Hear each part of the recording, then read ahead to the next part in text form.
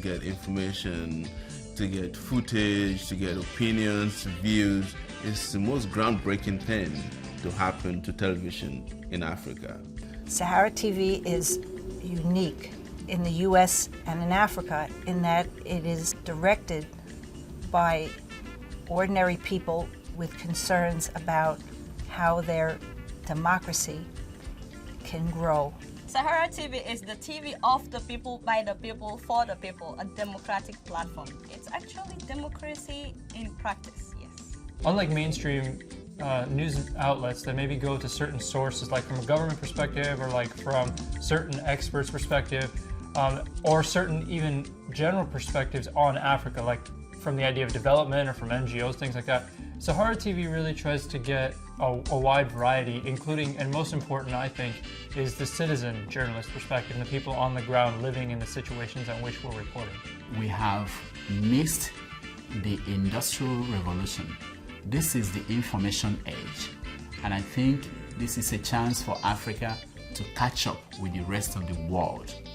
And until we explore that and we use it to our maximum potential, we may miss another opportunity to catch up with the rest of the world. This is really people-centered news, and it has a different sound, a different tone, and a different truth, which I think is invaluable. Rising, because in terms of our viewership and in terms of the quality of people that we bring on the show. So I'm thinking that the sky is the limit.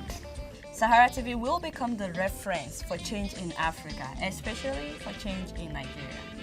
It is going to be great because this is television driven by ordinary people. The future of Saharatv will have government policymakers, analysts, acting upon what they hear on Saharatv and including that in policies to make Africa a better place. Well, Africa itself is innovative, and Africa, as we know today, has one of the largest concentration of mobile technology. So Africans are not strangers to technology. You've seen that in Egypt. You've seen that, as we were told recently, that the richest man on earth who ever existed actually came from West Africa. So, but the most important thing is that Africans right now, or Africa, the African continent, can make use of the innovation that comes with the mobile technology that we have so much embraced. And this is the age that Africa cannot be said to be behind other continents in terms of embrace of technology. Saharatv. This is who we are. Everything Africa.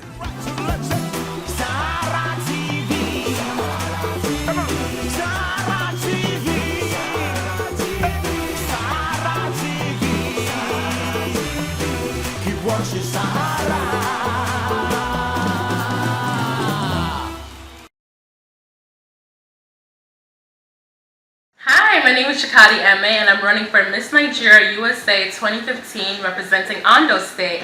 And I just want to give a special shout out to Saharatv, Everything Africa. Yes, it's your big up in the same state. This is a music I'm talking about. My name is Zochif, and you know what? I just finished my performance right now. Shout out to Saharatv, our own massive TV reporter. Hi, this is Tosinga, Afro Soul, Afro Folk artist. You're watching Saharatv, Everything Africa.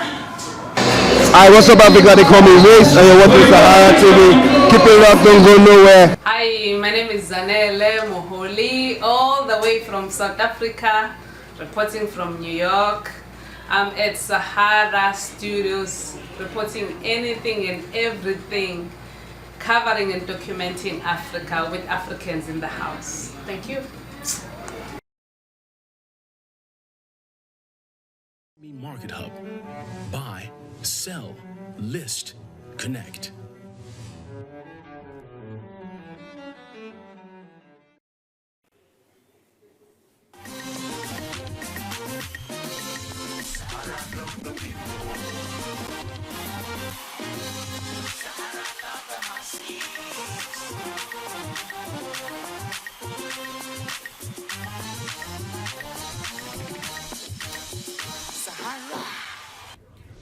Welcome to Saharatv.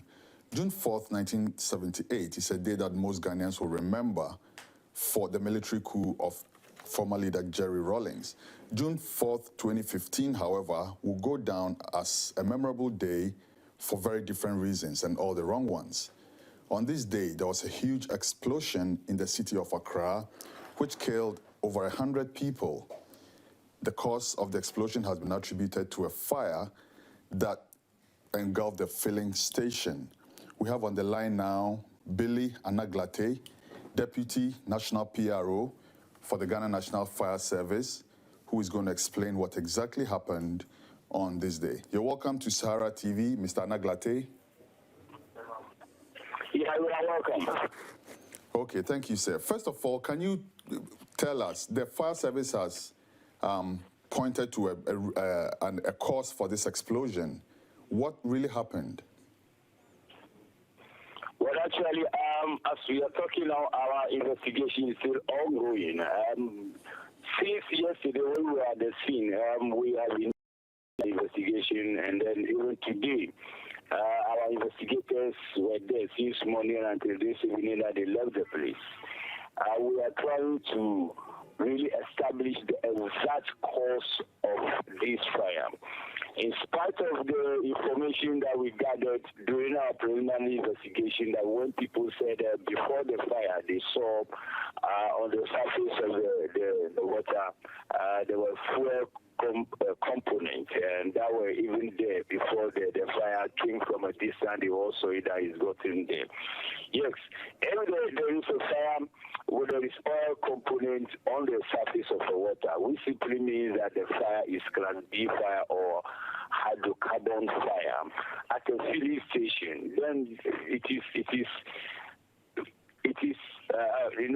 possible that the water has is contaminated with the fuel compound on the fuel that is coming out. That actually might have been responsible for this fire. So we are still trying to investigate to see if exactly what our preliminary investigation with the information gathered from the people is exactly what caused it or any other one. So your preliminary investigation suggests that the fire was caused by fuel leaking from the gas station and catching fire a distance away. That's correct? The investigation, in every investigation, you need to interview people. The one gathered from the eyewitnesses who were there, who saw the thing, and especially two gentlemen who were at the gas filling station at the time, said they were there. They saw the oil floating on the surface of the water. They were there. Then something just struck them that they should move off there. The moment they moved a few minutes from there, then they were there. They saw the fire coming. So that was the information gathered during our preliminary investigation. That was the information gathered from the eyewitness. I see. So now many people would think that water and fire are not bedfellows at all. How does flooding cause fire? Can you explain how exactly this happened? Yeah, as I stated earlier on, that this fire was a hydrocarbon fire or Class B fire, which is flammable substances involving fire. The situation is that we are talking of density factor here. The water is heavier than the flammable substances, so it was able to carry those flammable substances on top of it that were the fuel was floating on it. If this fuel is not all fuel that are miscible with water, those fuel that are not miscible with water will definitely float on top of the water.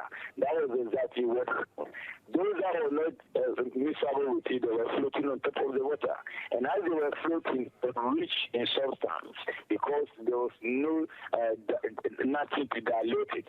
So as they were there, they were able to burn as long as they still maintain their richness in substance. So although people claim that water and fire do not coexist, this one is not about water and fire that is coexisting. The water at that time, the situation that happened was that the water was just a vessel that was carrying the burning substance or the fuel on top of it.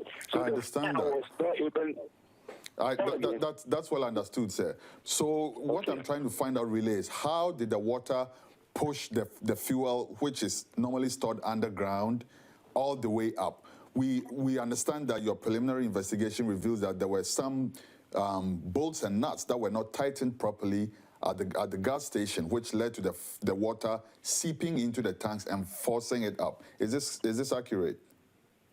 Yes, if our allusion is about the information that we gathered, that if really the whole surface of the water at the filling station was filled with rich fuel at the level that they were saying it, then there might be that the leakage somewhere. And where would that leakage come from? The leakage would definitely come from the storage capacity of the Gulf filling station. That is why we were saying that if that is the situation, that it is possible. I want to stress this. Then it is possible that any of the opening valves have not been properly closed where the water could slip into the tank. Am I making sense here? You're totally making sense. I just want to know if this is not a confirmed statement. This is just something that you're still looking into. Yes, no. Every investigation is dependent, especially or partially, on the information gathered. Investigations are taken before the incident, during the incident, and after the incident. Okay. So before the incident, we need to rely on people that were there who saw it. Okay. So what we're saying that even what the people told us that the water was having oil floated on it, then the oil might have come from, a tank, a storage can. So how would the oil come from be on the surface of the storage? And then it means that the tank is either not closed properly. That was how it has come. So it is based on what we had was where we are trying to do an analysis to see that. Then that could be the cause of it. That's also understood. That's also understood, sir. So my next question to you: we hear that there's a story about someone smoking a cigarette and flipping the butt somewhere around that area. Is this something you've heard in the course of your investigations? Yes, exactly. We were also taken to the place yesterday where the person was smoking the cigarette. We follow up today. But I did not go, but the investigators who were there today, they went there again and then truly they met the person smoking again. When the people were informed, telling the investigators exactly what occurred, I think there was a conflict between the investigators and the very people that they claim was the person who did the thing. And the time that they got there, he was smoking. So they caused his arrest. They called the police even to arrest him because of the way he was misbehaving towards the investigators and the people that were giving the information to the people. So we continue from whatever the people say. We want to find out if there is any authenticity in what the people are saying that we can verify. So investigation cut across all that. So we get an information from the people, we get into it to find out if exactly what we So at this point, you have a primary suspect that you are holding for the cause of this explosion. Yes, exactly. Okay. All right. So my next question to you: the fire service, responded quite, promptly to deal with the issue. How much were you able to do with the kind of equipment that you have? That is another good question that you asked. When the first tender got there, and because of the running water that separated them, that prevented them as well from into the exact scene of the fire, they quickly called for an assistance. So when they called for an assistance, 3 additional fire engines were deployed, including a turntable ladder. Unfortunately, due to the water, they could not even get close to where the scene is. So they have to run several lengths of hoses to the place. That was how the 5 men were able to raise their lives to pass through the water and then go to where the Gulf filling station is, and to ensure that they start preventing other facilities from getting into it. So they have to join a rescue line onto a pole that have assisted the rest of the firemen to get to the scene as well, to add up to the number, and then we begin fighting the fire until we are able to reduce the intensity of the fire. So the first, firefighting engines got there. There was no way that they could get into the water because we do not have that type of vehicle that could get to that level.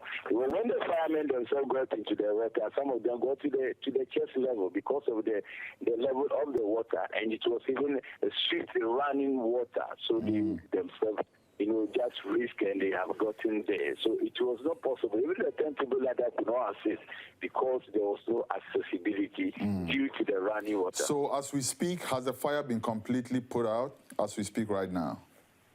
Yeah, we had a call to 9:45 Wednesday in the evening, 9:45 p.m. Wednesday, and we got there in time as you stated, and it took the firemen 5 hours to actually bring the fire under control. So the fire has been totally brought under control by the... The fire has been totally extinguished, yes, yesterday. The fire has been totally extinguished. Now let me ask you this, Mr. Naglate. The flooding, the Accra flooding is a perennial problem. Maybe it has never reached this level where it actually forces an explosion. But every single year, we are faced with this problem. Is the fire service equipped to deal with this or any other form of contingency at all that may happen? Yes, the fire service has been equipped, but I would not say that that is the maximum equipment, that we do not need anything, any resources again. I wouldn't say that. We have been equipped to deal with the situation, but looking at the situation, looking at the new trend of events, how things are happening. Yesterday, if the fire service were to have helicopter aero firefighting agent, I believe when we were not having access to the fire at the Gulf Fleet Station because of the running water, helicopters would have done the magic for us because we are not having aero helicopter. So it is not too much actually for aero helicopter within this technological world that we've got into, where accessibility have been the biggest challenges that the fire safety service is having. Very fair call. Yes. And my last question to you, Mr. Naglate, and also in connection with equipment. The photos that came out after this unfortunate incident, one of them showed a Ghanaian fireman wearing a uniform tagged the Fire Department of New York. This has become a source of ridicule for a lot of Ghanaians living abroad. What do you have to say to this? Do you receive like second-hand equipment from the FDNY, and do these include uniforms? Yeah, thank you very much. This information to me yesterday at the scene. I tried to look out to see if there have been people that I can identify. But that is not to say that I was able to access all firemen. But of course, yes, we've been receiving. There was a time that we received various firefighting, jackets. A donation from various firefighting jackets were donated to the fire service as well. And I wouldn't be able to say that it might be one of those ones, because yesterday I tried to find out who was wearing anything to give me the exact information as to what it is. I will not be able to see, but I want to submit and admit here that yes, we have received some firefighting jackets from outside, yes, really before. So if that is the situation, it is possible that it is one of those ones that anybody might have captured. Wouldn't it be prudent, though, for the fire service to redub these jackets before you give them out to your personnel, being as they represent you? I mean, I'm talking optics here. If you have a fireman from Ghana wearing a New York Fire Department uniform, isn't that a bit ridiculous? Wouldn't you think that you need to redub these equipment before you use them?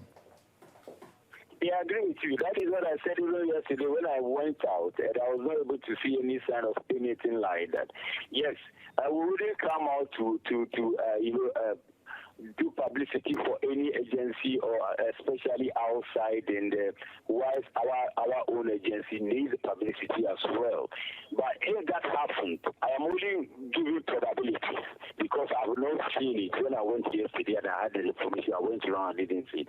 But if that happened, that it was true that yes, the person was captured wearing that, then it could mean that maybe probably he needs to be asked wherever he had that thing from.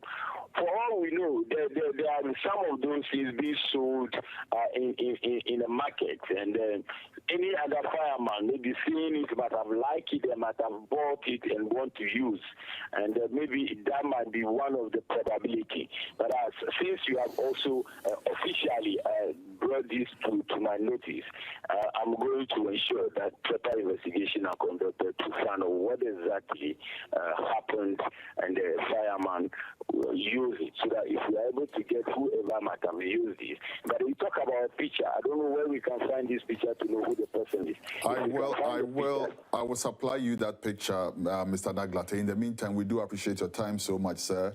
And we will ask you to please keep your doors open, because we would like to follow this story with you to its logical conclusions. Thank you so much, sir. Yeah, thank you for the opportunity. Thank you so much. Mr. Billy Anaglate, Deputy National PRO for the Ghana National Fire Service. Sahara TV, stay tuned, there's more coming.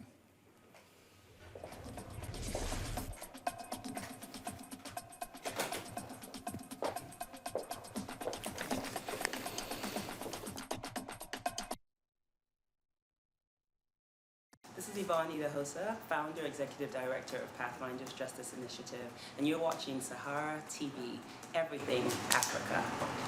My name is Dimitri Anwale. You're watching Sahara TV. Don't touch the dial. Sahara TV, Everything Africa. My name is Bosu Tijana, the CEO of Corporation of Lagos, Nigeria. Keep watching Sahara TV, Everything Africa.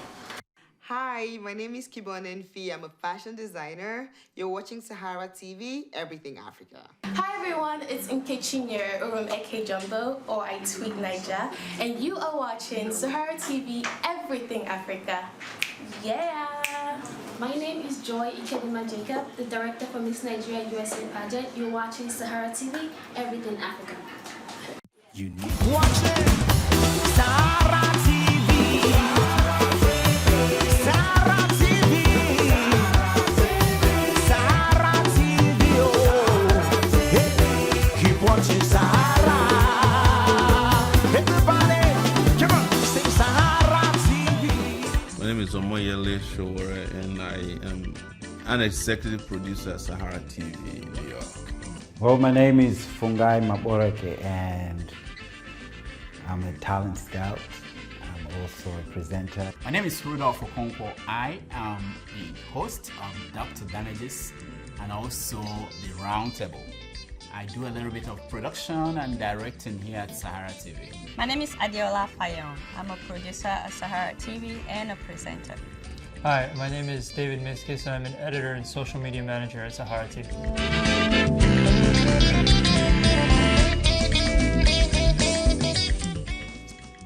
Sahara TV is this very interesting television system or station that is internet-based, that discusses everything Africa, using everything possible to get information, to get footage, to get opinions, views. It's the most groundbreaking thing to happen to television in Africa. Sahara TV is unique in the US and in Africa in that it is directed by ordinary people with concerns about how their democracy can grow. Sahara TV is the TV of the people, by the people, for the people, a democratic platform. It's actually democracy in practice, yes. Unlike mainstream news outlets that maybe go to certain sources, like from a government perspective or like from certain experts' perspective, or certain even general perspectives on Africa, like from the idea of development or from NGOs, things like that. Sahara TV really tries to get a wide variety, including, and most important, I think, is the citizen journalist perspective, and the people on the ground living in the situations on which we're reporting. We have mixed the Industrial Revolution. This is the information age. And I think this is a chance for Africa to catch up with the rest of the world. And until we explore that and we use it to our maximum potential, we may miss another opportunity to catch up with the rest of the world. This is really people-centered news, and it has a different sound, a different tone, and a different truth, which I think is invaluable. We are rising because in terms of our viewership and in terms of the quality of people that we bring on the show. So I'm thinking that the sky's the limit. Sahara TV will become the reference for change in Africa, especially for change in Nigeria. It is going to be great because this is television driven by ordinary people. The future of Sahara TV will have government policymakers, analysts, acting upon what they hear on Sahara TV and including that in policies to make Africa a better place. Well, Africa itself is innovative, and Africa, as we know today, has one of the largest concentration of mobile technology. So Africans are not strangers to technology. You've seen that in Egypt. You've seen that, as we were told recently, that the richest man on earth who ever existed actually came from West Africa. So, but the most important thing is that Africans right now, or Africa, the African continent, can make use of the innovation that comes with the mobile technology that we have so much embraced. And this is the age that Africa cannot be said to be behind other continents in terms of embrace of technology. Sahara TV. This is who we are. Everything African. Sahara TV. Sahara TV. Sahara TV. Keep watching Sahara.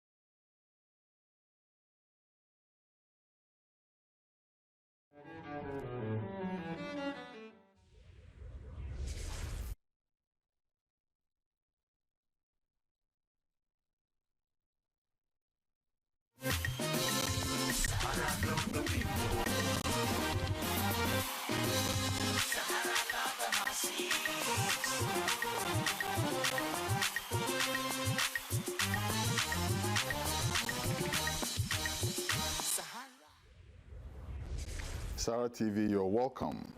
The World Football Governing Body, FIFA, has been rocked by a scandal of monolithic dimensions.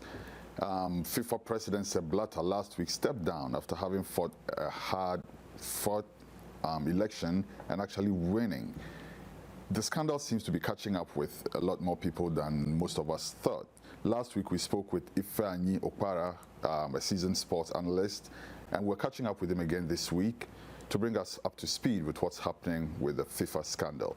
You're welcome to Saharatv TV. Ifeanyi. How are you doing, Quincy? What's up? I'm awesome, Ifeanyi. How are you? I'm great, thank you. Good to see you again. Thank you, thanks for having me. Okay, so what's the latest? What is the latest? You know, the last time we spoke, when we spoke last week, the elections held, Blatter won, and 72 hours after the election, he came out and he resigned. And that was about the biggest news about FIFA over the week. Then we also had a couple of people coming. I mean, Jack Warner, for instance, coming out and telling the world that he has a lot of dirt. You know, he was going to let it out. He was going to throw a lot of people under the bus. And we had a couple of, like the Irish FA, they came out and said that FIFA actually paid them $5 million not to take them to court over their non-qualification to the World Cup because of what happened in the match when Thierry Henry handled the ball, and it wasn't seen by the referee, and that allowed France to qualify over them. We did have some other allegations here and there. The Chuck Blazer was the details of what Chuck Blazer told the FBI came out. We understood that he was an undercover agent for the FBI. He went into a couple of meetings, FIFA meetings, wired up, and so they have recordings, and he came out and said that he collected bribes for the 1998 World Cup and the 2010 World Cup in South Africa. The officials in South Africa they've come out to defend themselves, saying that yes, indeed, $10 million was paid, but it was paid to the CONCACAF Federation for football development, although there's a lot of cloud hanging over that because it's not something that was disclosed. So, like we talked the last time, the corruption culture is very much in there. Blatter is going to resign. The talk now is about who's going to replace Blatter. We have a couple of, although no one has come out to say they're going to contest, but we do have a couple of people we believe that will be contested, and these are people from Michel Platini, Prince Ali, of the guy that contested the election with Blatter, the just concluded election with Blatter. So a lot has gone on, and we wait to see what will happen. The investigations are still going on. The officials that were arrested the last time, they're still arrested. Some of them are going to take a plea bargain. I think what the Department of Justice is trying to do is trying to, work out like a plea bargain where they give out more information in exchange for maybe lesser charges, or maybe they totally will be left out of the hook. I see. Very interesting what's going on right now. So let's take a closer look at the South Africa issue. They virtually admitted that they actually did pay out some money, even though they're trying to make it sound like it was not a bribe. Does it make sense what they are saying, though? There is the whole African continent. FIFA is putting a lot of money into developing the game in Africa. What sense does it make for South Africa to take money out of Africa and put it into the development of the game somewhere else? Does that add up for you? And the name they called it was kind of like, you wouldn't understand. I mean, let's be honest here. It was a bribe. But then again, you have to ask yourself this question: why did they pay the bribe? They paid that bribe, in my opinion, they paid the bribe because they had to. It is a culture in FIFA. If you don't pay that bribe, you don't get the rights. It's basically the way it works. Egypt has come out, the FA chairman in Egypt also came out and said that Jack Warner told them that for them to get his vote, they needed to pay $5 million, and they refused. So I think when it comes to the bidding for the World Cup, I think it's the highest bribe payer that eventually takes the day. Yes, South Africa, they have to come out to defend what they've done. It doesn't make any sense. It was a bribe, but then again, how much blame can you put on the South Africans? Exactly. So on that score, Ifeanyi, let me ask you. Some are arguing that Sepp Blatter did a lot for African football. Yes. Some, I've actually heard people saying, all those bribes he may have taken, he used some of it to grow the game on the continent. How much do we fault him as Africans? I would say this. It is true that there's been a lot of development in Africa. When you take into consideration the goal project, the FIFA goal project, a lot of infrastructures are being built to develop football in the grassroots. When you take the hosting rights to FIFA events, the Under-17 World Cup was held in Nigeria and Egypt, the Under-20 World Cup, and as well the World Cup the 2010 World Cup that was played in South Africa. When you talk about the increase in the number of participating African nations team in the World Cup. Yes, indeed, Blatter has helped in the development of football in Africa. But then again, I would say you really wouldn't consider it as fair because there is corruption, there is money laundering, there is racketeering, there is bribery going on, and you can't condone that, regardless of even if it helped African countries. And then again, you have to equally ask yourself this question. Giving money to the African FAs, it's not all the money that went into the development of football in Africa. Blatter is a politician. He knows how these things work. Some of the money went into the pockets of the people, officials in the FA, and Blatter knows this. And it's another way for Blatter to hold on to power, because if he treats them nicely, if he gives them this money, they're comfortable with him, and they will always want him there to help defend their interest, whatever that interest will be. Okay, Ifeanyi, let's backtrack a bit and go to Sepp Blatter and why he resigned. First of all, what reasons did he assign for resigning, and then what do you think is the main reason, the real reason why he resigned? Well, he said he enjoys the backing of confederations from around the world. He does enjoy that backing, and that is why he won the elections. However, he doesn't enjoy the backing of players and supporters of the game, and that is why he's resigning. He did acknowledge or admit that there has to be reforms in FIFA, and he said he would help to bring about those reforms. And that is why he told us, that's an official reason, the official statement he gave into the reason why he's resigning. However, I think two things must have happened here. I think something, maybe in terms of the investigation by the FBI, the U.S. Department of Justice, I think something he must have been told, something, whatever that is, we wouldn't know. Do you think he's been offered a plea bargain? Probably a plea bargain, probably a warning, right?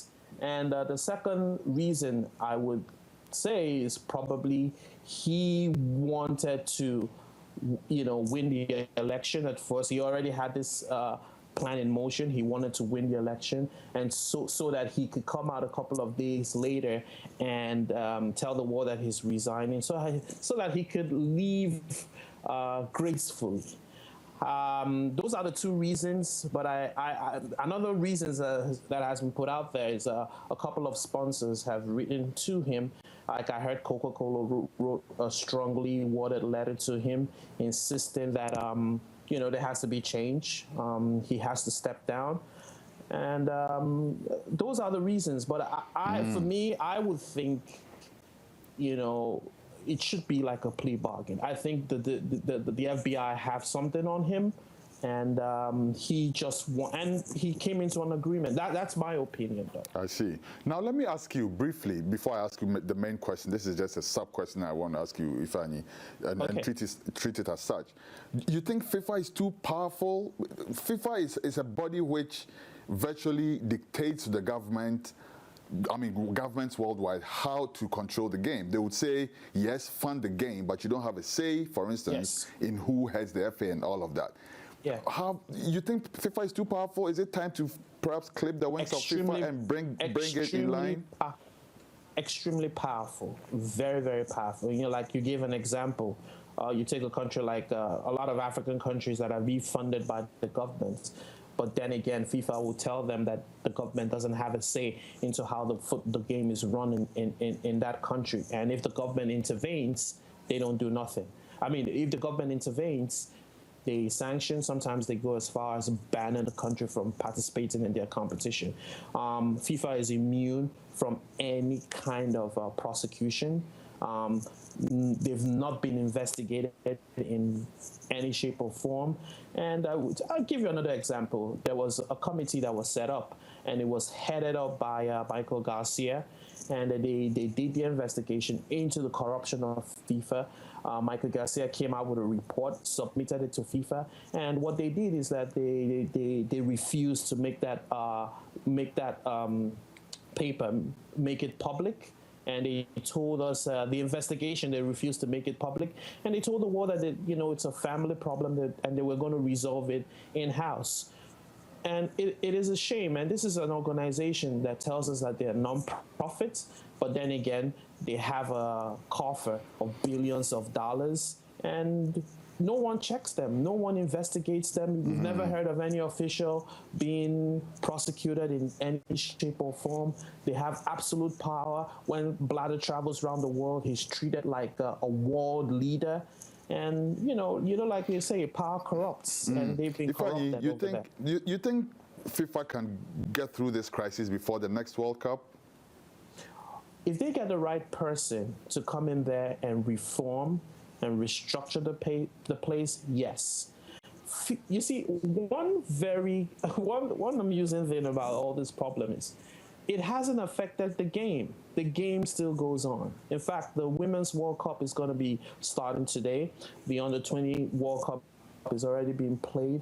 And fans from all over the world are watching and enjoying the game. I mean, the Champions League as well is also being played today, the Champions League finals. And fans enjoy the game. They still go watch the game. Sponsors understand the power of the game. And regardless of what's going on in FIFA, they still come in to sponsor the game. However, it's on the administrative side, which is FIFA. And I also have to say the confederations, the federations, the confederations, and the federations itself. Those are where the problems are. The administrative side of the game is where the major problem is. But there is a danger of this problem spilling into the game, because if this continues, you can take a situation where they always get away with it, they get away with this. It will get to a point whereby it infiltrates the game on the field. You could have a situation you have a situation where games are called, games are fixed and all of that. My time is up, Ifeanyi, but before we go, I have one last question for you. How is this going to affect African football? How is Sepp Blatter's stepping down going to affect African football? And then within the 1.5 minutes that I have left, you can also throw in, if you can, do you think people care at all? The average fan going to watch the games, do they care if Sepp Blatter is corrupt? I mean, the African fan. Well, a lot of the African fans that have been interviewed really don't care. They're enjoying the benefit. They feel that Blatter has been good to them, so they really don't. Like I said, fans from all over the world, not just Africa, what they care about is the game, what happens on the pitch. They really don't care about what happens administratively. Now, how it will affect African football, it depends on who the next person that will be coming in is. Like I said, Africans are very, very unsure. They really don't trust anyone coming from UEFA, and UEFA haven't done themselves any good with the kind of statements they've been making in the past about other confederations, including the African nations. So, like I said, it would depend on who comes in there. I think the African nations, the Confederation of African Football, they have huge powers in terms of the voting bloc, and they will vote in anyone that would defend their interests. Thank you so much, Ifeanyi Opara. You always bring such sunshine to this particular topic anytime we bring it up. Thank you so much. And we definitely will be following up with you, remember. So get abreast with the facts, and very soon we'll be knocking on your doors again. Not a problem, Crazy. Nice being here. Nice talking to you. Thank you so much. Saharatv, stay tuned. There's more coming.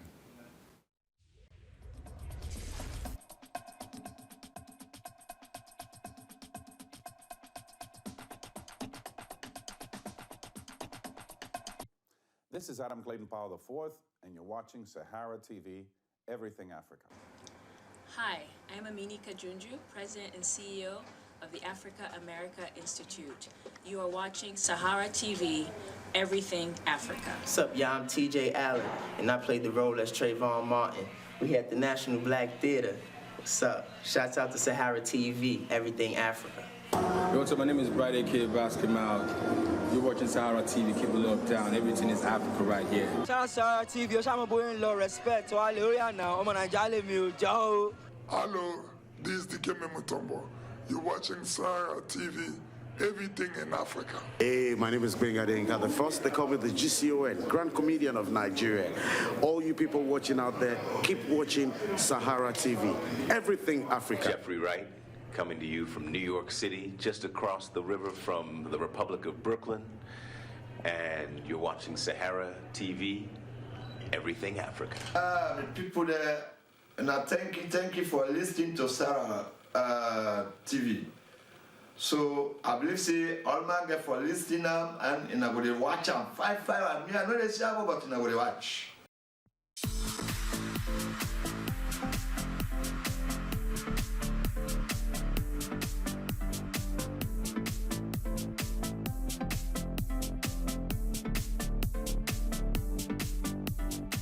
Okay, we're live on Sahara TV with the beautiful Miss Africa USA 2014-2015. And this year, you will be passing on your crown. How does that feel? It feels good. I've done all my responsibilities. Actually, I'm passing it on, like you said. So, of course, to continue on. But I'm really blessed to see another girl get this opportunity and do a year of work for her, too. So this may be a little bit weird, but how long have you always been this tall? I guess all my life. Both my parents are tall. Everybody, the whole family. There's nobody short. There's nobody under 5'9" in our whole family. Yeah. How was that? Do you date short men? These are very easy questions. You just have to, you know. They're fun. I'm not used to them. I know. Unorthodox a bit, but yeah, you'll get to it. I don't discriminate, but I do like tall. I don't discriminate, but I do like tall. Well, I gotta keep it in the family. I know what you mean. Keep going. I know what you mean. You don't want to come back home and you're like, why am I looking down at him?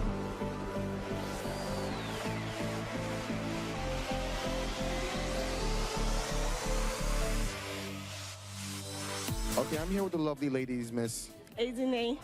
Jasmine. Okay, so Izine, I know you're Nigerian, okay? That could, Jasmine. I know, right? Jasmine, except your name is Jasmine Amaka. Yes, Jasmine. Or Chukuma Jasmine. Chidima Jasmine. So what is your name? Mma. Yes. Okay, Mma. I want to you are fine. You know, it's okay. But what inspired your outfits? I see people came holy and gracious in your whites.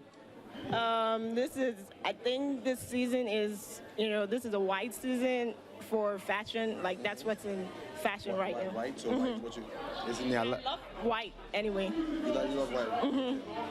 How about you? I just wanted to see how I look in white. And then you guys decided just match out as a squad.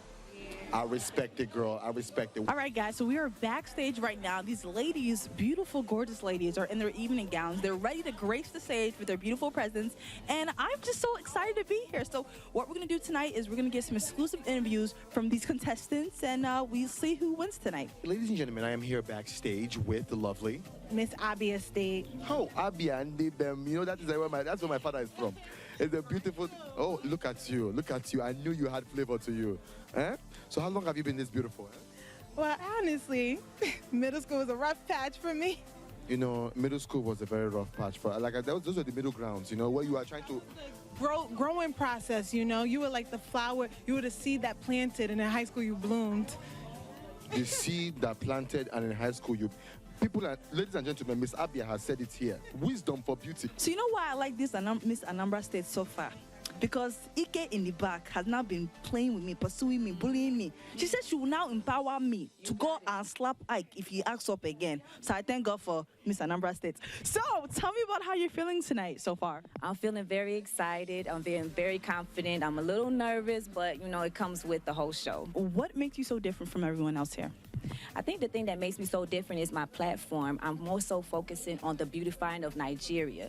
I want to make sure that Nigeria is well clean, that people have access to clean drinking water, as well as children having clean areas to play, playgrounds and facilities. Also empowering our youth to preserve their culture throughout Nigeria. One thing that makes Nigeria unique is the fact that we have so many different cultures and so many different tribes, and you have the lesser tribes. So my whole goal and mission is to make sure that we preserve those things so in the later generations to come that they will know themselves. Hey, Miss Anambra State, ladies and gentlemen.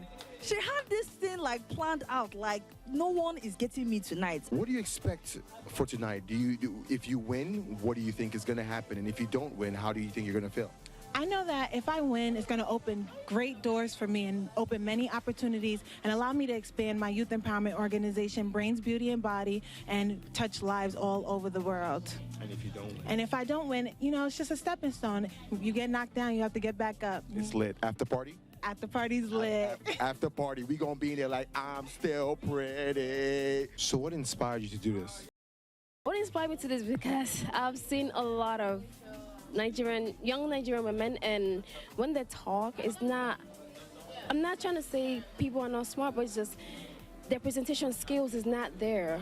They don't have a self-confidence, no trust about their whole self. So And this event is about encouraging that. it's about encouraging them. You know, you could be whoever you want to be, self-confidence, presentation skills, all that. That's what we're trying to give those girls a chance, and they could do all this, talent, you know, physical, putting in swimwear and all that. So it's about appreciating and promoting young Nigerian women. Let's go.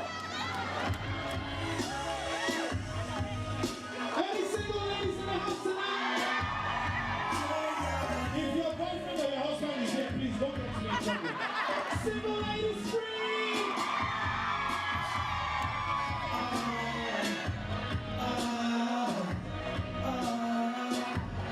Single ladies, hold your hands. I'm trying to see you. I'm singing to you right now.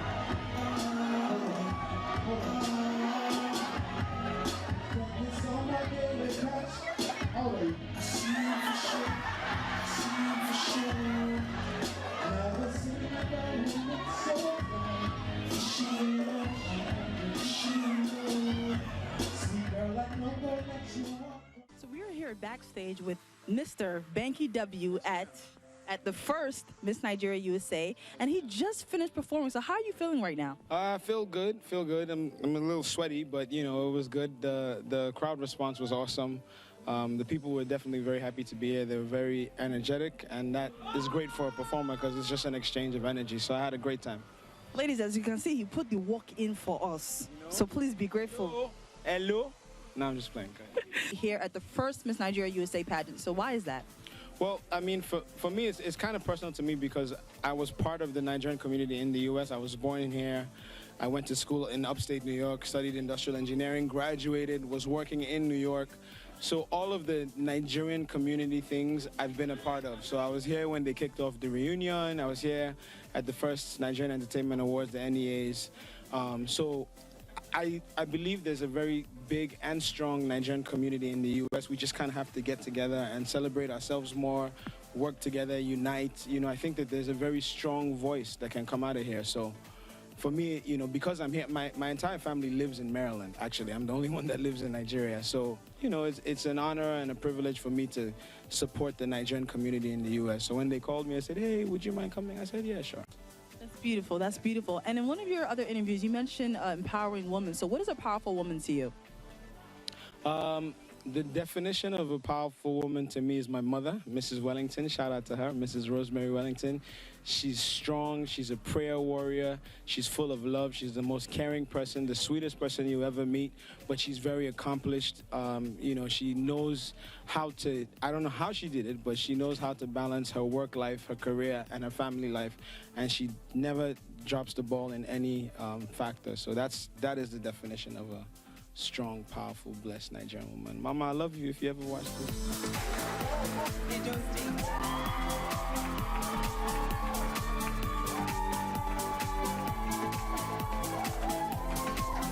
Ladies and gentlemen, our next finalist is the one who's DJing while you cross the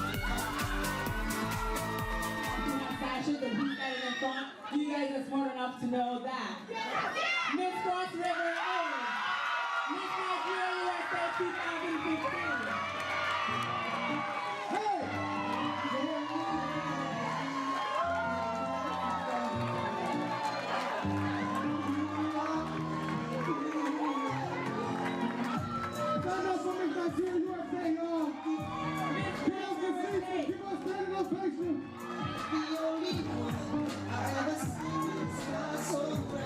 Well,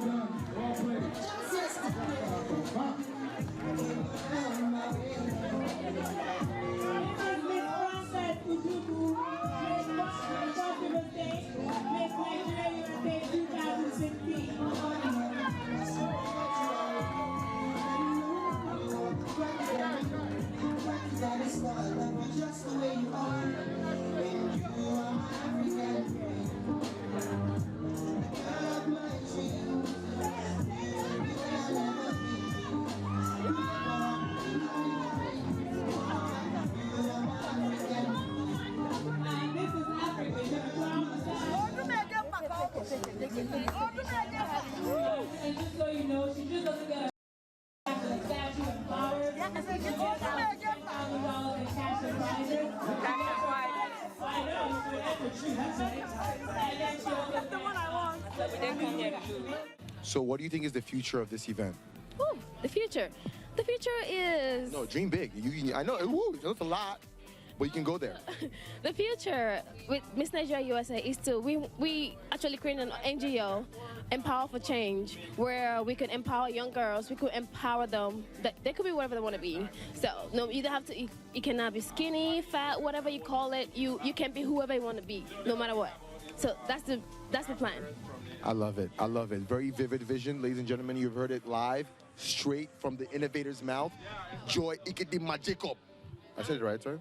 I said it right? Ikedima Jacob. All right, guys, it's been awesome. We've seen culture. We've seen beautiful ladies. We've seen runway walks. We've seen everything, and it's been quite the experience. Thank you for joining us.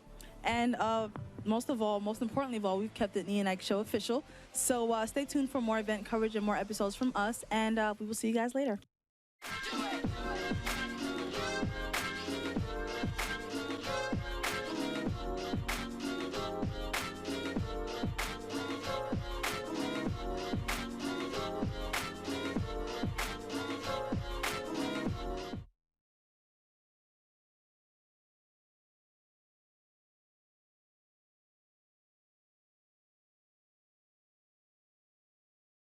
You make me see what's pure and true. Yes, you are extraordinary woman. You are the one who brings me joy, to cast out every lingering doubt that you are extraordinary woman. Yes, I. And this is Lucky Dahon saying, yes, stay tuned on Saharatv TV. Yes, don't go away. Yes, indeed, it's Isaac. How? That's how we do it. Red Star, representing. You're watching Saharatv TV. Don't go anywhere. Africa. Push it. Let's go. I am like you, man. I like you when I invite you to my party. Because I like you and energize you and advertise you to my party. I'm a champagne papa and I want to know you. Yo, what up? This is your boy YQ, and you're watching Saharatv TV. It's all about Africa. It's all about, and it's all about one people. And this is Africa. What am I? Let's go. What's going on? It's your favorite boy, Whiskey, Revenue, and Music. Guess what? You're watching Saharatv TV Africa. Keep watching because we just say so. Yeah. Yo, what's up? It's chilling with my crew, Classic, Emanara. You're watching Saharatv TV. Everything around Africa. Proud. Alright? This is Bim Fernandez, and you're watching Saharatv TV, Everything Africa. Where you are, in Africa, Europe, America, I remain the success, don't mind my voice. Finance, don't mind my voice. Most handsome, you don't mind my voice. I'm a man #1. Fine boy. Alright, be a good boy, be a good girl, be a good woman, be a good woman. Love your husband, love your wife. No fighting in Africa, one nation, one world, one love. Keep watching. Sahara Reporter, I remain the success. Hi, my name is Chikadi Eme and I'm running for Miss Nigeria USA 2015 representing Ondo State, and I just want to give a special shout out to Saharatv TV, Everything Africa.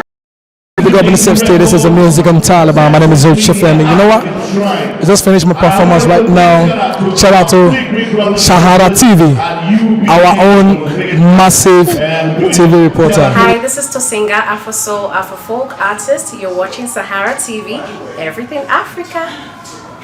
Hi, what's up, Africa? They call me Race, and you're watching Saharatv TV. Keep it up, don't go nowhere. Hi, my name is Zanele Moholi, all the way from South Africa. Reporting from New York.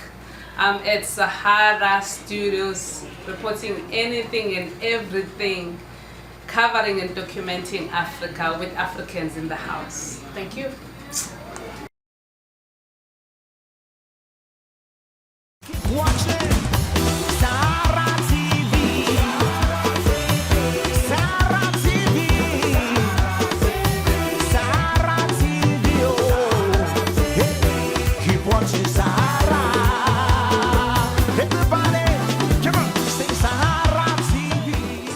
Omoyele Showore, and I am an executive producer at Saharatv TV in New York. Well, my name is Fungai Maboreke, and I'm a talent scout. I'm also a presenter. My name is Rudolph Okonkwo. I am the host of Dr. Damages and also the Roundtable. I do a little bit of production and directing here at Saharatv. My name is Adiola Fayon. I'm a producer at Saharatv and a presenter. Hi, my name is David Miskis and I'm an editor and social media manager at Saharatv.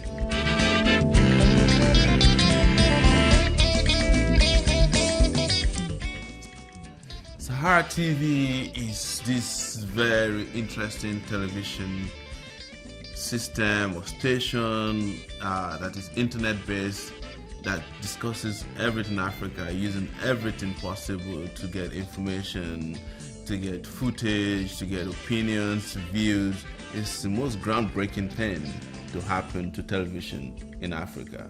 Saharatv is unique.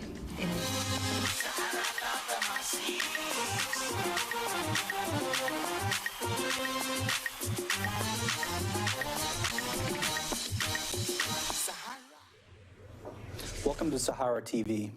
We're joined with us today with Mr. Dotun Oladipo, the managing editor of the Eagle Online newspaper in Nigeria. Mr. Oladipo, welcome. Thank you so much. Thank you. Yeah, thank you.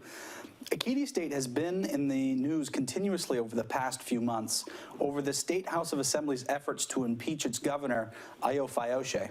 Can you explain for our viewers some of the main grievances that the APC lawmakers have against the governor? Yes, it all started with the issue of if Fayose was validly elected, and that is based on his initial impeachment when he was governor in his first term. Fayose came into office with this still hanging on his neck, and the issue undecided by the court.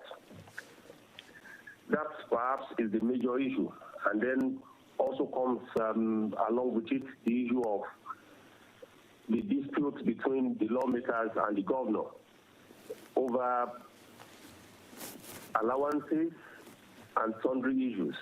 I think more of personal behavior of the governor, not getting down well with a lot of people, is behind all of this. The governor appears to exhibit a lot of untoward behavior, some sort of truancy. He doesn't seem to have a hold on his behavior. He doesn't seem to have a hold on how he responds to issues. And I think that's the major focus in Ekiti. And why a lot of people find this very difficult to understand is the fact that Ekiti State has some of the best brains in the country. So it's difficult to understand for them how a country like that will produce a governor that doesn't seem to have a hold or a handle on his temperament and behavior. I think those are the issues. I see. The past few weeks, we've learned that Fayose and other PDP leaders have brought Ekiti State lawmakers to Ondo State and other areas for secret meetings to discuss some of the problems between APC and PDP within that state. Can you inform for some of our viewers what was discussed during these meetings? What they went to discuss at the meeting, from what they told the public, was about the issue of the governor settling the allowances of the APC lawmakers who have been out of the state since since a couple of months now, since the governor came into office. That was what they told the public. But by and large, what went on behind the scene was a plea for the lawmakers not to impeach the governor, not to remove him from office, which they were bent on doing.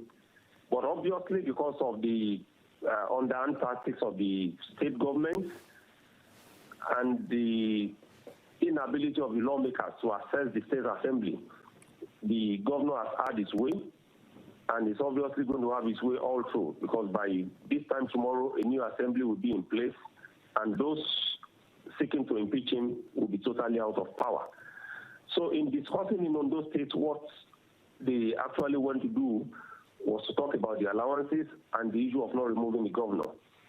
And I think, in a way, all the discussions, all the issues of wanting to have series of meetings, was to buy time to ensure that nothing happens, nothing goes wrong. The cases in court, some of them have been lingering. One of them is the judgment is going to be delivered tomorrow, and that is seen as largely an academic exercise, because by the time the judgment is being delivered, the new assembly will be in place. The new speaker will be there, and then the 19 APC lawmakers are all gone. It will now be an assembly made up of only PDP lawmakers, which gives the governor a safe landing. I see. So let's play devil's advocate for a minute. Why would an APC lawmaker who's having a meeting with Fayose even entertain the idea of not impeaching him? What is it that Fayose or the PDP in Ekiti State could offer that would actually make an APC lawmaker who has been hell-bent on attempting to impeach him actually reconsider their position? I think what the APC lawmakers have been trying to do is not to be seen as not bending at all to negotiation, to discussion on the issue.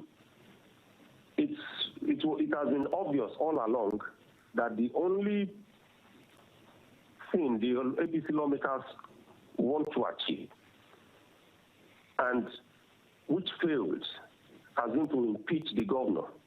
What they wanted from the onset was just to impeach him. And all they were doing, from information reaching our newsroom, has been to see how they could find their way into the state, which has been blocked for most part of the last 2 months, which has been inaccessible to for the APC lawmakers, has been to find a way to reach in the state, get into the assembly, and carry out the impeachment. It is obvious from what we have in the Constitution that there is nothing they can do outside of the assembly in terms of impeaching the governor. So the whole aim was to negotiate and say, okay, fine, let's get into the state, and then get into the assembly and carry out what the impeachment. But the governor was also smart.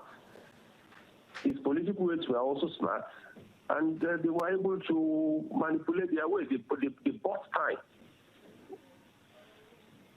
from the series of negotiations, and with the series of negotiations until the point where we are now, and nobody can do anything again. I see. So what we learned today that a Punch reporter was attacked by individuals loyal to Governor Fayose. What kind of updates do you have from this attack? Yes, the governor did deny that he ordered the attack, but all along there has been no love lost between the governor and the newspaper.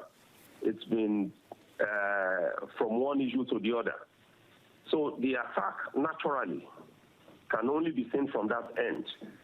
That is the governor carrying out, the loyalists of the governor carrying out the attack. Even if the governor did not give the go-ahead, it was obvious that those who carried out the attack would have read the body language of the governor to say, if we do this, it will definitely make him happy to score a political point. And that exactly was what they went for in attacking the Punch reporter. I think the Punch has done well with its coverage of the Ekiti crisis, and its reporter has, from my own perspective, has tried to do his job as best as he can. You cannot shy away from reporting what is the obvious, what you can see on ground, what you can see happening in the bid to please any of the parties involved in the crisis. And I think we should give kudos to the Punch for its coverage. It shows in the kind of report that they have been churning out from that place. So attacking the reporter wasn't necessary because he was just doing his job as best as he could. I see. So Governor Fayose has also announced today that he has essentially declared victory over APC lawmakers. Do you think that it's fair for us to say that Fayose has been successful and that he will now no longer be impeached? Yes, that is the point where we are now. That is the point where we are. There is a judgment that will be delivered by the Supreme Court tomorrow. By the Federal High Court tomorrow on the impeachment process. By the time that judgment is being delivered, the APC lawmakers will be totally out of power. Fayose will have inaugurated the next assembly, which is made up of just PDP members, except something goes wrong within his own party. Except something goes wrong, very, very wrong. There is no way the governor will not spend his term fully on the seat, because these are his loyalists. These are people that he handpicked himself to go into the assembly. So it's for a lot of outsiders, for those who are looking at it from the outside, it's going to be difficult to see any of them moving against the governor, saying there is going to be an impeachment of the governor. Since the APC lawmakers are out, who else is going to impeach him? No one. So he's just going to have it smooth. But like some analysts have also said, this could as well be a good one for the people of Ekiti State. That, okay, the governor has been saying they've not allowed him to carry out his responsibilities. They've not allowed him to deliver democracy dividends to the people of the state. With peace now coming in, let us see how well he can perform. Let us see if he can meet the yearnings of the people of the state. Let us see if the issue of non-payment of salaries and allowances can be overcome. Once there is peace now, let us see if there can be amenities for the people. So as far as this process is concerned, the governor has won. There is no doubt about that. But the next step is, can he meet the yearnings of the people, which is the next key question. So on that question, do you think that Governor Fayose is actually coming out of this process stronger than before? And let me actually add context. So there were widespread beliefs that during his gubernatorial election last year, he had rigged it or been involved in electoral manipulation.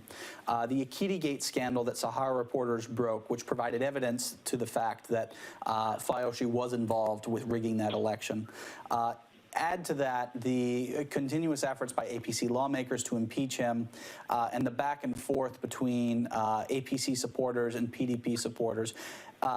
So the question is, has Governor Fayose actually come out of this process stronger and more robust than he began, or has he been weakened by these processes?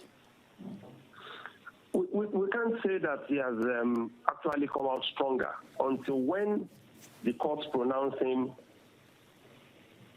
again not involved in that process that the Sahara Reporters crew provided us with, that he was involved in rigging.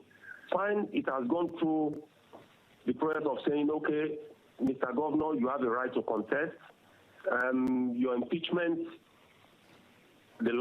in your last outing, we don't have anything against it. You have a right to contest. The issue still remains, was the election rigged? A lot of people are beginning to think that with the PDP out of power at the center, if the APC decides to bring up the issue of the rigging again on its own without attaching other issues to it, can it achieve anything? Can the APC succeed in wriggling out of the technicalities of the courts in presenting that issue on its own about what happened during the election? How the evidence available can succeed or assist the party in convincing the court that this process that produced the governor was not something that is acceptable to the Constitution and to the Electoral Act, can the party do that successfully? Can it successfully bring back the case again with, quote and unquote, a government that is malleable now to its position on the election? Because when you look at it, the issue still stands out. The parties involved have said, look, these are our voices. We actually said this, but in another context. But can the courts go over it again and look at it from another perspective without involving the technicalities? Because as far as a lot of people are concerned, most of the judgments that have been given have been on technicalities. So until when we see that has happened, I'm not sure why anyone can say he has come out stronger from that process. And no one can say categorically, as we speak now, that there was that process was not fraught with rigging, the process that produced him. So it's still on, it's still ongoing. That even if you have won in the court of law, you have not won in the court of the public. Yeah. Well, thank you very much, Mr. Oladipo, for speaking with us today and for your insights. You are welcome. Okay. Thank you for watching Sahara TV, and please stay tuned for our continued coverage on Nigerian politics and events across Africa.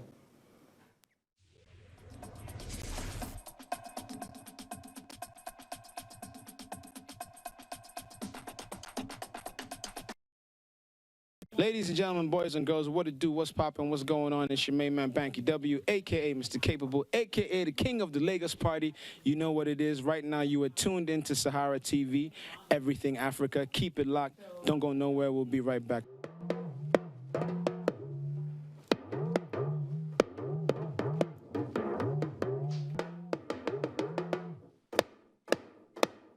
Yes, this is your girl, Anyo, bearing the mother drum of Africa, and you are watching Sahara TV, everything Africa. My name is Yemi Osinbajo, Vice President of the Federal Republic of Nigeria. You're watching Sahara TV, everything Africa. Hello everyone, my name is Kemi Adetiba, media personality and director, and you are watching Sahara TV. Keep it locked. Hi, my name is Jasmine Zigikora. I'm a lawyer. You're watching Sahara TV, everything Africa.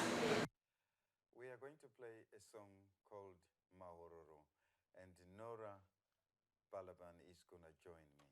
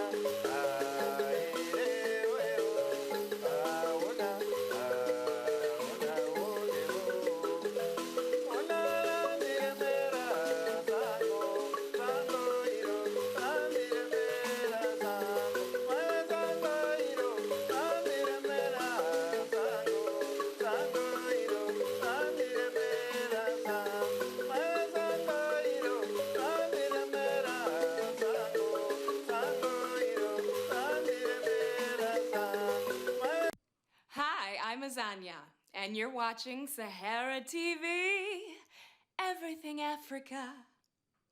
Hi, I'm Annika from Moshu. Hi, I'm Christina and I'm modeling here today. And you're watching Sahara TV, Everything Africa.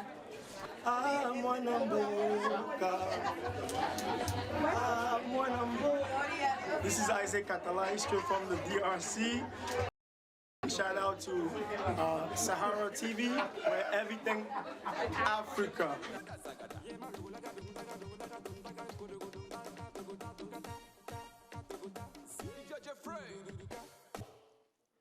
Hi, this is Martha Slay. Keep watching Sahara TV. Woo! Everything Africa.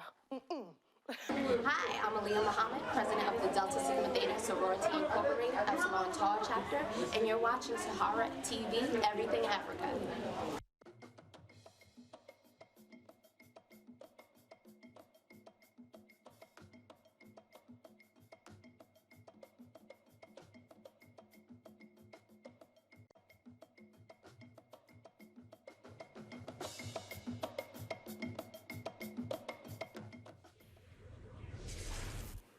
Hi there. So, okay, what would you do if your father or mother became president of a resource-rich African country? Wow, right? Well, today, many African presidents' children are not really setting good examples, right? They're not really good role models. You would agree. Some are either just simply spoiled, riding on their parents' coattail, or continuing on a path of corruption in their respective countries. So, this week, I'm looking at the most lavishing African president's kids. So let's get to it. Her Royal Highness, 27-year-old Princess Sikanyiso Dlamini, I hope I said that right, of Swaziland. She's the oldest daughter of Swazi King Mswati III. She's a rapper and poet whose stage name is Pashu, and she's known to be somewhat of a diva who is outspoken and sometimes rebels against traditions of Swaziland, like she doesn't like wearing jeans, or she likes wearing jeans and short skirts, which is forbidden in the Swazi culture for women. Now, the real mess came, though, in 2004 when the Swazi media got word of a massive bill in the amount of $100,000 US left by the princess while visiting the US and Britain. But that's nothing. King Mswati III spent at least $750,000 for a 5-day trip to Queen Elizabeth's Diamond Jubilee in 2012 in the UK. And you know, the Swaziland is on the brink of bankruptcy, with 2/3 of the citizens living under the poverty line. That's shameful. So no one in that country should be spending that kind of money. Anyway, the princess now is a big girl, and the king has planted her on the board of directors of Swaziland's main phone service provider, MTN. Talk about privilege. Here's Sikanyiso doing the famous Reed dance.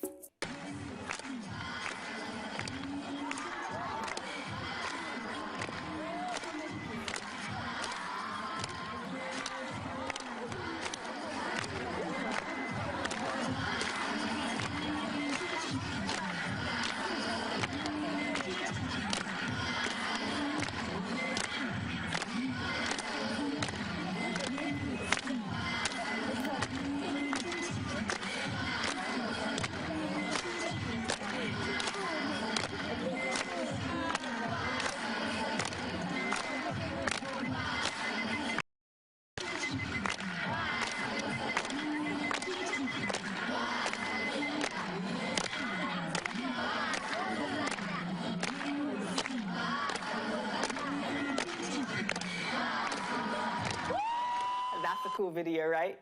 All right, let's move on. So, it's difficult to keep up with the many kids of President Jacob Zuma, but 30-year-old twins Duruzane and Duruzile Zuma do stand out as the most extravagant of the Zuma clan. The pair's growing books has seemingly been acquired through lucrative business deals. Duruzane is reported to be, and that's the brother, to be among South Africa's youngest billionaires because of his ties with the famous Indian Gupta brothers, who operate big businesses in South Africa. Today, Duduzani's business investments include hospitality, South African mining, telecommunications, and the South Africa media sector. And according to many reports, his investments keep growing due to many businessmen looking to get connected to President Jacob Zuma. Anyway, the same goes for Duduzile, who, according to or allegedly has investments in Zambia's financial sector, housing projects in Angola, and infrastructure development in the DRC. And in 2011, 12 Lamborghinis made up Duduzile's wedding convoy in South Africa, and her wedding dress was bought at a Paris Fashion Week. Bling, bling, okay? And Duduzane reportedly frequents the world's largest passenger ship, the Oasis of the Seas, where suites cost up to 250,000 Rand per week. That's $22,000 in USD. Here's a clip of Duduzile's lavish nuptial ceremony.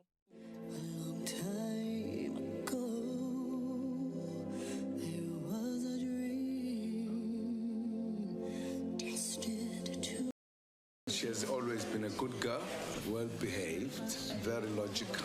So I'm very happy. I know that I'm handing her over to my son-in-law with pride, that I'm handing over a complete human being. Didn't know, I just want to wish you all the best in your life. I know that you guys are going to be happy and you guys are going to build a very strong home. I just want you guys to take care of each other. You guys need to be each other's rocks. And yeah, all the best, and may you have lots and lots and lots and lots of babies.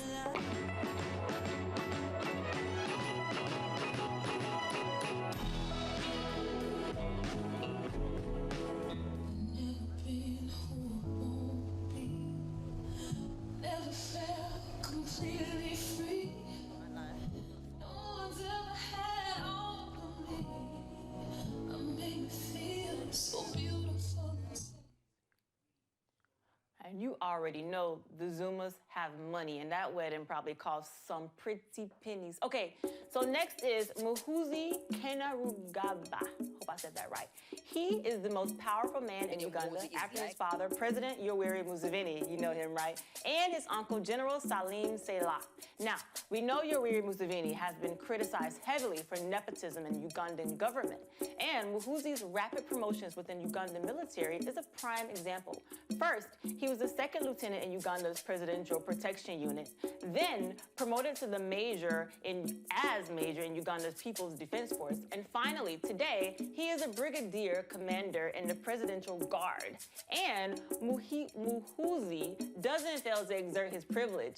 Don't let his limited appearances fool you. It's widely known that Muhoozi, while visiting Ugandan troops in Somalia, had one enlisted soldier jailed after he questioned Muhoozi about his rapid military promotions. That's shameful. And in Uganda, it's no secret that Muhoozi overstretches his military duties, often suppressing opposition in any anti-Museveni public gatherings. Now, remember recently, the Ugandan government shut down 2 prominent newspapers for reporting that Museveni was grooming his son for succession. They eventually reopened, but all of that Museveni, why? Here's a clip of Muhoozi thanking his father, the president, for his great leadership. I would like Brigadier General Muhoozi Kainerugaba, who is now the commander of the Special Forces Command, hardly speaks in public. Indeed, it was a rare sight as he, in a speech, praised the commander-in-chief for, among other things, steering the army in the right direction. I would like to sincerely thank our inspirational leader, the President and Commander-in-Chief, for his consistent, tireless, and selfless efforts on behalf of the nation. I'd also like to thank him for his constant guidance to all of us, the officers and men of the UPDF. All the achievements of both the NRA and UPDF have been largely due to his leadership. Those military guys, right? Okay, next is Denis Cristal Sassou Nguesso. His father is the president of the Republic of the Congo, not the DRC, but the Congo beside it, right? Now, you know that oil and gas dominates the resource sector in the Republic of the Congo, and Denis Cristal has taken full advantage of controlling those resources. He is conveniently the Director General of Congo's National Petroleum Company, and like father, like son, Denis Cristal is a top dollar spender, which prompted an ongoing corruption investigation into the Gesso family's luxurious items and French properties. Reports revealed how besides the Gesso family owning 24 homes in Paris, son Denis Cristal spent over $600,000 on shirts, which, according to a former president's aide, he boasts about never washing them and uses them as Kleenexes. Really, Denis? Anyway, Denis Cristal also owns at least 7 luxury cars, like a Bentley Coupe, Porsche Cayenne, and a Maserati. Like, what?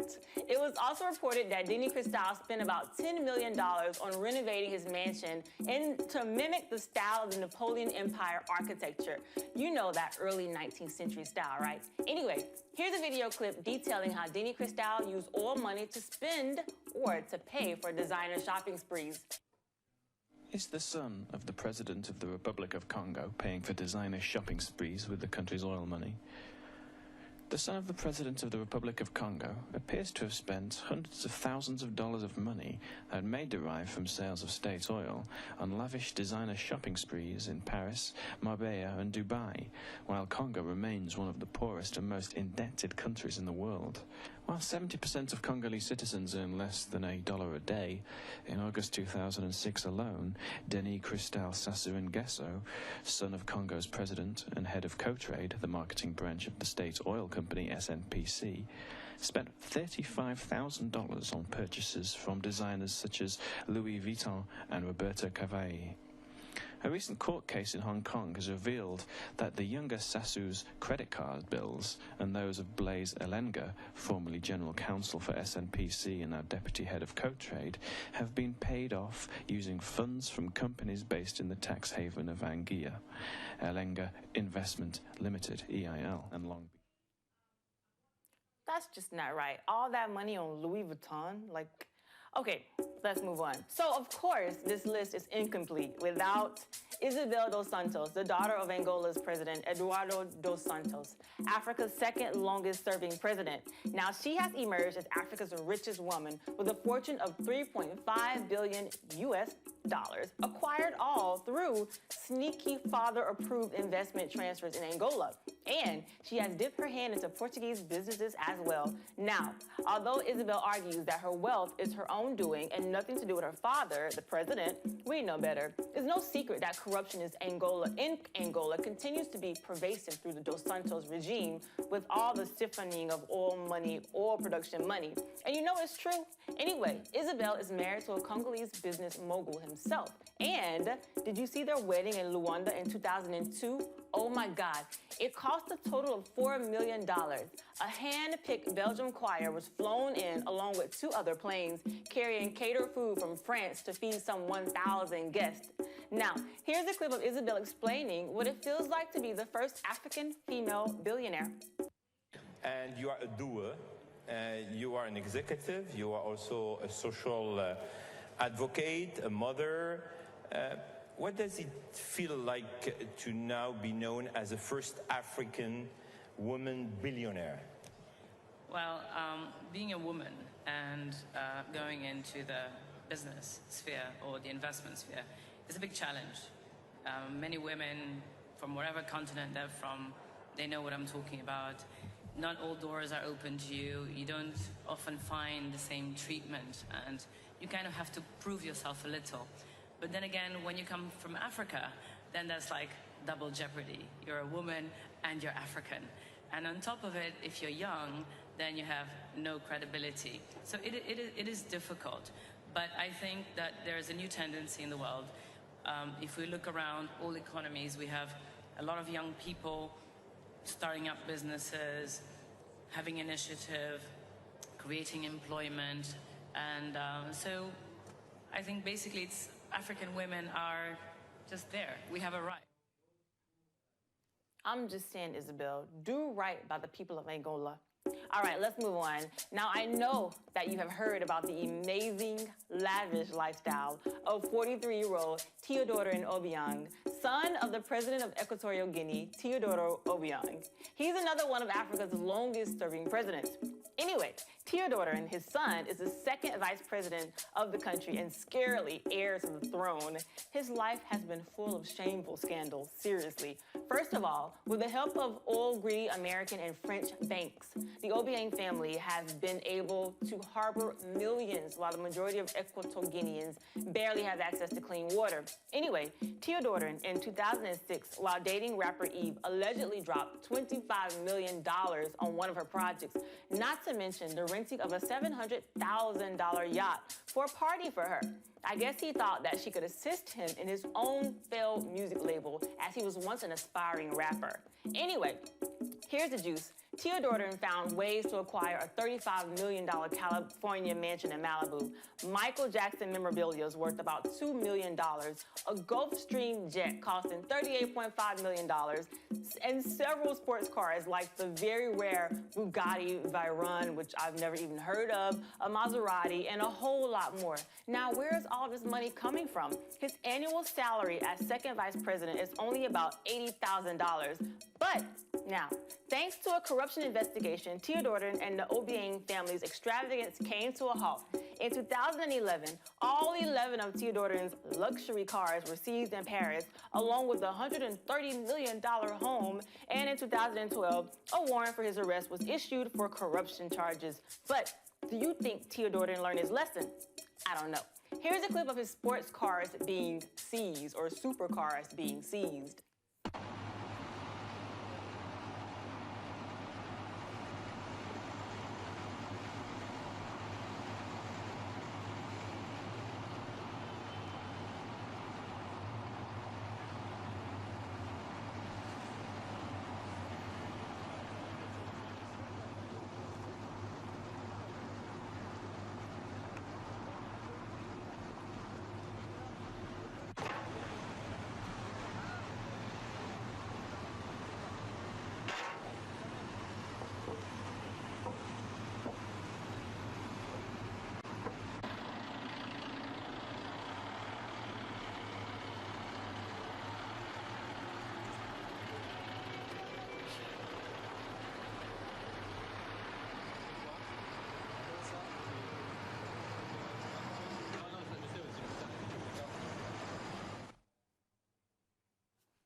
Just wrong, Teodorin. All right, so that's my list. And that was crazy, right? But on a serious note, these presidents' kids are really unfortunately born into these outrageous lifestyle situations. And I can't help but to think that if these African presidents would serve their country properly to begin with, the continent would have some really exemplary, that's right, first children. Anyway, what do you think? Did I leave out your country's first children? Tell me about them. Send me an email at thebreakwithtracy@gmail.com. I'm on Twitter also at thebreak_Tracy. And hit me up on Facebook. Just type in The Break with Tracy and you'll find me. Thanks for watching.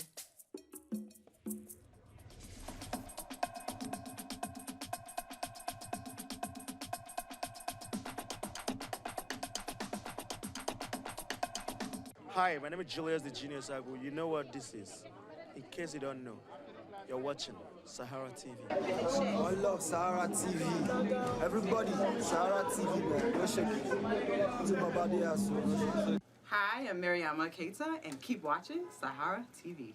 Hi, my name is Funke Akindele Oloyede, a.k.a. Jennifer. Keep watching Sahara TV.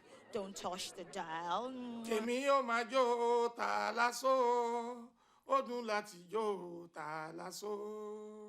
My name is K1 the Ultimate, the king of Fiji music, also known as Kwam One. You are watching Sahara TV, everything Africa. My name is Tiwa Savage, a.k.a. Miss Oh My God, Maven all day, every day, and you are watching Sahara TV all the way from New York City. Everything Africa. My name is Tony Abulu, and you're watching Sahara TV, everything Africa. Hi, my name is Uchi Jumbo. Keep watching Sahara TV.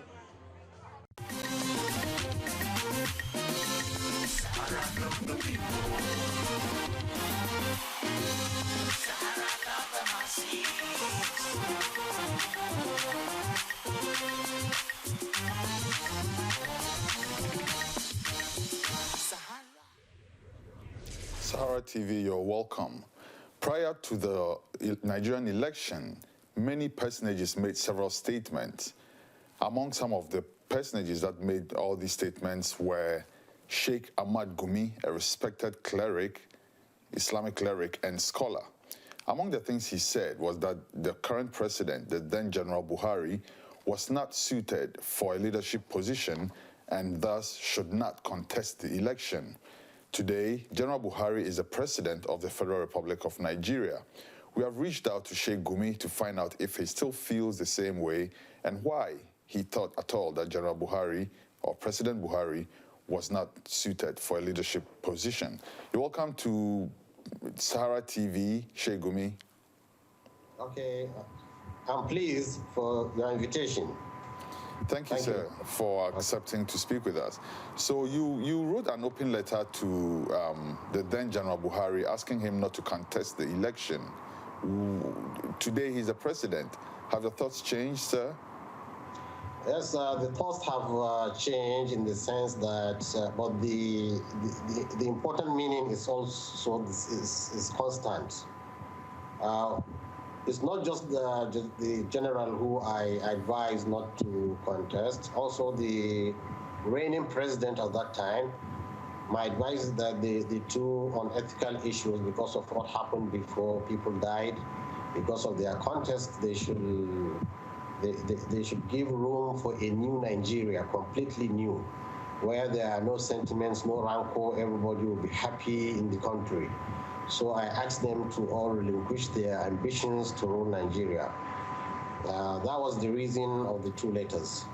As for the general, okay, after all what happened and the President Jonathan has displayed a lot of statesmanship by one trying to conduct the fairest, I'm not saying it's fair, but the fairest election so far in the country, and then succeeding to the winner of the election.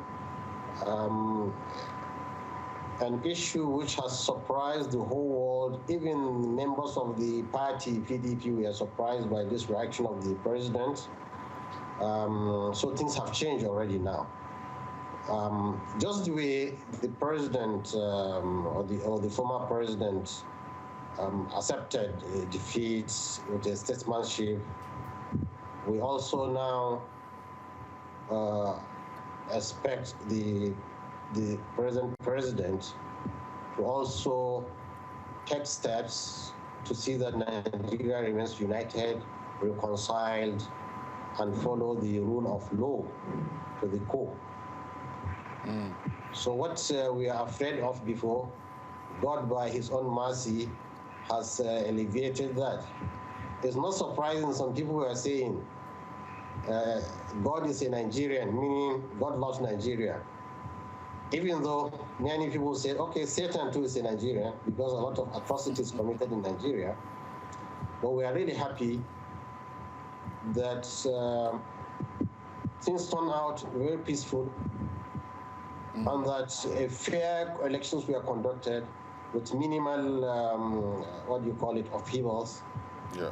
So now what remains is the government now, or the President Buhari, to conduct himself in the most amicable manner to drive this nation to safety. This will require a lot of sacrifice from him and from the party which elected him.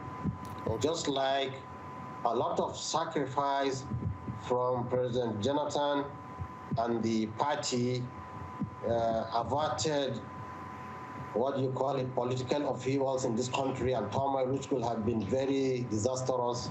So is the president and APC should also put into cognizance a lot of things into consideration so that this nation nation will be driven back to peace, unity, and progress. Okay. Without any segment of the country being sidelined or feel not part of the country. Okay, let me ask you this at this point though. You, in that open letter, and I'm just going back to that because I want a bit more clarity on what exactly you meant.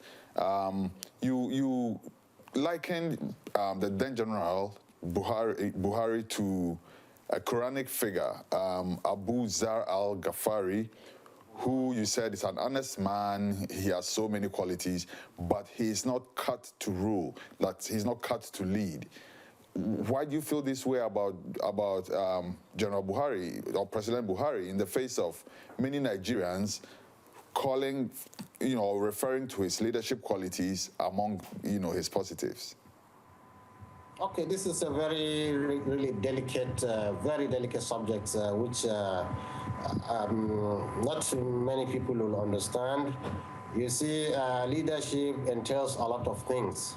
Sometimes it's not just to be very honest, to be straightforward, or it's more than that. Because if you are leading human beings, and human beings are so much diverse and complex, you need flexibility. Sometimes you need to be, even in the letter I say, sometimes you need to appear to be a fool. Because an Arab poem was saying, a fool can never be the leader of his people. But the leader of people must be feigning to be a fool. Sometimes you have to just close your eyes on some things that are committed for a better benefit to the society.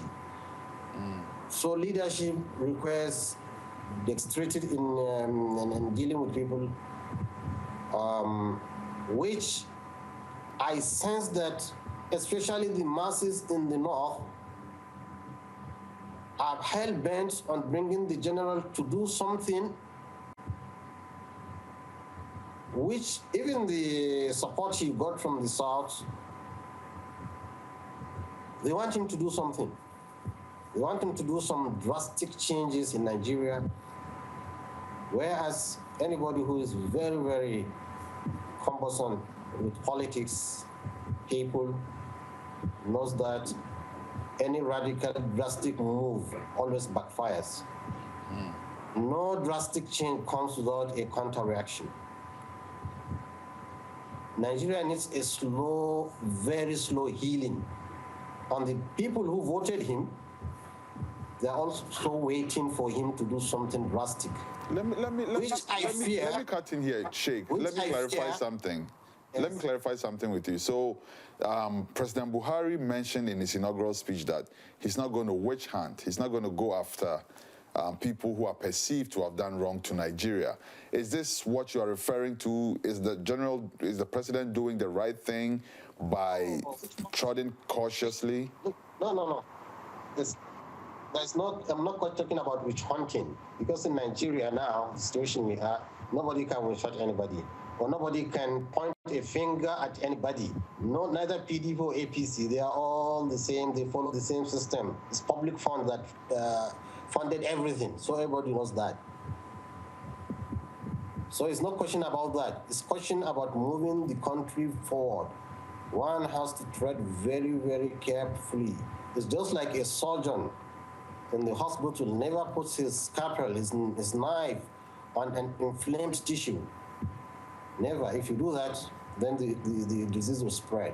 What you do is you control the inflammation until when there is no inflammation, then you correct the malady. Nigeria is so much inflamed, so much, and there is so much poverty, ignorance, and expectations were high. So the best thing for the government now to do is to douse these expectations, and let's come back to earth and see what we can do, and we should do it slowly. We have to make people understand. We have to go slowly, because survival and peace of this nation is more important than any perceived progress. Okay. All right. So let me read from a quote from your open letter again and seek some clarity. You, I quote, "In the past, because of clean because of your clean records and straightforwardness, you were lured by men who want only the vanities, dunya, to uproot a young democracy on the caprices of fighting corruption.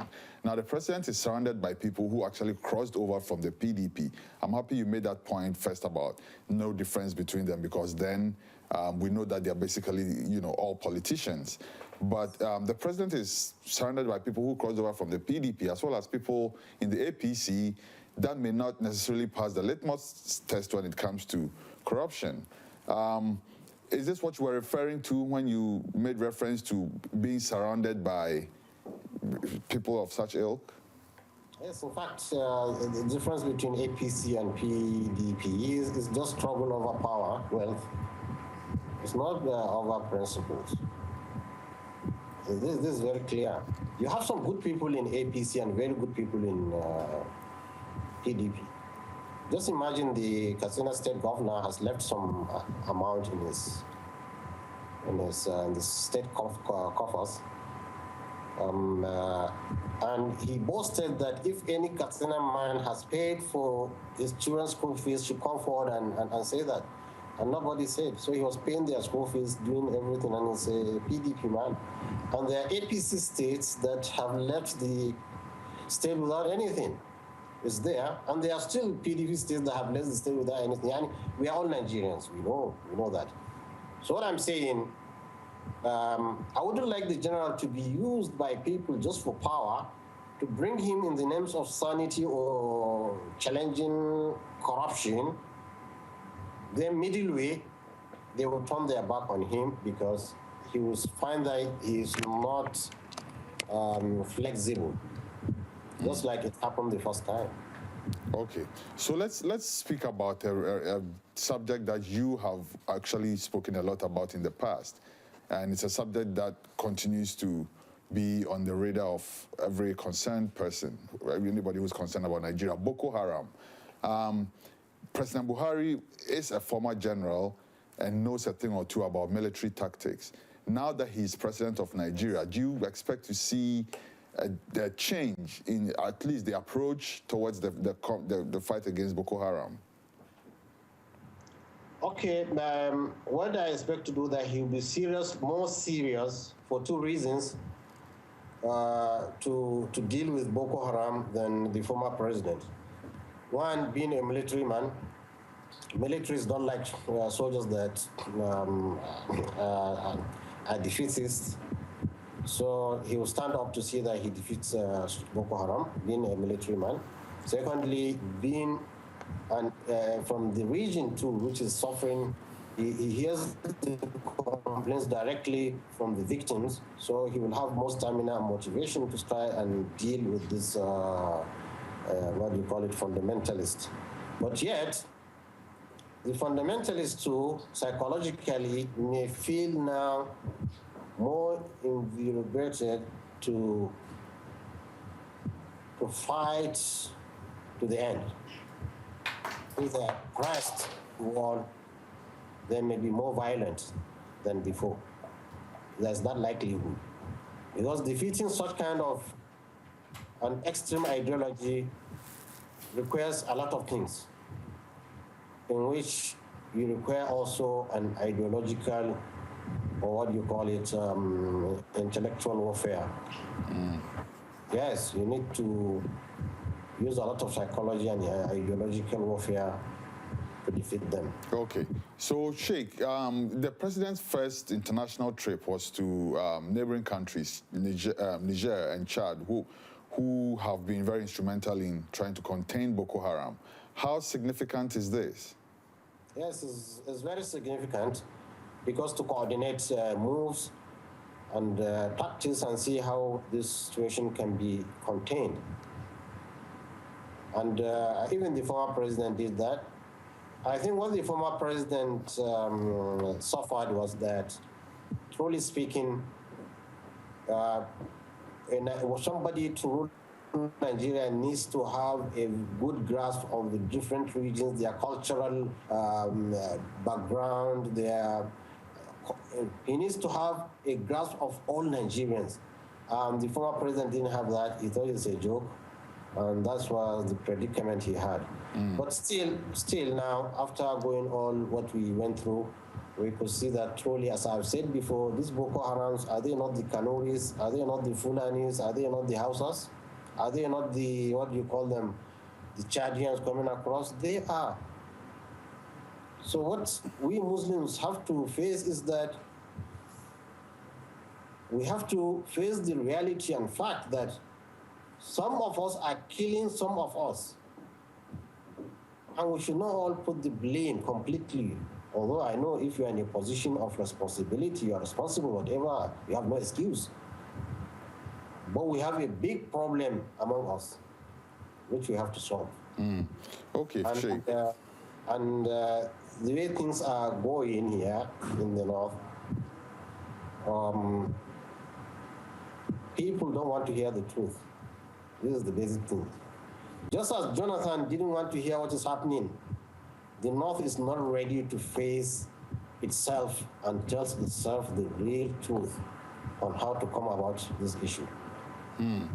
Interesting thoughts, Sheikh. Finally, before we leave this discussion, Nigeria, 4 years on, what do you expect to see generally? What kind of Nigeria do you expect to see in the next 4 years? Okay, what I have anticipated from Nigerian election, I have seen it, but some of the things you need a microscope to see it. You understand what I mean? I'm listening to you, Sheikh. I'm yet to understand. I advised the former president not to contest, and all what I have been advising him against, I saw them, is glaring to everybody. And I advised the APC also, general, to remain a statesman. And I can see still microscopically the same things which I advised him again. Nigeria is there. So now everybody's apprehensive in Nigeria. Nobody, if you ask me about 4 years in Nigeria, nobody can predict what Nigeria can be even in 6 months. In 6 months, states are completely bankrupt. The Niger Delta is still in suspense. Nigerians are building castles in the air. What the government needs to do seriously is to call everybody on board. We need unity, national unity. Call everybody on board. Everybody should abandon their agenda and their programs and face one thing: unity and stability of Nigeria. We've got to leave it here, Sheikh.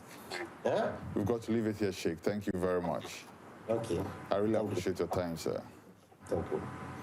Sheikh Ahmad Gumi, respected Islamic scholar and cleric. Sahara TV, keep it logged here. There's more coming.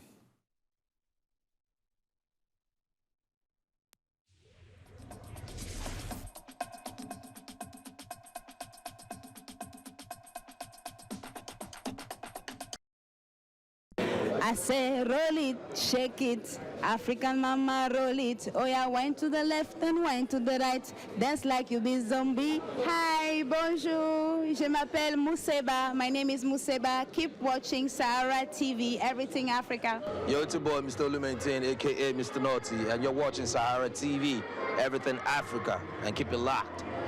She baddest. Look here, she's here. You guys are watching Saharatv TV, Everything Africa. Trust Sahara to give you all the scoop. Stay tuned. It's Niniola. I go by the name of Jesse Jazz, rapping Chocolate City. That's what it is, right? Shout out to Saharatv TV. I'm the biggest fan of Saharatv TV. We need to talk. Yeah. My name is Femi Anikula Kokuti, and you are watching Sahara TV. Don't stop watching. Stop. Watching Sahara TV.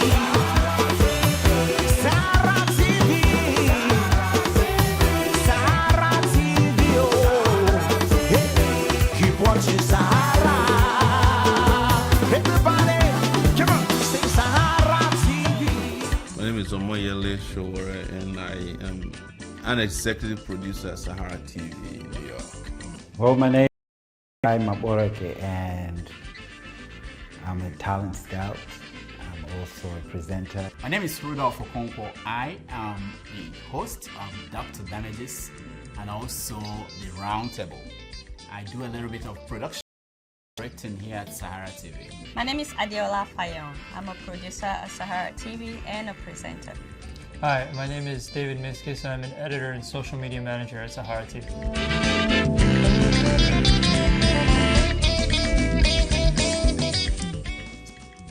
Sahara TV is this very interesting television system or station that is internet-based, that discusses everything Africa, using everything possible to get information, to get footage, to get opinions, views.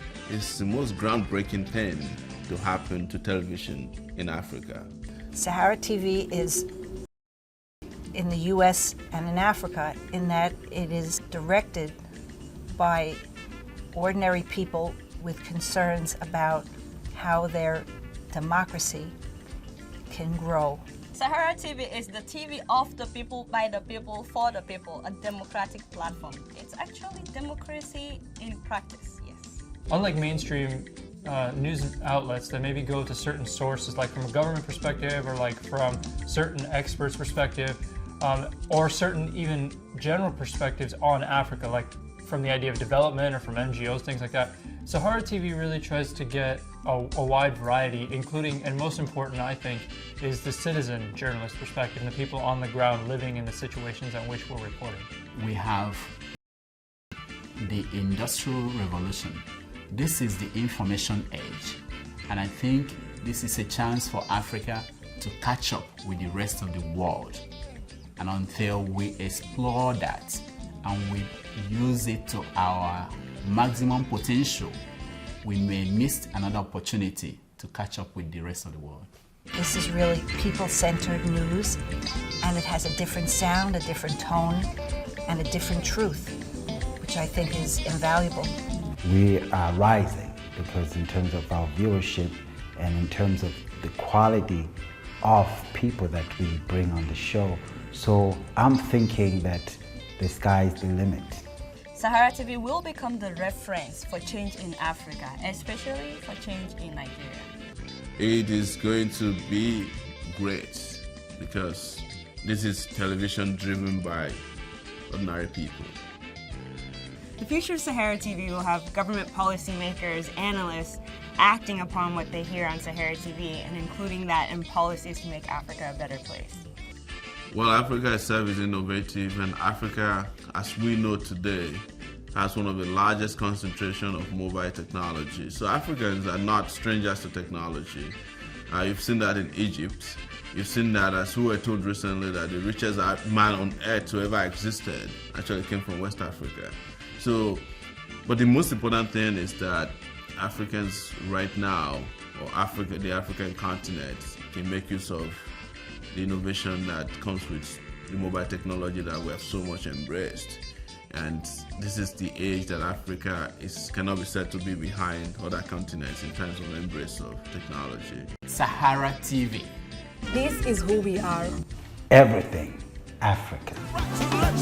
Sahara TV. Sahara TV. Sahara TV. Keep watching Sahara.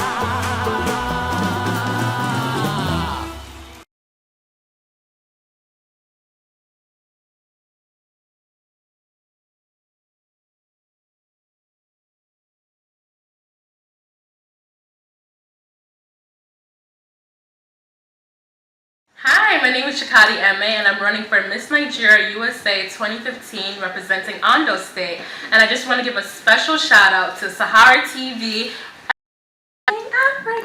Yes, it's your big up in the same state. This is the music on Taliban. My name is Zoe Chifen. You know what? I just finished my performance right now. Shout out to Sahara TV, our own massive TV reporter. Hi, this is Tosinga, Afro Soul, Afro Folk artist. You're watching Sahara TV, Everything Africa. Hi, what's up, Africa? They call me Race, and you're watching Sahara TV. Keep it up, don't go nowhere. Hi.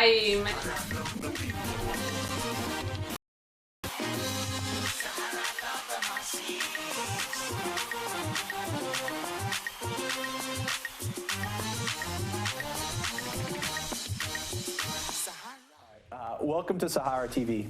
We are pleased to have with us today Senator Shehu Sani. Senator Sani is a Kaduna-based human rights activist and recently won the Kaduna Central Senatorial seat after defeating his PDP opponent.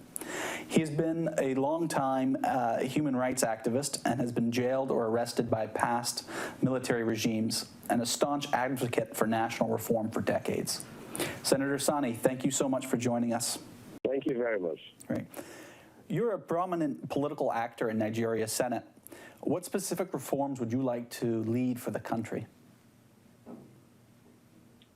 Well, first and foremost, before any reform, what is needed now is to restore order and security in parts of our country that has been taken over by the insurgents. That is very much needed.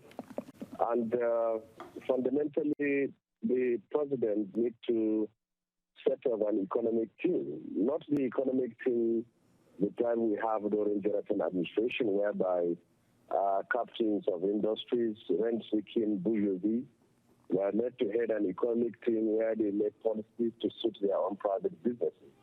We need an economic team of academics and economic experts that will set policy direction for the administration. And this policy direction must take cognizance of the reality that is on the ground. We have been an oil-dependent economy, and corruption is prevalent in almost all sectors. And the very fact that we have a very high debt that has been left behind by the previous administration. So we need to diversify our economy. We need to do all we can to restore the hope and confidence of foreign investors. Because right now, Nigeria's economy is almost on its knees because of what has happened in the last 16 years or the last 6 years. So the reforms that should be implemented should be the one in which will take cognizance of the fact that this is the state we are in and how can we get out of it. Secondly, how we can diversify our economy and how we can raise the living standard of our people, revive our industries, and also do all we can to restore peace in the parts of our country that have been taken over by the military. I think that your response in terms of the future of Nigeria's economy is interesting, but do you think that simply installing individuals who are experts or economists would be enough, particularly when we've had the Minister of Finances, Okonjo-Iweala, is herself an economist, and we have perhaps she's lodged criticisms against many of Nigeria's states and the governors for corruption. So do you think that simply putting in place true experts and professors is going to be enough to get Nigeria's economy back on track? Okonjo-Iweala's economics is the one in which our country was mortgaged to the whims and caprices of the IMF and World Bank. And if you look at the BRICS countries, I mean Brazil, Russia, India, China, and South Africa, you don't see countries there that have decided to do everything the IMF and World Bank says. These are countries that develop their economies through indigenous ideas and also take the interests of their people first. And so our model, our economic model should be along that line. We don't need the Tony Blairs and the Okonjo-Iwealas to take us back to that past where countries of the developing world thought that when they are in trouble, they run to the IMF or World Bank. If the economic formula could work, it could have saved most countries in Europe, Western Europe, which they are in trouble now.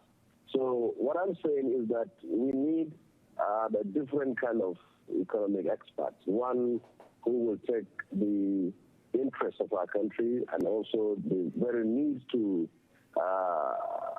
unleash economic model that will take cognizance of the fact that our country comes first before everything.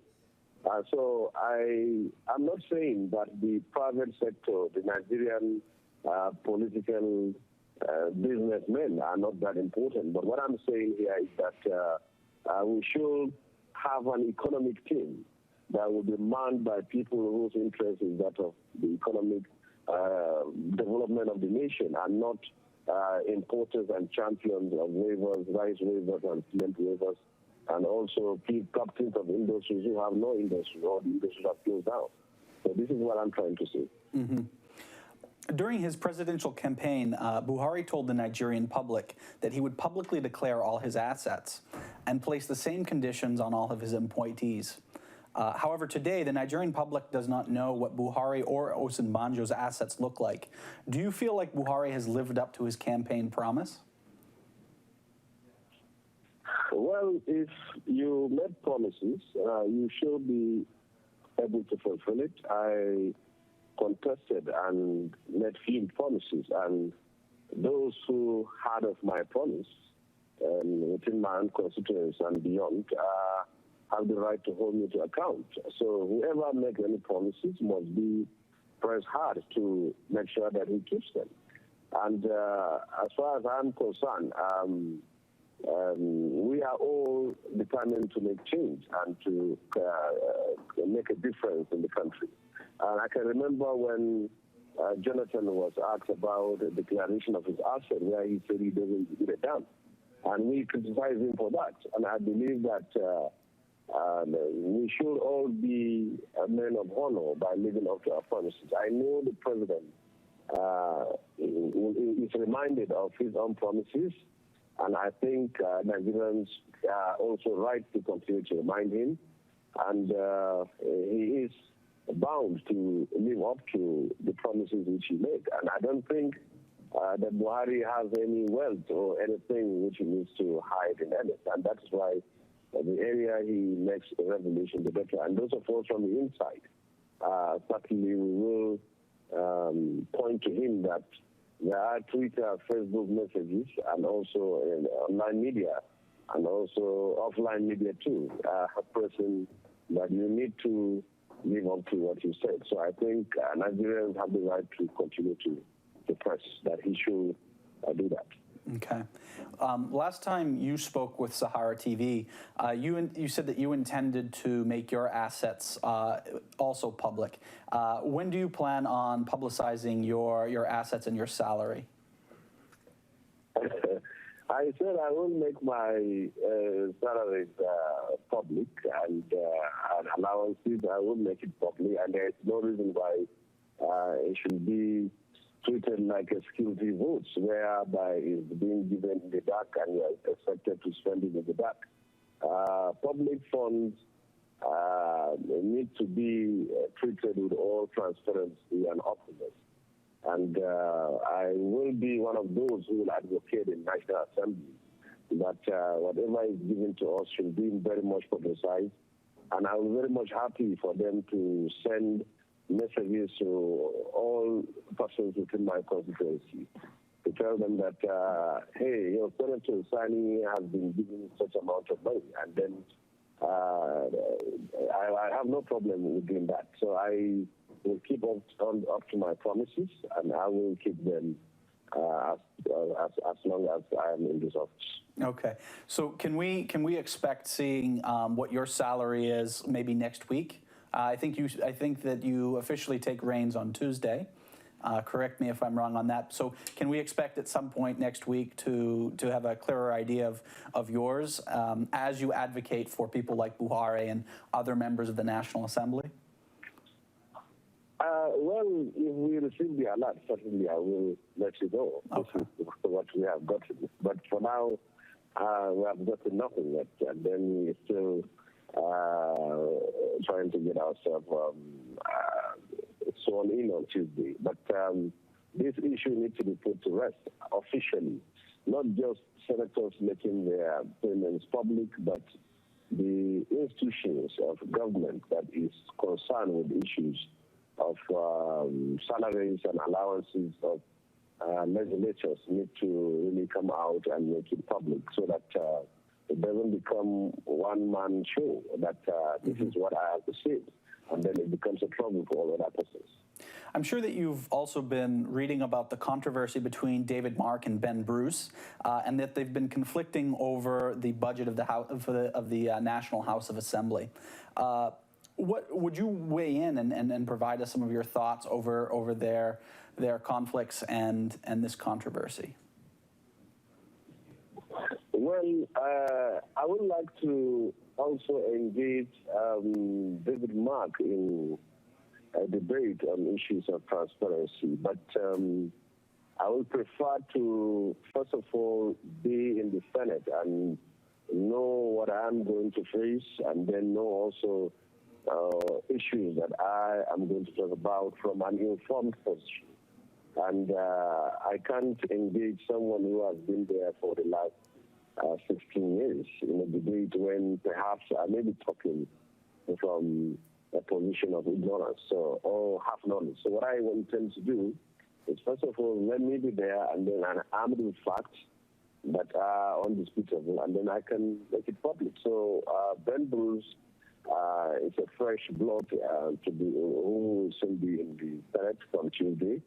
And David Mark is an old horse. And when people come in newly, like us, it's just like people who are getting out of universities with fresh ideas, radical thoughts in their minds and whatever. So we are going in with the mandate and the demands of our people that there are a lot of expectations on us, and we have to live up to them, or else we will be condemned like the Senate which we have in the past.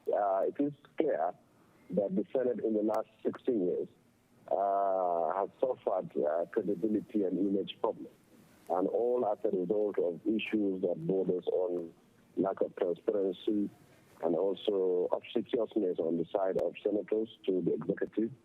And so these are issues that have bedeviled the image of the Senate, which by God's grace, we are going to make a difference in there. There have been unconfirmed reports that President Buhari may take charge of the oil ministry as a way to prevent corruption in that sector. If you were advising the president, what would you tell him about this idea? Well, there are positive and negative sides to this. The positive side of it is that he will hold himself accountable to whatever happens in the oil sector.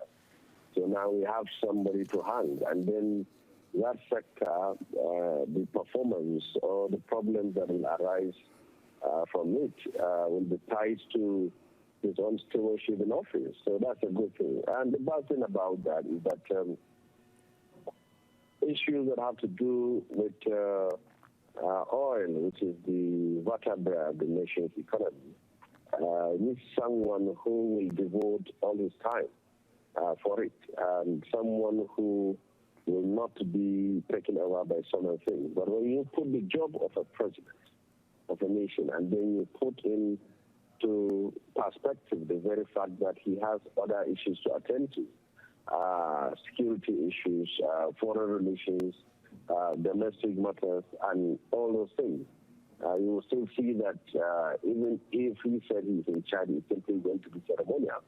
Certainly, the GMD of the NNPC will certainly be the oil minister. So I think it has its positive and negative side. But for me, I will have advised him to have someone whom he can trust and have confidence in, and then he should now do what he can. We have credible people who are knowledgeable in the oil industry.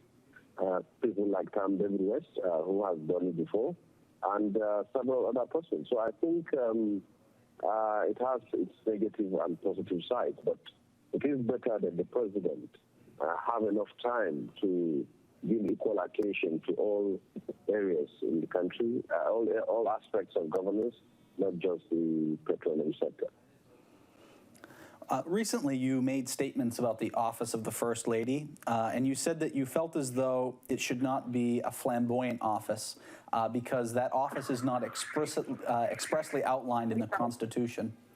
Why do you feel as though the Nigerian public should focus on questions of the activities of the office of the First Lady, considering the range of challenges that Nigeria is currently facing? Well, I made the statement when the FIDA, the Women's Lawyers Group, visited me in my Kaduna office. And what I said is that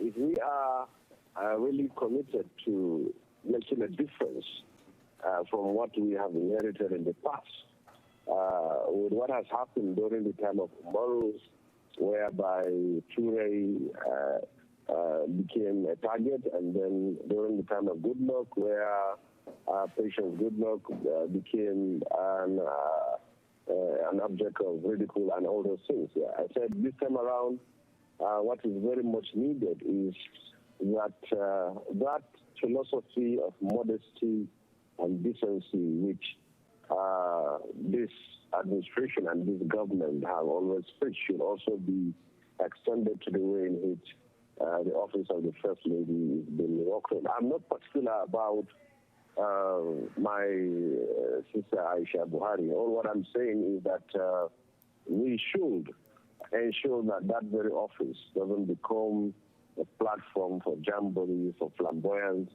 and for ostentatious display of wealth, and should not also be a place of ridicule. And First Lady is the wife of the president, and she is a First Lady. But there are constitutional lacuna with that very office. If we want the First Lady to be referred to as Excellency, and certainly we should constitutionally recognize such office and also provide resources for her to do what she needs to do. All that I want is that we shouldn't simply go by the convention. Whatever should be done according to the law. Okay. This week, Amnesty International released a scathing report and a statement imploring President Buhari to investigate military officers for murder, torture, and false imprisonment of Nigerian citizens. Major General Chris Olukolade, the spokesman for the Nigerian military, issued an official statement that Amnesty International was blackmailing the Nigerian military and only spoke out when the terrorists were losing. How do you assess the military's response to this report? If you see this insurgency began in the last 6 years, the way and manner in which the war against the insurgency is carried out is such one, the one in which the rights, the fundamental rights and freedom of the people is seriously being breached and violated by the state in the name of fighting insurgency. And we are a democracy, supposedly, and whatever we will do, including the prosecution of the war against the insurgents, must be done within the ambits of the law and must also take cognizance of the fact that we are a democracy. And because the insurgents kill and bomb, it is not also a justification that our own security agency will also do it without being held to account. And you shouldn't simply burn a whole village with thousands of persons because you are suspecting that that village has one incident. So the report is a clear narrative of the situation on the ground in the northeastern part of Nigeria. And those dismissing it are simply being very defensive. But the Amnesty International has done a thorough job. And I have read the report even before now, and I am very much confident that this very report will be taken seriously by the President, Buhari, despite the fact that the defense headquarters have expressed their vision on the content of that report. And within the last 6 years, we have seen a series of rights violations. We have persons being arrested and thrown to jail using the anti-terror laws. And we have also seen how people were collectively punished for the very fact that they are suspected of harboring incidents. We have seen indiscriminate arrest and prolonged detention and disappearance of persons. We have seen persons being framed up all in the name of fighting terror. So certainly you don't have a clean war or a war that is free of guilt. But as a democracy, as a constitutional democracy, we must always take cognizance of the fact that we are having institutions that need to account to us, both morally and politically. The military not excluded. You can't simply say because you are fighting terror, so you do what you want to do without being called to question. If you cannot be questioned by Nigerian legislators, you can't be questioned by the political leaders in the country. Certainly, international organizations like the Amnesty International certainly can question you, and this has a lot of implications. The reports have a lot of implications because names were mentioned, and so now it is left for those individuals to come out and defend themselves. But that report is the reality that is on the ground in northeastern part of Nigeria.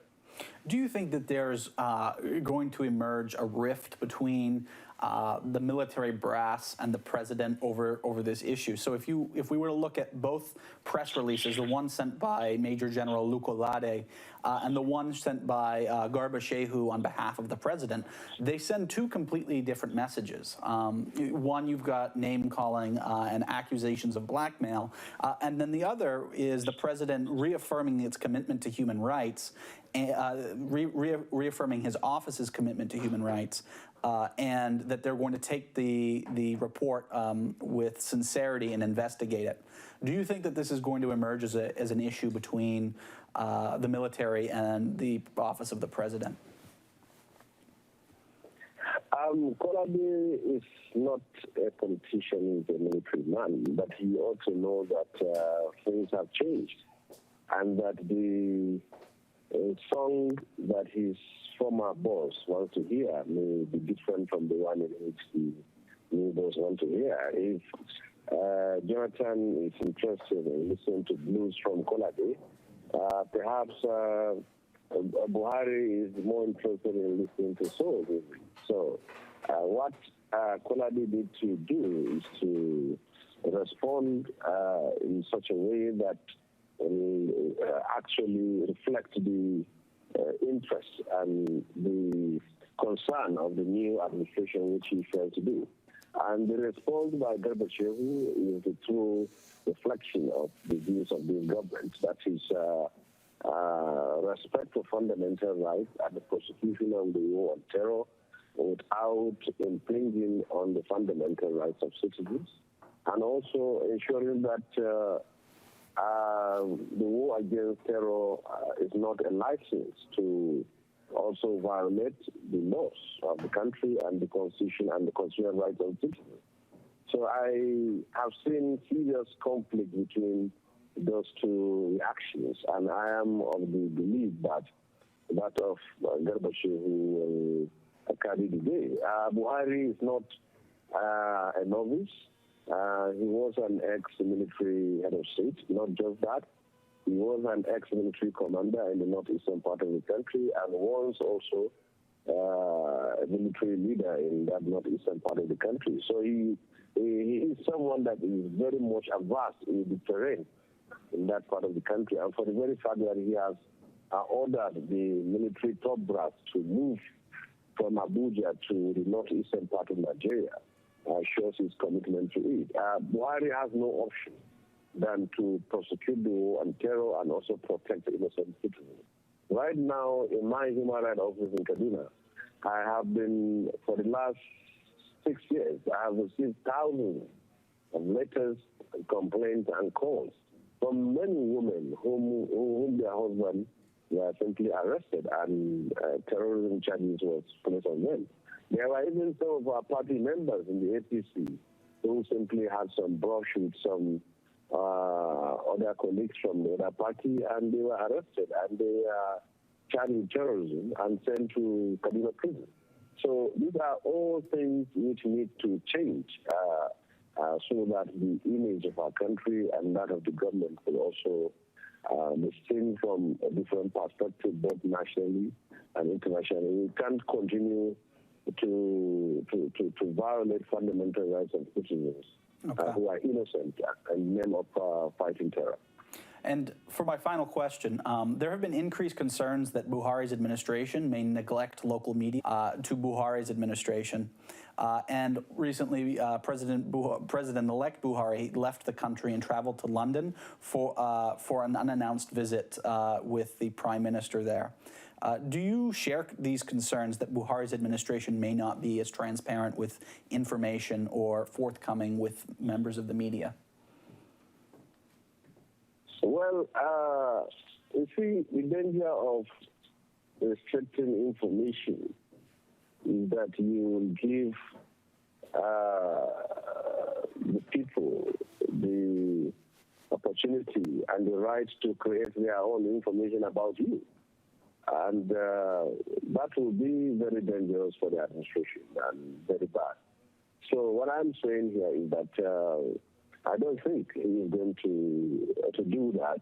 And there may be some initial hiccups because the government is just taking over. But when you have two seasoned journalists, Femi and then Garba, you can see the balance and the very fact that these people are from the media. Certainly they will be indication of not giving the public through the media enough information about what the government is all about.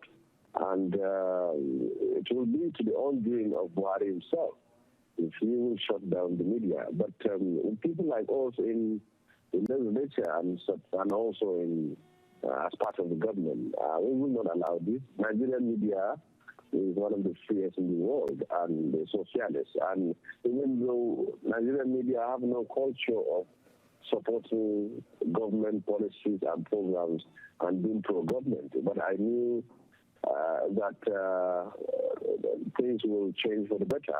And this time around, the government that comes to power through popular mandate and also the strong input of the media. Thank you for Saharatv TV. Please stay tuned for our continued political coverage on Nigeria and for issues across Africa.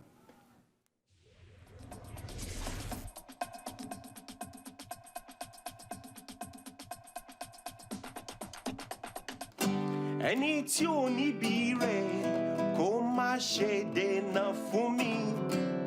Ẹ̀dá tí ò fẹ́ kàn ṣe má jẹ́ ó bà tèmi jẹ́ o.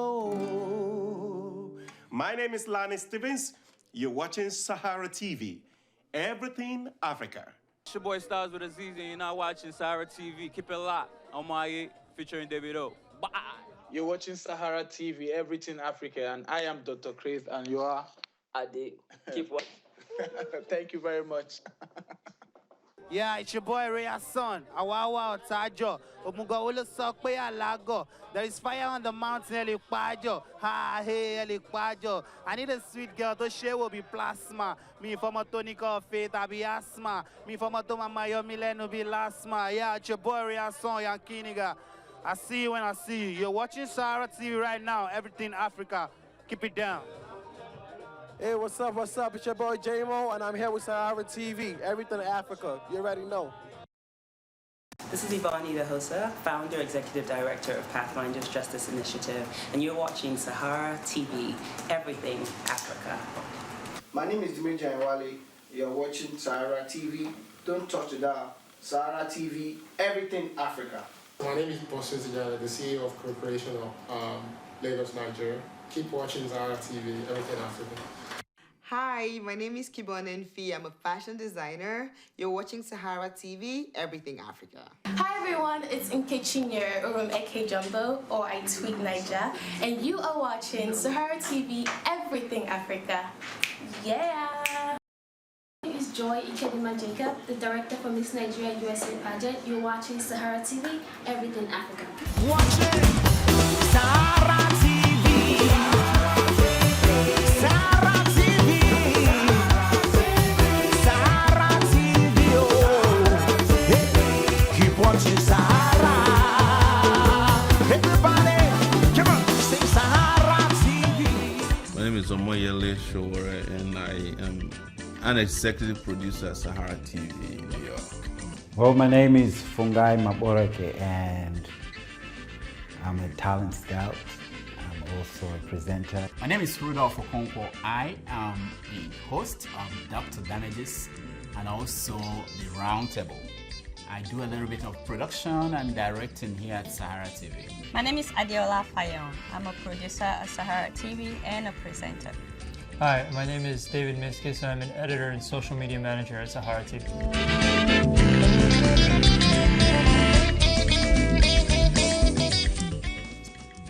Sahara TV is this very interesting television system or station that is internet-based, that discusses everything Africa, using everything possible to get information, to get footage, to get opinions, views. It's the most groundbreaking thing to happen to television in Africa.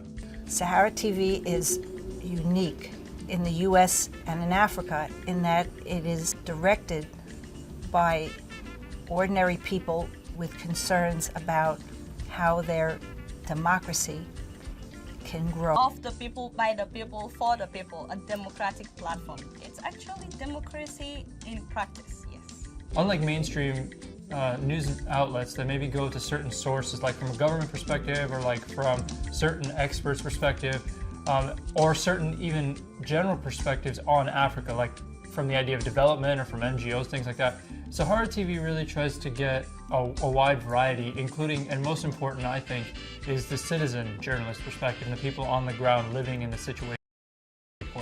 We have missed the Industrial Revolution. This is the information age, and I think this is a chance for Africa to catch up with the rest of the world. And until we explore that and we use it to our maximum potential, we may miss another opportunity to catch up with the rest of the world. This is really people-centered news, and it has a different sound, a different tone, and a different truth, which I think is invaluable. We are rising because in terms of our viewership and in terms of the quality of people that we bring on the show. So I'm thinking that the sky is the limit. Sahara TV will become the reference for change in Africa, especially for change in Nigeria. It is going to be great because this is television driven by ordinary people. The future of Sahara TV will have government policymakers, analysts, acting upon what they hear on Sahara TV and including that in policies to make Africa a better place.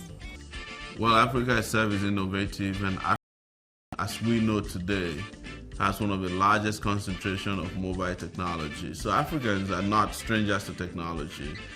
You've seen that in Egypt. You've seen that, as we were told recently, that the richest man on earth who ever existed actually came from West Africa. So, but the most important thing is that Africans right now, or Africa, the African continent, can make use of the innovation that comes with the mobile technology that we have so much embraced. And this is the age that Africa cannot be said to be behind other continents in terms of embrace of technology. Sahara TV. This is who we are. Everything Africa. Sahara TV. Come on. Sahara TV. Sahara TV. Keep watching Sahara. Hi, my name is Chikadi Eme, and I'm running for Miss Nigeria USA 2015, representing Ondo State. And I just want to give a special shout out to Saharatv, Everything Africa. Yes. Market Hub. Buy, sell, list, connect.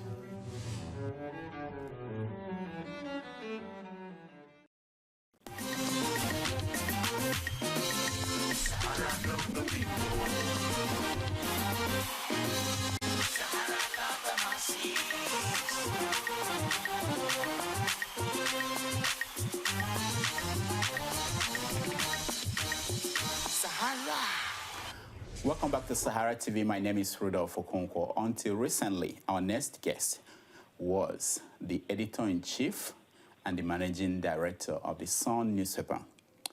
Recently, he was named the spokesman for President Muhammadu Buhari. In that position, he becomes this voice as well as what will be, obviously, the punching bag for the administration. Mr. Femi Adesina, welcome to Sahara TV. Thank you, top of the day. Yeah, congrats on your appointment. Thank you. Are you excited? Well, it's a call to service, and one should be thankful, appreciative if one is called to serve one's country. Mm. With this appointment, you'll be switching sides, from scrutinizing the government and reporting what they do. You will now be defending the government. What prepared you for that role? Well, let me first examine what he said. I would switch sides from scrutinizing to defending. No. The scrutinizing will still be part of my duty. Before I can speak for government, I must first scrutinize the decisions and the policies, make an input before I then can defend. So it's not a total switch. There must still be a lot of scrutinizing. Because anything I'm going to defend, I've got to be able to understand it and agree with it and see the rationale behind it before I can defend it. So it's not a total switch. Okay, that's clear. That's understandable. Now, what if you don't agree with a policy? How will you approach it? Yes, if I don't agree with the policy, I will make my input. I'll first ask for explanations, and then when the explanations stop, I'll make my input. But then my input does not have to override what maybe is in public interest or what is in the interest of the larger number of people. My opinion may not necessarily be the correct one. So when such things come, you then weigh it. Is it in the larger interest of the people? Is it in the interest of the country? Will it eventually result in a better standard of living for the people? That's the way to look at it. It doesn't have to be something I must agree with all the time. Yeah.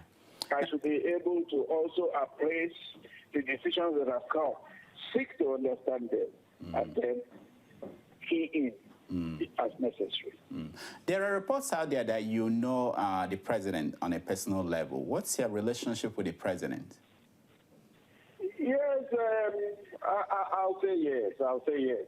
The president is somebody I had admired for a long time, since he was military ruler, actually. When he was a military ruler, I already was in my third year in the university, so I'll say I knew him, I knew his style, and I liked it. I felt sorry when he got overthrown. So when he came back into politics in 2003, it was something exciting for me. Since then, I've been supporting him. I'm a journalist and I write a weekly column. So I've been pointing Nigerians in his direction since 2003. And he's the person that whenever I wrote anything in his support like that, he would phone me and we would talk. He would say, thank you, we will discuss. I remember in 2009 or thereabouts when Professor Tam David West wrote a book on him, and it was to be presented at the Nigerian Institute of International Affairs in Lagos. I was the master of ceremonies at the occasion. So we got to know, to see. That was the first time I was meeting him one-to-one. And thereafter, we ran in 2011. I also still wrote in my column that I think it was the best person to rule Nigeria and bring the change. Whenever I read those things, he would call me and he would thank me and we would talk. So eventually in 2013 August, my mother passed away and we needed to do her funeral service. So I sent him an invitation card. The service was in Lagos and lo and behold, before the service started, he just drove in. It was a pleasant surprise. He came. It was a Christian service. He sat through it. Those who then said it was a religious bigot, it was something of a showpiece.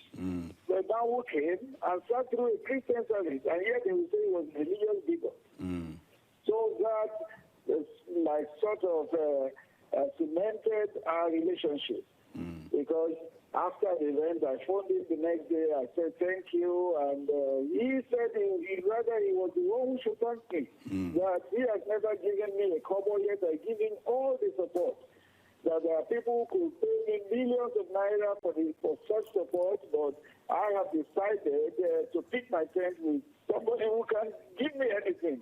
So that's like cemented our relationship. And when it you know, in 2011, he said he was not running again. That would be his last outing. In the run-up to 2015, I felt he could still run, and I wrote that the fact that he said in 2011 was not run, he would not run again, could not be cast in concrete. That he would change his mind if he wanted. And the rest, like they say, is history. He changed his mind, he ran, and he won. Now, significantly, on the night he was declared, on the very night, at about midnight, my phone rang, and it was one of our leaders in the media that called, and he said, please hold on for General Muhammadu Buhari. I was shocked. Wow. And then he spoke to me, he said he was profuse in his thanks.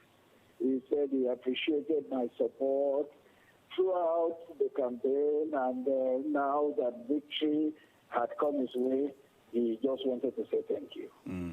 So that was how it played out. Now, how did you get the appointment? Did he call you, or were you interviewed? You know, deliberately, after that night he won and that phone call, I stayed away from him. One, for two reasons. One was that I knew we would be under a lot of pressure. A lot of people calling to congratulate him and possibly seeking one favor or the other. So since that night, I think it was March 31st, I deliberately kept away from him. Because I didn't want, one, I didn't want to add to the pressure that would be on him, and two, I didn't then want it to be that I was seeking a position in his government. I'm a Christian of the born-again stock. I want anything that happens, that comes my way, to be what God has ordained. I don't push anything. I don't lobby for anything. So I kept my distance from him. But then people around him kept talking to me that we believe you are the best person to be the spokesman for the incoming president. I didn't give any commitment. For two reasons. One, like I said, I didn't want to lobby. Two, I have a job that I enjoy doing. Managing director, editor-in-chief of one of the leading newspapers in the country, The Sun. And then I was also president Nigeria Guild of Editors. Those are high caliber jobs and responsibilities. So I wasn't looking for a job. But then people around him kept talking to me till eventually, there was some sort of, I wouldn't say it was a direct interview, but people sounded me out to say, well, if you're invited to serve in government, will you serve? My conviction had always been that I would never serve in government, except a government headed by Muhammadu Buhari. Now, when they sounded me out, that was what I said, that I didn't think I want to serve in government.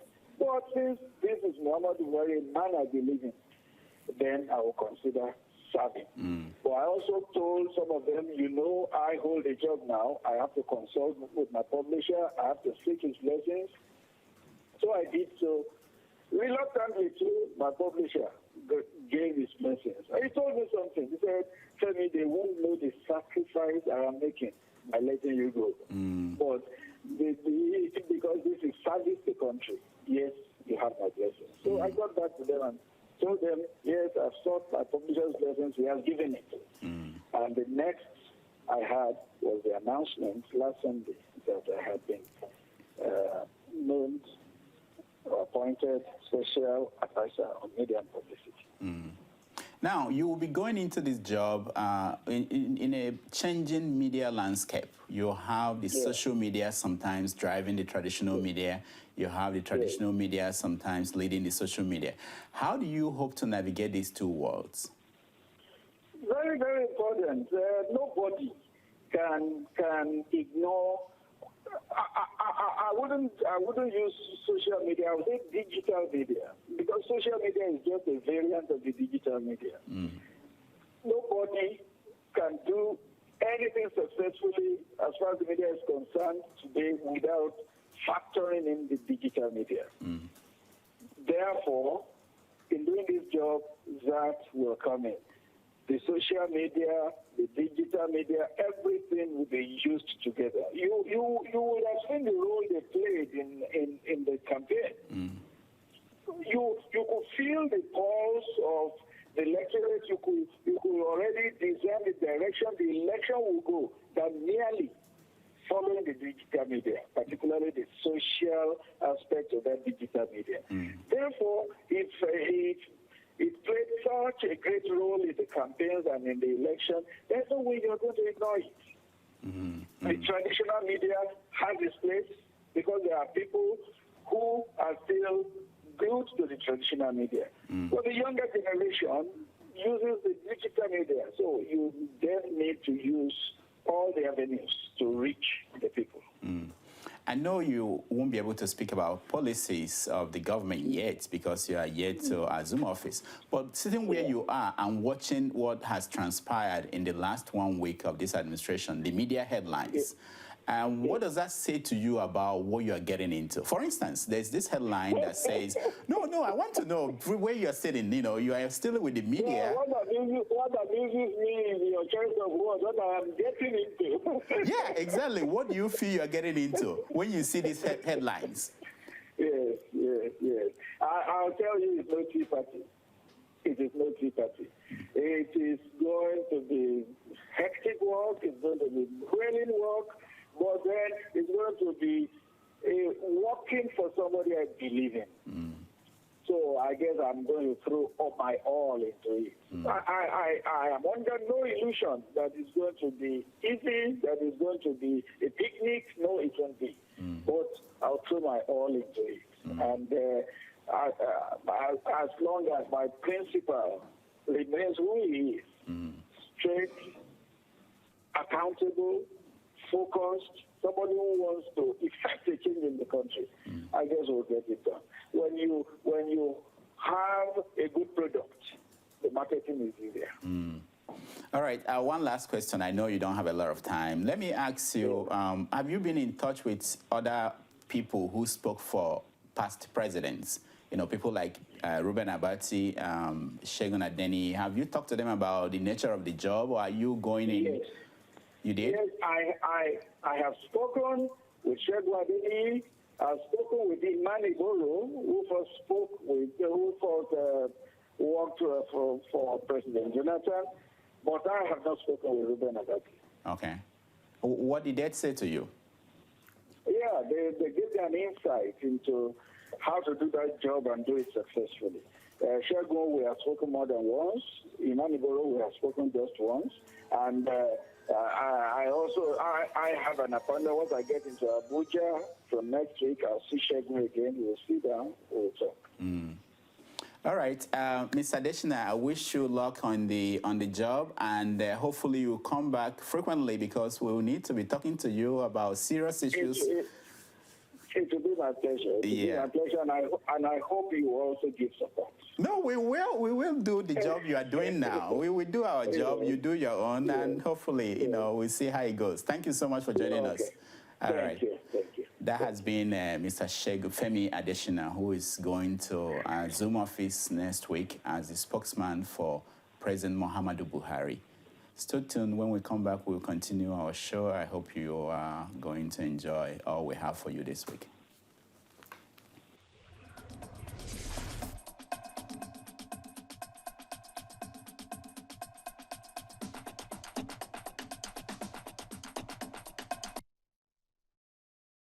Hi, my name is Julius the Genius Agu. You know what this is.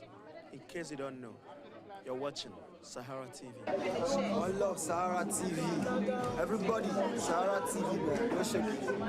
To my body ass. Hi, I'm Mariama Keita, and keep watching Sahara TV. Hi, my name is Funke Akindele Oloyede, aka Jennifer. Keep watching Sahara TV. Don't touch the dial. Kemi o majo ta laso. Odun lati yo ta laso. My name is K1 the Ultimate, the king of Fiji music, also known as Kwam1. Sahara TV, everything Africa. My name is Tiwa Savage, aka Miss Oh My God, Maven all day, every day, and you are watching Sahara TV all the way from New York City. Everything Africa. My name is Tony Abulu, and you're watching Sahara TV. Everything Africa. Hi, my name is Uchi Jumbo. Keep watching Sahara TV.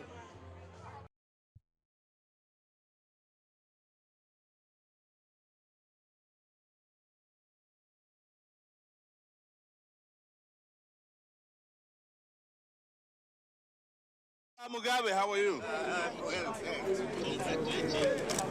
Are you happy to come to Nigeria? Well, you know, they also want elections in your country. When is it happening next in your country? Yeah? We had ours. You've had your elections? Okay.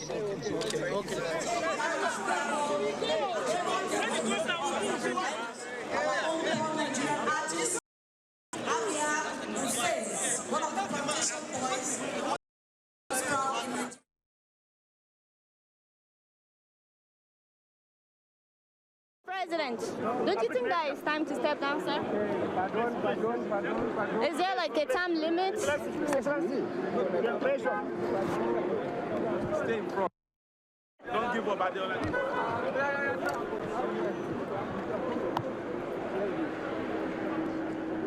Mr. President, I know he can hear me.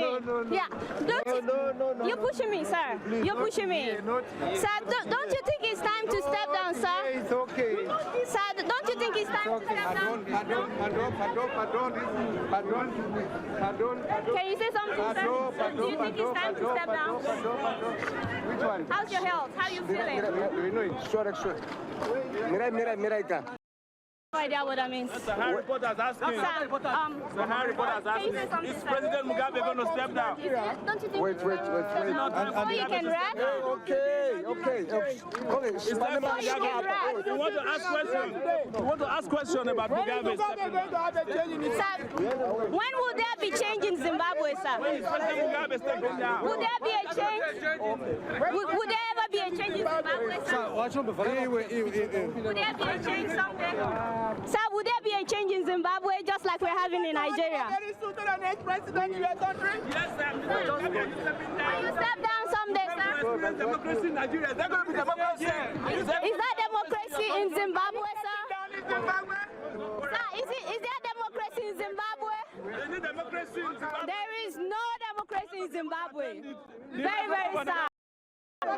It's about time. It's about time to step down. It's enough. 30-something years. And you came here to witness them. It's been real. We want to come to Zimbabwe for inauguration as well. Invite us. Invite us next time. We want to see democracy in Zimbabwe. You want to come for your own inauguration in Zimbabwe. Mr. President, he knows. We can't just be changing Nigeria alone. I know, right? He knows what he's doing. It's not good. He's dying tomorrow morning now. What is that? He's very He's very old. He's very old. Sorry. I'm so sorry. Yes. No accident. He don't do it. He don't do. No, don't let him tell us to respect him. Don't push me. Don't push me. Don't push me. I'm doing my job. What happened here? What happened? We were asking a question. We want fresh elections in your country too. Somebody cannot be in power for 200 years. Harassment. I'm doing my job. We are not embarrassing. We were asking. The man will be happy to talk to us. There's a car coming, my brother. Come here. Is Jacob Zuma here? They need election in Zimbabwe. Where is that Zuma?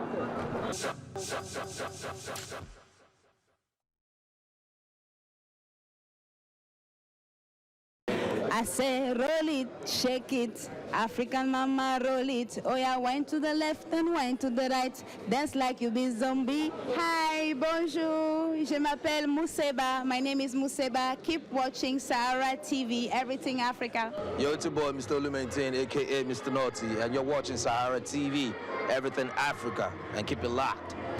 She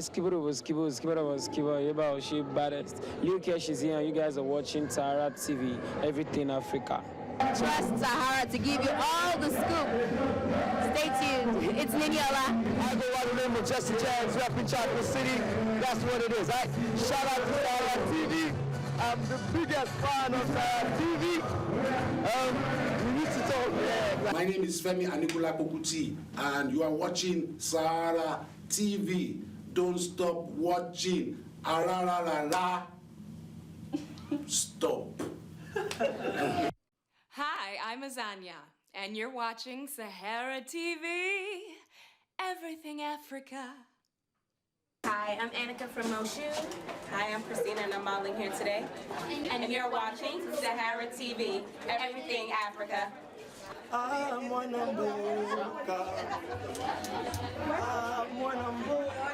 This is Isaac Catala, straight from the DRC.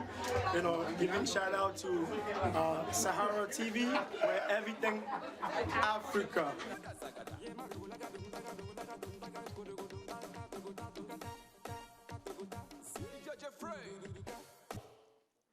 Hi, this is Martha Slay. Keep watching Sahara TV. Woo!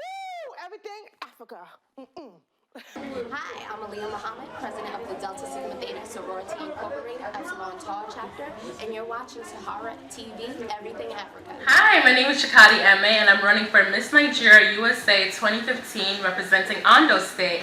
And I just want to give a special shout out to Sahara TV, Everything Africa. Yes, it's your big up in the same state. This is the music on Taliban. My name is Zoe and you know what? I just finished my performance right now. Shout out to Sahara TV, our own massive TV reporter. Hi, this is Tosinga, Afro Soul, Afro Folk artist. You're watching Sahara TV, Everything Africa. Hi, what's up, Africa? They call me Race, and you're watching Sahara TV. Keep it up, don't go nowhere. Hi, my name is Zanele Moholi, all the way from South Africa, reporting from New York. I'm at Sahara Studios, reporting anything and everything, covering and documenting Africa with Africans in the house. Thank you. Watching Sahara TV. Sahara TV. Sahara TV. Oh. Hey, keep watching Sahara. Everybody, come on, sing Sahara TV. My name is Omoyele Shore, and I am an executive producer at Sahara TV in New York. Well, my name is Fungai Maboreke, and I'm a talent scout. I'm also a presenter. My name is Rudolph Okonkwo. I am the host of Dr. Damages and also the Roundtable. I do a little bit of production and directing here at Saharatv. My name is Adiola Fayon. I'm a producer at Saharatv and a presenter. Hi, my name is David Miskis. I'm an editor and social media manager at Saharatv.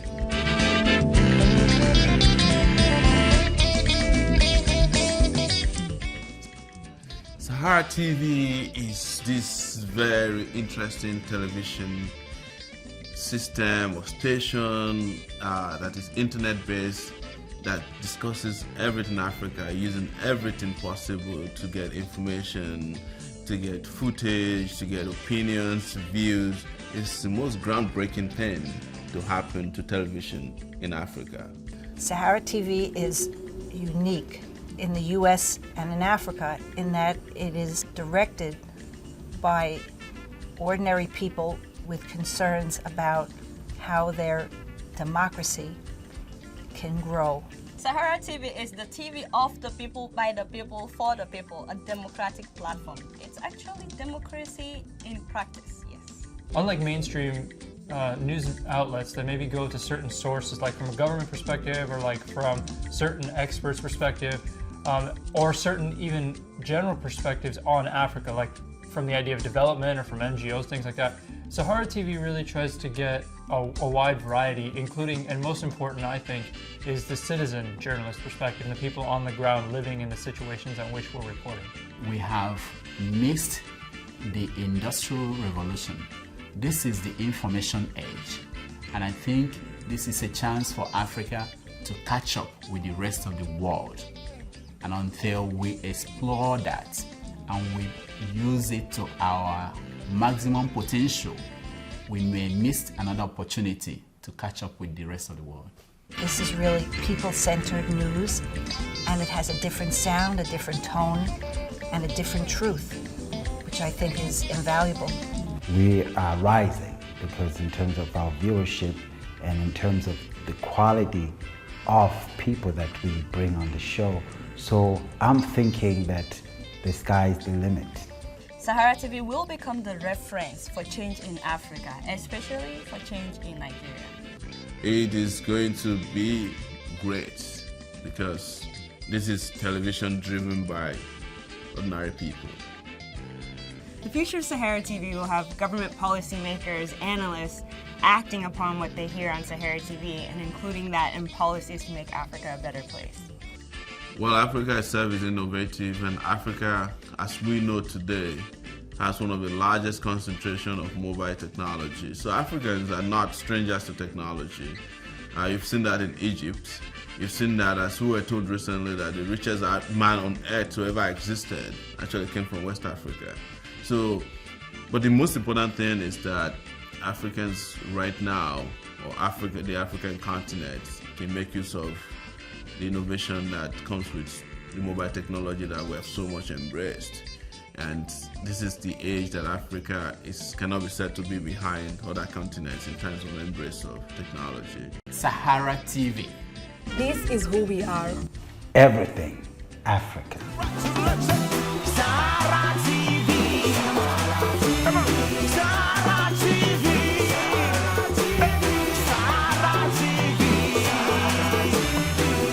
Watch Sahara.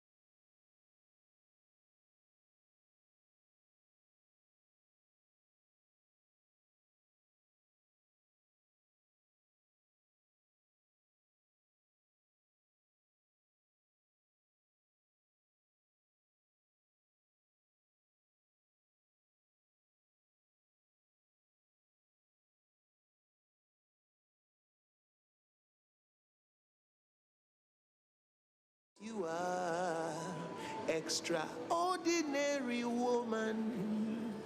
You are the one who brings me joy, to cast out every lingering doubt that you are extraordinary woman. Yes, I. And this is Lucky Dahoni saying, Yes, stay tuned on Sahara TV. Yes, Don't go away.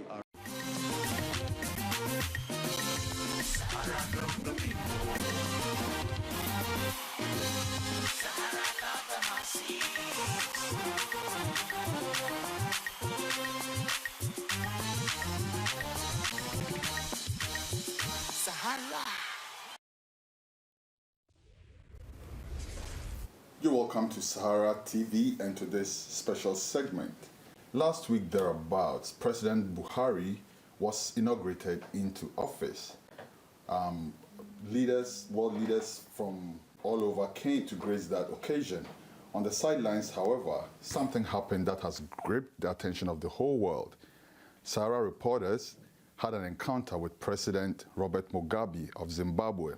The video from that encounter has gone ballistic on the internet, with some praising Sahara reporters for that brazen approach, and with some others lambasting Sahara reporters for, being so raw, so to speak, with a visiting head of state.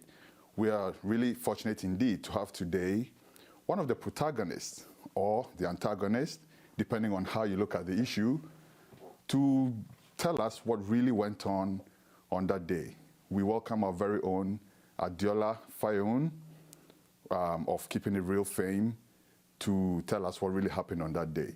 We also have sitting in with us our very own Fungai Oliver Maboreke, a proud Zimbabwean who has a lot to say about what is going on in Zimbabwe. Also joining us on the line is the editor of Nihanda Radio and TV, Lance Guma, who will also bring his own perspective to the matter. You're welcome, Adiola and gentlemen. Thank you. Thank you. First of all, Adiola, we would like to say that we are really happy to have you back, and we are all very excited about how you have basically reached certain heights that we all are very proud of right now. But let me start by asking you, we only saw some few minutes of that video. What did we miss? What really happened that day? Well, there was a whole inauguration that happened. Nigeria got a new president, Muhammadu Buhari. I wish you were able to also see the outgoing president, Goodluck Jonathan, and the shaking of hands between the two presidents. There were so many African presidents there that day. Vice President of Gambia was there, the Prime Minister of Ethiopia was there, Jacob Zuma of South Africa was there. There were so many heads of states that were there that day. But what preceded your accosting President Mugabe? How did it all happen? Was it something you planned from the USA to go and do? Was it something that just happened, like you saw him and said, oh, there goes my opportunity, let me grab it? First of all, there's no way of me knowing the presidents that would be at the inauguration. And to be honest, I didn't expect President Robert Mugabe. I didn't think he would come to something like that. And second of all, I never really see something like, oh, this is my opportunity. No, I just try to do my job, really.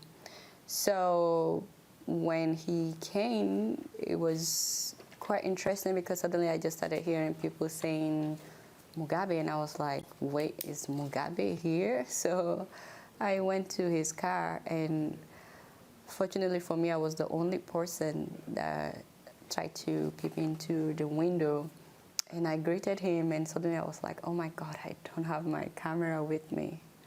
So I turned around to get a cell phone that has a camera or something, and by the time I turned back to the car, the whole car was surrounded by reporters that were trying to get pictures of him.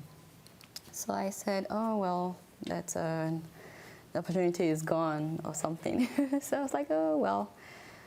So we went on with the program, and the whole inauguration, it took hours, and I wasn't thinking about interviewing Mugabe anymore. I thought, well, I wasn't able to do it when I was right there by his car.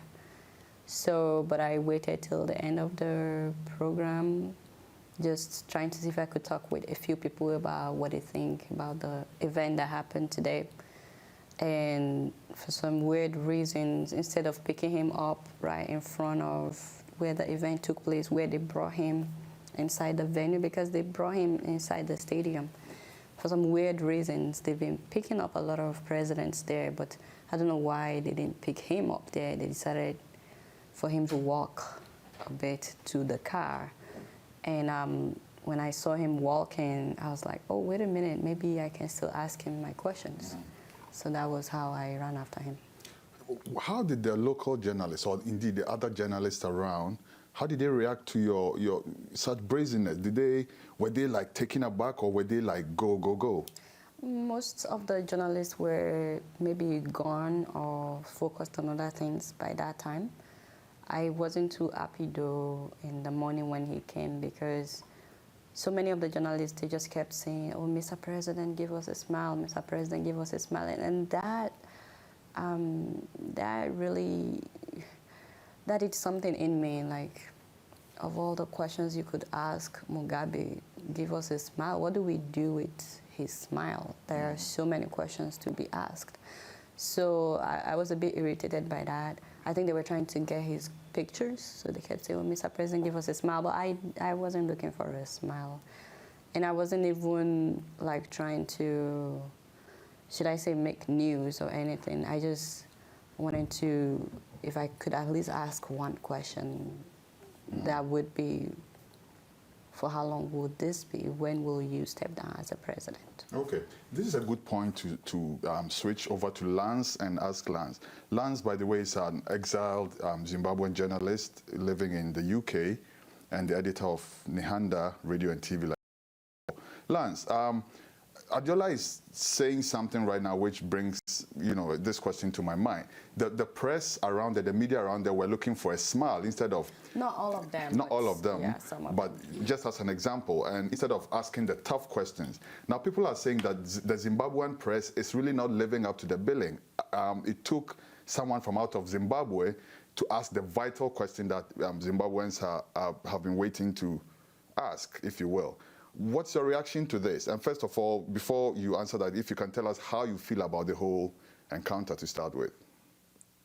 I think Adiola's interview is historic. It's historic because there is a lot of hero worshipping in African journalism, not just in Zimbabwe. For some reason, we seem to look at these leaders as gods that need to be worshipped. And I think what she did was an icebreaker. And I think a lot of journalists should learn from that. She asked all the pertinent questions. I think as I speak right now, Adiola is a national hero in Zimbabwe because she asked all the questions that normal Zimbabweans are asking. Why do we have a 91-year-old president? Why do we have someone, in Burundi, they are making noise about Nkurunziza wanting to serve 3 terms. This man has served 6 terms in Zimbabwe, and he wants to stand for a 7th one in 2018. So all these are pertinent questions that need to be asked, and a lot of people are happy that someone had the courage to ask obvious questions. Well, how do you feel, though, as a Zimbabwean journalist, albeit that you're not living in Zimbabwe, but how do you feel that this had to be done by a non-Zimbabwean? It's sort of an indictment on the Zimbabwean press. Do you agree?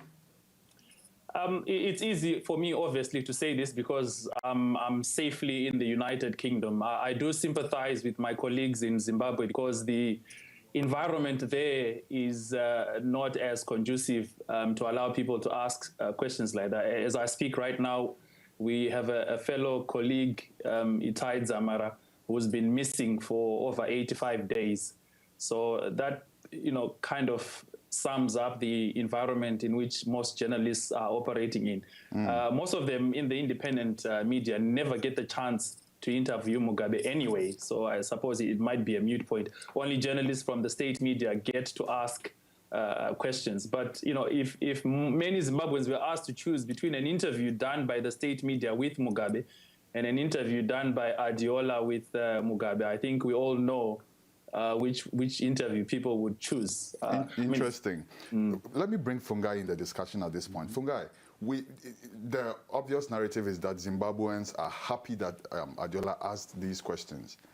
But I've seen a fair bit of commentary on social media that doesn't seem to suggest that. What is the real picture on the ground? First of all, I'm enjoying this discussion because it's opening an opportunity for Zimbabweans and everybody else to express their own views and their opinion about Mugabe. And as we sit at this table, we are talking and asking Adiola, how was it easy for you to approach, as if Mugabe is supposed to be a god or some monster or creature. So already there, that doesn't go well with me as a Zimbabwean. I'm thinking that this should be a president where everybody has questions, can approach, and then it's dealt with in a good way. But the question you're asking, I'm thinking people have mixed feelings, and President Mugabe has enjoyed a lifetime of media, especially in the early days of his presidency. I mean, the international media loved him, and it seemed like he loved them back, because he was described in so many different ways. And then after he served longer than what normal presidents would do, that's after 2 terms, he became vilified, he became a dictator, he became a tyrant, a sycophant, all these statements that are coming through. So in the eyes of who he is today, he's a liberation hero to the Africans, to the Zimbabweans. He's one of the elder wise, statesmen in Africa and in the world. He's a very highly educated man. He's a very intellectual, intelligent man. You cannot doubt that. So if you find mixed feelings, even Zimbabweans I know who have been very disgruntled at the failure in which Zimbabwe is today have come in support for him because they felt like, oh my God, these people are mistreating, harassing, ambushing a defenseless old man. Because now at this stage we've seen where Mugabe is told to get off the podium by his very much younger wife, Grace. We've seen President Mugabe fall. So there's this vulnerability that's coming up with age, with also long service. And we see, obviously, when the bodyguards or whoever his handlers are saying, Mirai, Mirai, Mirai, we're not too sure if they're referring to... What is Mirai? To stop. So we're not too sure if that was in reference to Adiola, but Adiola says, I don't understand what you're saying, or they could be telling him. And then you see that at one point he wants to respond. We know that he's very sharp on the tongue if he has to respond with journalists. He's done that with the former British journalist, where he called him an idiot. So it's one of those things where now people are sort of like, translation was to say, these people are not practicing ethical journalism, but then how else then do you approach a president who served that and ask those same questions and expect a proper interview, So it was happening as it was unfolding. So I would understand the sentiments that they could be mixed at this point. All right, let me come back to you, Adiola. So in the video itself, we hear you saying things like, to step down, there's no democracy in Zimbabwe. I have people who love what you did, but have issues with your, like your bold statement about there not being democracy in Zimbabwe and stuff like that. Were you a little too subjective in your approach?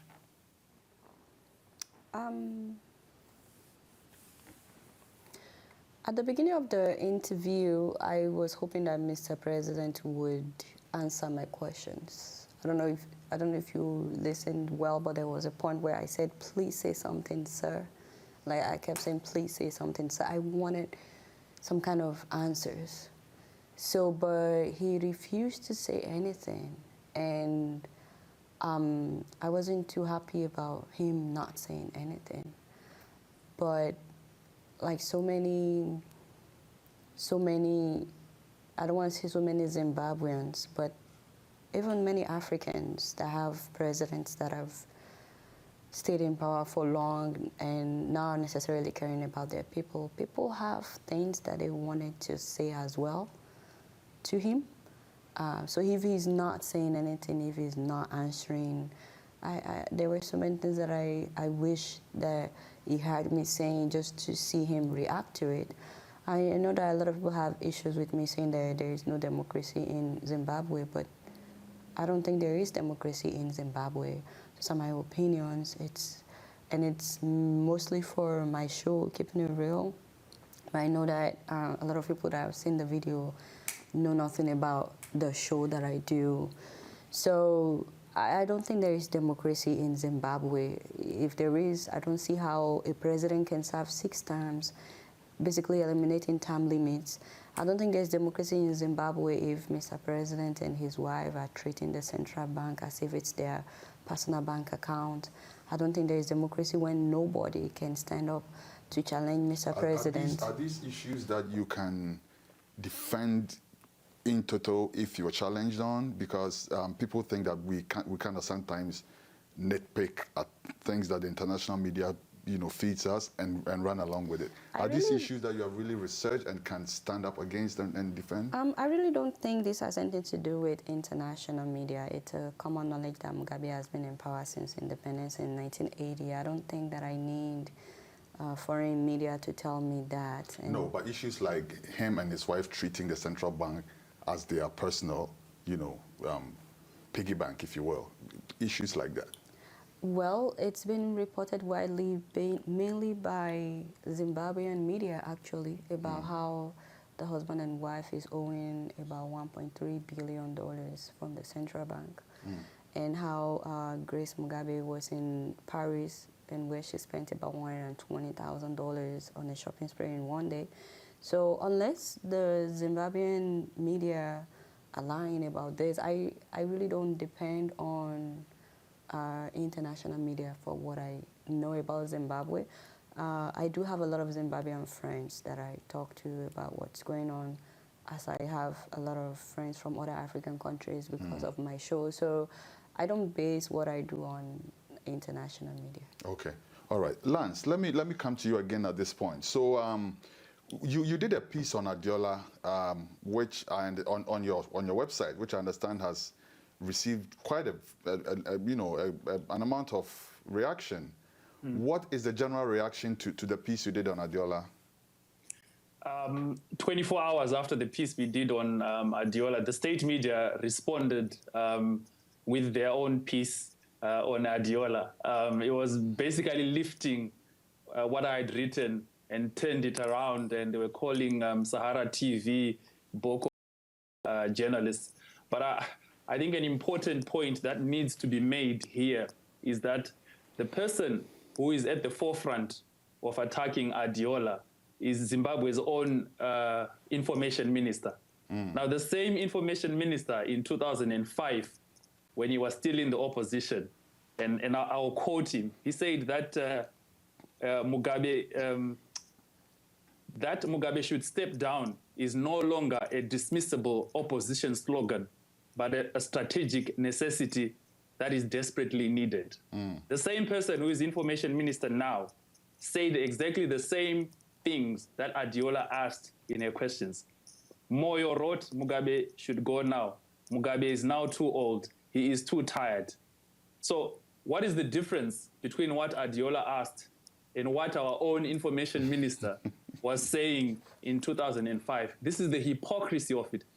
Someone like me who's been covering Zimbabwe for over 15 years, I mean, I'm astounded at the level of hypocrisy that is shown by the people in power. They seem to think we have a short memory and we forget these things. And it's widely reported. And I think, though, we need a new type of journalism. I think people want gladiatorial journalism where the journalist becomes the voice of the voiceless. Millions of Zimbabweans are not able to ask what Adiola asked And in those few minutes, 5 minutes that are now have gone viral on YouTube, she asked all the questions that all of us want to ask. Why are you still in power at 91? You are here in Nigeria to witness democracy, and yet you have no democracy in your own, why are there no term limits? Is 6th term in power. So all those are critical issues that need to be asked. And there's a big difference between the journalism practice in the West and in Africa. I mean, if you watch a lot of interviews, Jeremy Paxman, for example, in the United Kingdom, being aggressive as a journalist and asking hard questions is ethical. There is nothing unethical about asking hard questions, unless their definition of being ethical is asking for a smile, which is what Adiola witnessed. But no, this is the way it should be done. And I can assure you 100%, Adiola is a national hero in Zimbabwe right now. Okay, Lance. So picking up from where you left off, I'm going to read a few tweets that have been put out by... By the way, before you read the tweet, I just wanted to make a comment on what he said about the information minister, because, I've been following Zimbabwean politics for a little while myself. When I saw what the information minister wrote, I laughed. I didn't really take it seriously, because I remember from the same 2005, this was when he was fired, Mugabe, and all that. There were some things that he didn't read in the quote. This same information minister said that Zimbabwe needed a young blood. And he said, Mugabe was in his 80s at the time. This same information minister said an 80-something-year-old cannot perform the way a 30-something-year-old would perform. Like, he was really going hard on Mugabe. To his defense, though, Adiola, the issue really that he has put up has nothing to do with the age or anything like that. So I'm trying to, center it on what actually happened, because I don't think he referred to the age issue anywhere in his tweets. So let me just read those tweets and then let's figure out. The reason I brought it up is because he basically said the same things that I said in my video. Okay, so now to see him now acting as if he's Mugabe's best friend is a bit funny that's to legitimate. me. That's very legitimate. Okay, so let me read some of the tweets that Professor Jonathan Moyo, who is the Minister for Information in Zimbabwe, has put out, and then I'll come back to you, Fungai. I know you're itching to say something. From his tweets, he says, was Mugabe ambushed by Nigerian journalists? Yes. Did they humiliate him? No, they humiliated themselves. He also tweeted, what's going on here? It's a sad tale of man biting a dog when journalists make the news they should be covering. He further says, the so-called reporters of Saharatv are overheard asking for President Zuma, apparently to give them a similar treatment. And we'll come to that in a second, the issue about Zuma, President Zuma. And then he also says, the journalists or whoever they were sick, were not asking questions, but they were making fools of themselves and their country. He also says that would not happen in Zimbabwe against any visiting head of state or government, not even Barack Obama or David Cameron. And I find that a bit, I don't know why he referred to Barack Obama and David Cameron. He said quite a fair bit, but there's one where he referred to Sahara reporters as Boko Haram. He says free countries have rules including diplomatic courtesy, not display of Boko Haram journalism. What is your reaction to that, Fungai? He has a job to do. He has a job to do, and part of his job is to take these kind of incidents and spin them around and feed them back to the Zimbabwean people, who I think at this point he thinks their silence means they're stupid or they don't get what's going on. So it's what he does. That's the kind of information. But a lot of people think it's misinformation because, first of all, when you can just say Sahara reporters are Boko Haram, you don't know how to prove that. You're just saying, and then pile up, oh, they're being treated, they were educated by the West, which of course he was too at some point. And then they are there to embarrass African leaders. You know, you can tell that this man is working and doing his job. in a government that is performing the way it is. So there's not much we can expect from what he's saying, truthfully, as an intelligent Zimbabwean. It's just to keep quiet and watch him Are you and let saying him. that it depends on who he works for, like the Yes, side that he's yes, on? but he's much more intelligent than that for him to be saying things like that. So I think Zimbabweans expect that kind of propaganda, if you can call it, where he's trying to divert people from the main question and then lead them to a different thinking. And the West is obvious. That's why he quotes Obama and Cameron, because that's been the propaganda, the West, the West, the West. We had the Chinese. I don't know if it's going to be the East, the East, the East, or the Chinese. So the question is, when is Zimbabwe going to take responsibility of its own failures? I think that's the if I may say point. just Yeah, one quick thing point though before about we this go on a tweet, break. it's like, how do you really define an ambush? It wasn't as if, okay, so Mugabe was walking by and journalists were there.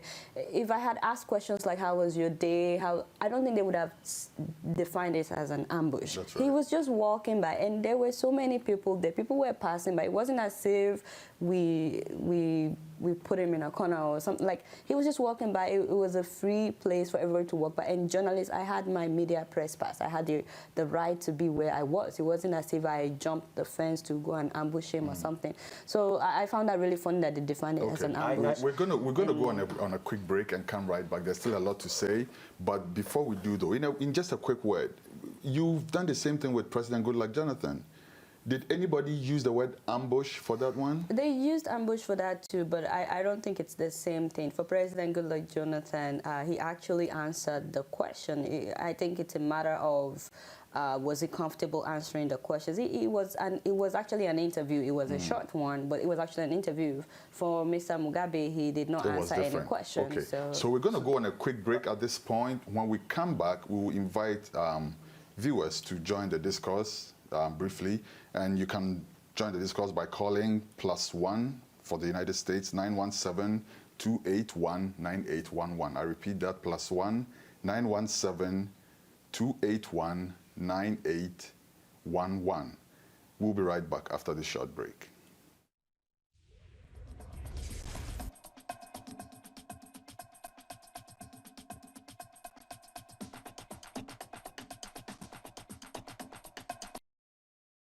You make me see what's pure and true. Yes, you are extraordinary woman.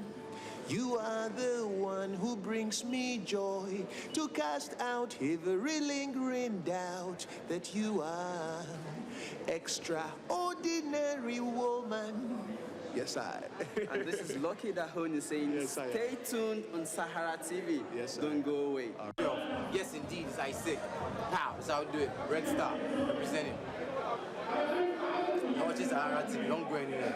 Africa. Push it, let's go. I am like you more than I like you when I invite you to my party. Because I like you and energize you and advertise you to my party. I'm a champagne papa and I wanna know you. Hey, what up? This is your boy YQ, and you're watching Saharatv TV. It's all about Africa. It's all about the continent, and it's all about one people. And this is Africa. What up, my people? What's going on? It's your favorite boy, Whiskey, Ripley, and Music.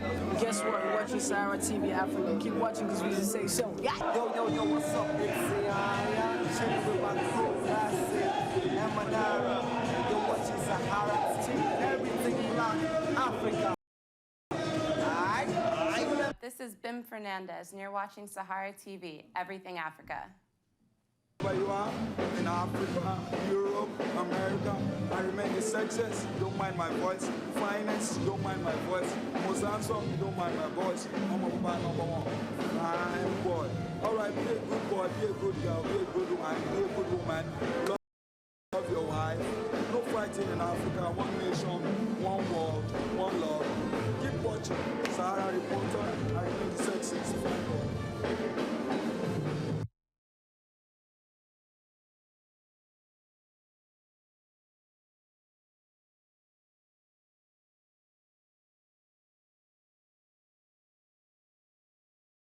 Mugabe, how are you?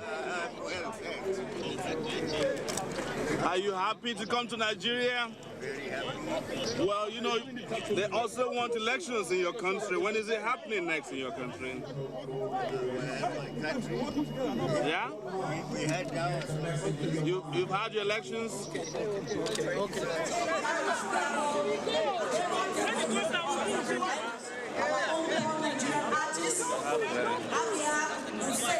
One of the competition boys who is also making us proud in Nigeria.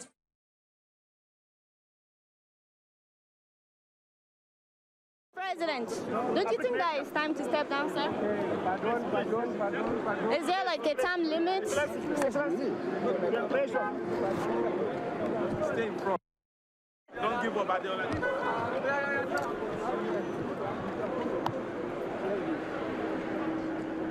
Mr. President, I know you can hear me.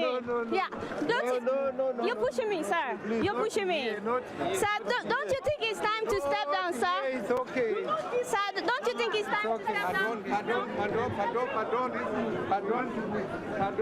Can you say something, sir? Do you think it's time to step down? Which one? How's your health? How are you feeling? I have no idea what that means. Sahara reporters asking. Sahara reporters asking. Is President Mugabe going to step down? Don't you think? Wait. So you can rap? Okay. It's time for rap. You want to ask questions? You want to ask questions about Mugabe? Sir, when will there be change in Zimbabwe, sir? When is President Mugabe stepping down? Would there be a change? Would there ever be a change in Zimbabwe, sir? Would there be a change? Sir, would there be a change in Zimbabwe just like we're having in Nigeria? Very soon to the next president in your country? Yes, sir. Will you step down someday, sir? Democracy in Nigeria. Is that going to be democracy? Is that democracy in Zimbabwe, sir? Zimbabwe? Sir, is there democracy in Zimbabwe? Democracy in Zimbabwe? There is no democracy in Zimbabwe. Very, very sad. It's about time. It's about time to step down. Let's Mugabe answer. It's enough. 30-something years. And you came here to witness democracy. It's been real. Can you allow democracy in this country? We want to come to Zimbabwe for inauguration as well. Invite us. Invite us next time. We want to see democracy in Zimbabwe. You want to come for your own inauguration in Zimbabwe. Better be a change. Yeah, better be a change. Mr. President, he knows. We can't just be changing Nigeria alone. I know, right? He knows what he's doing. It's not. He's very old. He's very old. He's very old. Sorry. I'm so sorry. Yes. No accident. He don't do. He don't do. No, don't let him tell us to respect him. Please don't push me. I'm doing my job. What happened here? What happened? We were asking a question. But you asked me what fresh elections in your country too. Somebody cannot be in power for 200 years. Yes, it's not harassment. I'm doing my job. We are not embarrassing. We were asking. The man will be happy to talk to us. There's a car coming, my brother. Come here. Is Jacob Zuma here? They need election in Zimbabwe. Where is that Zuma?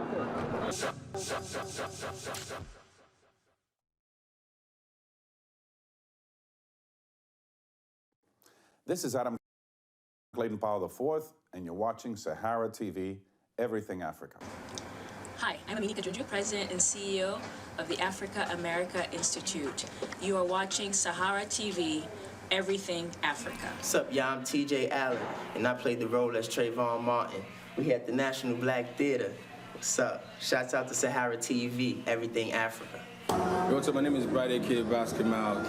You're watching Sahara TV. Keep it locked down. Everything is Africa right here. Shout out Sahara TV. Yo, I'm going low respect to all the now. I'm on a jolly meal, Joe. Hello, this is Dikeme Mutombo.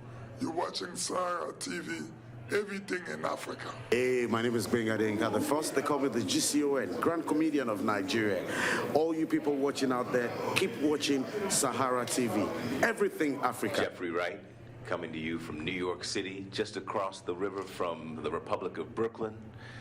And you're watching Sahara TV, Everything Africa. The people there, and I thank you for listening to Sahara TV. So I believe say all man get for listening and I go watch them. 5 and me I know they say but I go watch.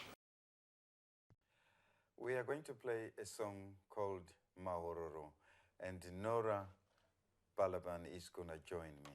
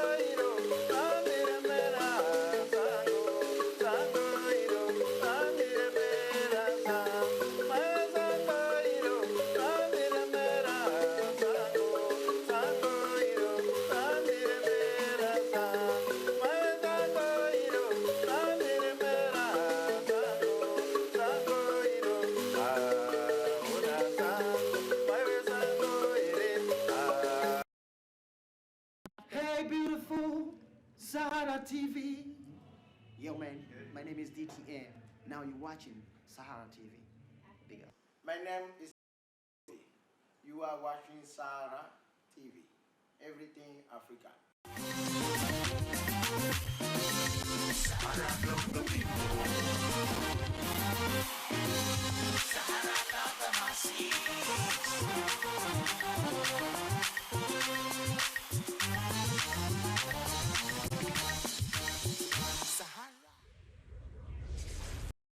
Welcome back. Unfortunately, Adiola had to step out quickly to attend to a rather pressing emergency, but the discussion continues. We still have on the line Lance Guma, editor for Nehanda Radio and TV, and we also have in the studios our very own Fungai Maboreke, and we are inviting you, the viewers, to chime in on +1 917 284, not 19811. So I'll repeat that number. We flubbed it the first time. The number is +1 917 284 9811. Fungai, let me come to you at this point. Essentially, what is wrong with Mugabe? We hear he's 91 years, he has to leave, whatever. But some Zimbabweans are saying, yes, he's 91 years, but we love him. What essentially is wrong with Mugabe? I think at this point, it's the length of time that he served. I think people do not have many problems unless they directly have a link with him. But it's the length of time and this continuous insistence of trying to keep running the country when you can clearly see that you failed on all sectors. So people want to try and understand why at that age, why after enjoying such an illustrious career. I mean, he was one of the leading champions of the liberation struggle in the last years, you know, and he garnered a lot of respect. And the pity is at this age, at this time in his career, he's going to have to go out with all these unanswered questions. Why? What is wrong with him? You know, and what happened? So it's that. It's basically the term issue. The term issue, plus also the, you know, there's so many misdeeds that happen when you're in power. So when you are in charge, people always also point out. I feel like he's surrounded by very many ill advisors, and of late, they're really greedy, because what they're positioning and setting their trenches in, the hills in the trenches, is to try and protect the wealth they've amassed. Zimbabwean people probably do not care if they can just go away and keep quiet with all that wealth. Okay, we have a caller on the line right now. Let's reach out to our new caller. Hello, caller. Hello, Oyinloye.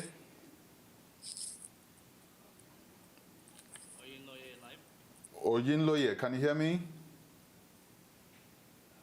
Okay, we lost Oyinloye. So let me go to Lance at this point. Lance, I'm going to put the same question I put to Fungai to you. What, as a journalist, what essentially do you find is a problem with President Mugabe's continued stay in office? I think what Zimbabweans want is the opportunity to freely select the leaders they want. They do not want someone who is a permanent fixture in their lives. The other big problem that we have is supporters of President Mugabe are the equivalent of trying to apply lipstick to a frog and then say, oh, look, this is pretty. We have a problem in that we have a leader who has or was responsible for genocide in the Midlands and Matabeleland provinces. 20,000 innocent people were killed by Mugabe's regime.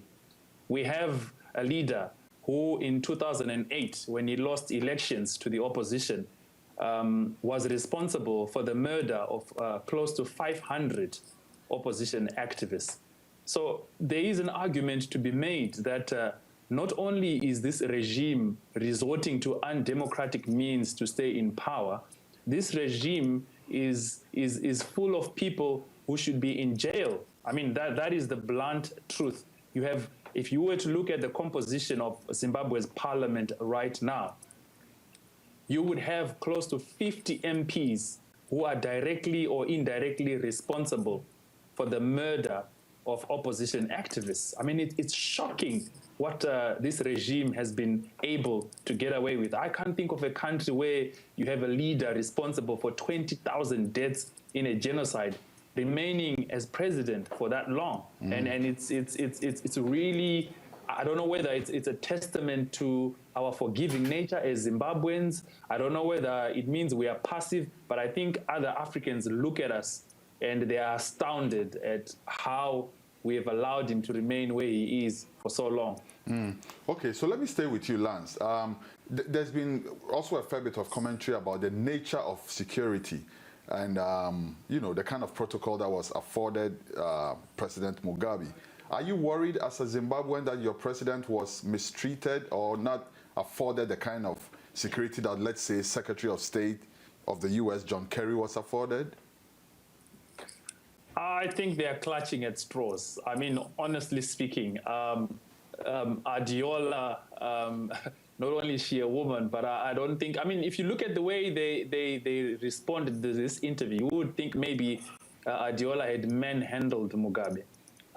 All she did was ask questions that even our own information minister asked in 2005. There is no difference whatsoever in the questions asked. So I do not think simply asking someone when they are going to step down why there is no democracy in Zimbabwe can constitute a breach of security.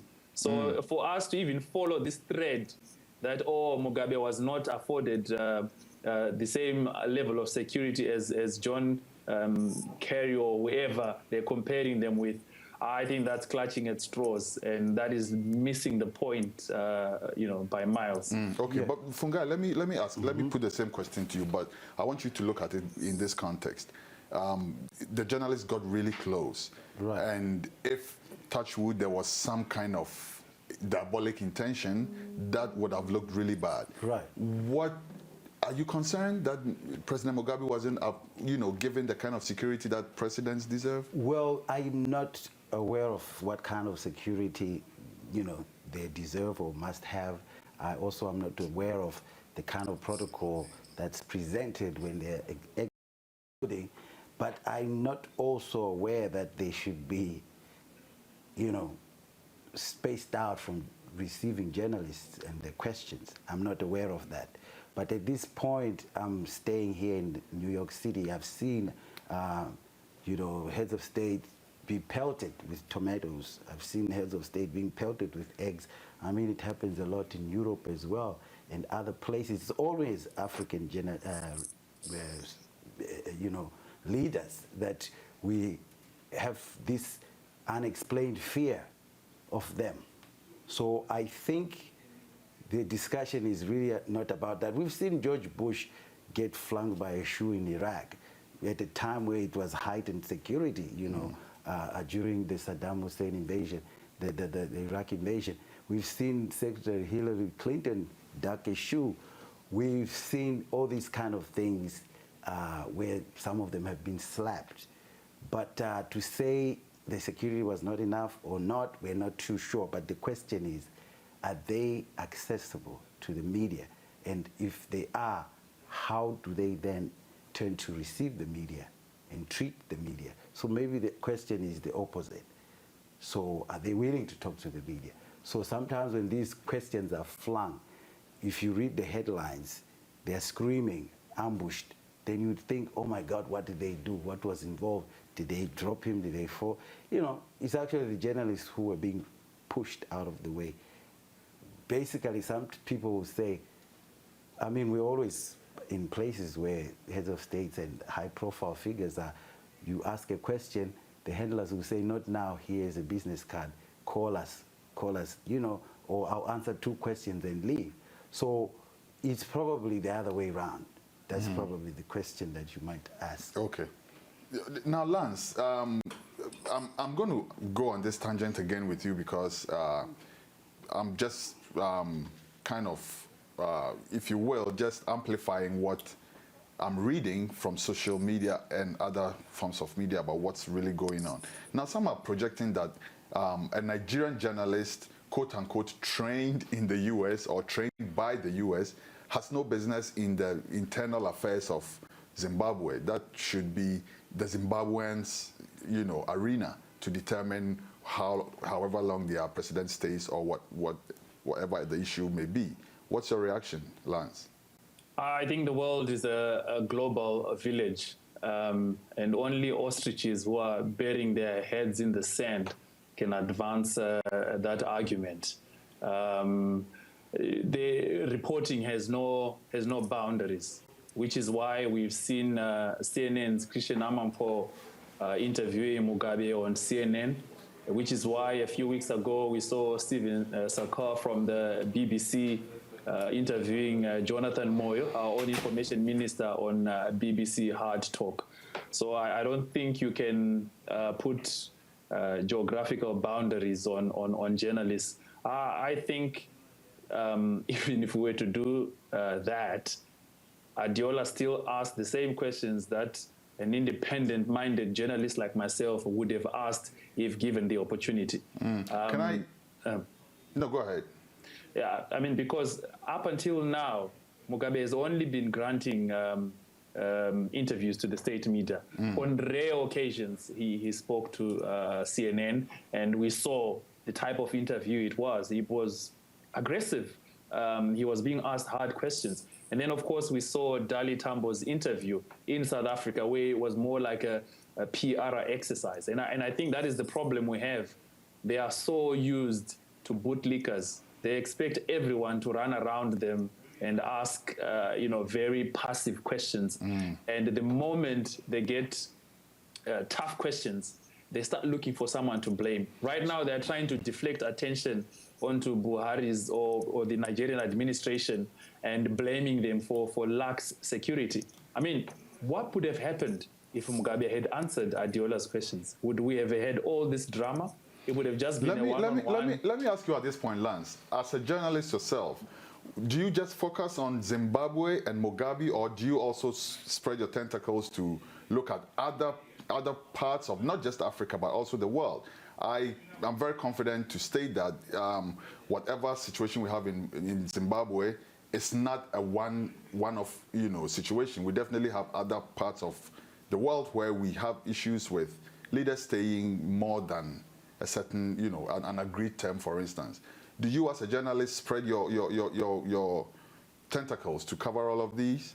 Oh, yes, we do. The world, as I said, is a global village. Everything is interconnected. On Nehanda Radio and Nehanda TV, we do focus on issues around Africa. Particularly if you look at the dynamics, the Burundi crisis, for example, there's so many similarities to what's happening in Burundi and what's happening in Zimbabwe.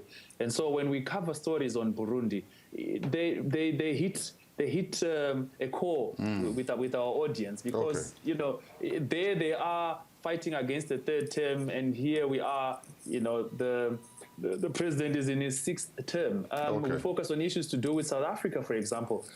We have close to 3 million Zimbabweans who are going to South Africa and are living and working there, seeking greener pastures. So anybody who says Zimbabwean journalists should stick to Zimbabwean issues is really a dinosaur that is caught in times are changing. And I don't think we can think like that. Let me announce the new number to call on, since we're having issues with the one we put out initially. If you want to join this discussion, viewers, the number to call now is +1 646 559 6640, extension 3. 646 559 6640, extension 3. Okay, so Fungai, let me pick your thoughts on this as well. Don't you think security is important, though? I mean, I hear all that's being said, but I'm looking at the situation where someone with another motive apart from asking an innocent question would have got really that close to Mugabe. How embarrassing would that have been for the Nigerian government? Okay, like I said, I think I'm not too well versed on what type of security. I know President Mugabe is the chairperson of the AU. He's also the chairperson of SADC. I'm not too sure. I was actually surprised to see that somebody was talking to him through an open window, which meant that his own personal security were okay with the kind of security that had been provided at the venue. I would want to say that that does not happen in Zimbabwe like that often. I mean, when he travels, you have to get out of the streets, you have to stay out and, be where you are. So I was actually surprised from the beginning of the video where Showore is speaking to the president through an open window, and he was smiling and comfortable and happy.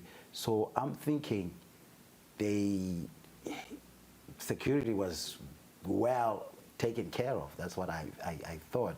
And most of the time I also have this misconception that, when you approach, get that close, his own personal security would obviously manhandle you. Okay, now let's take this caller and then we'll come back to the discussion. You're welcome to Saharatv TV, caller. Caller, are you there? Hello? The phone lines are playing tricks on us today, and so I'm going to go back to my guest panel, presenter, interviewer, until we're able to actually get the viewer calls coming through. Let me ask you again, Lance.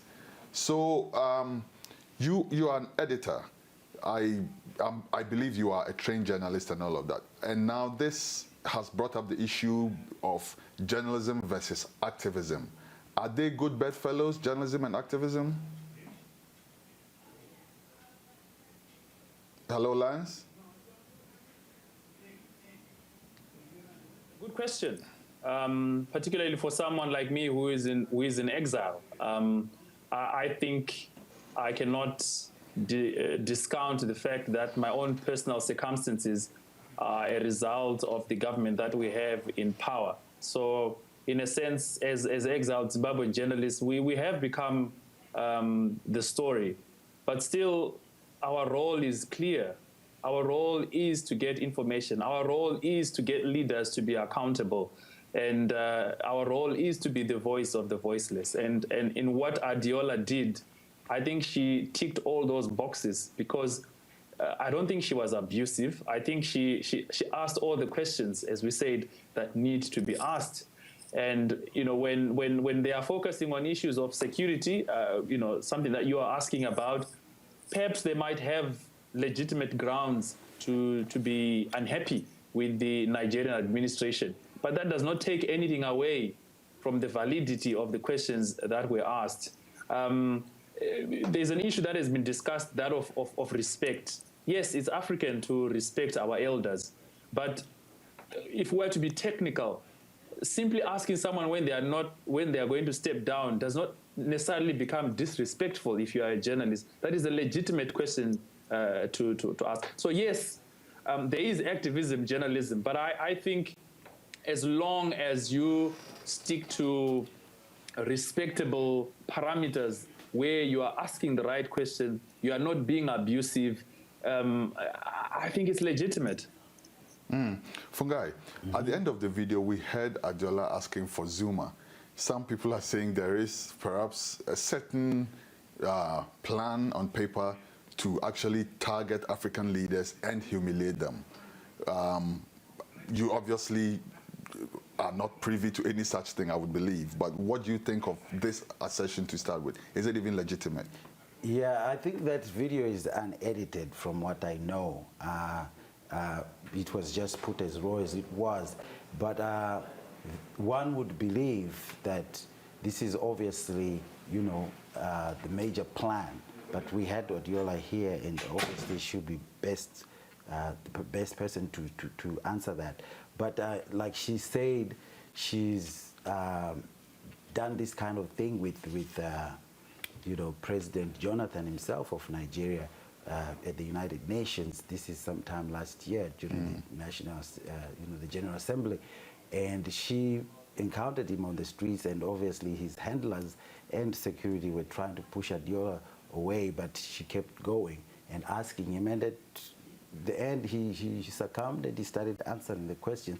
And once that was done, he went his way, she went one in the heart for President Jonathan, for sure. Let me come to you, Lance, at this point again. We're getting ready to round up, but let me ask you, what about those Zimbabweans who feel like Mugabe should stay? I'm sure at least there's a ZANU-PF party with Zimbabweans as members of that party. And I'm also personally friends with some Zimbabweans who have also said to me that they actually want Robert Mugabe to stay. Do they matter? This is why when you first asked me what is wrong with Zimbabwe, I said all Zimbabweans want is the ability to choose their leaders freely. If in a free and fair environment, the majority of Zimbabweans say, no, old as he is, 91 years old as he is, we still want him there, fair and fine. That is democracy, is it not? But we do not have that scenario in Zimbabwe. We have people being abducted. We go into an election with a voter's roll that is a state secret. I mean, the last election we had in 2013 that gave Mugabe his current term, nobody has had access to that voter's roll. I mean, what country in the world goes into an election with a voter's roll that is a state secret? So these are the things that are a problem. So those who are in ZANU-PF, who are saying, what's wrong? We want him there. We are saying, or Zimbabweans are saying, free and fair. Go into an election that is free and fair and re-elect him. Okay. I think that is all that it's not rocket science.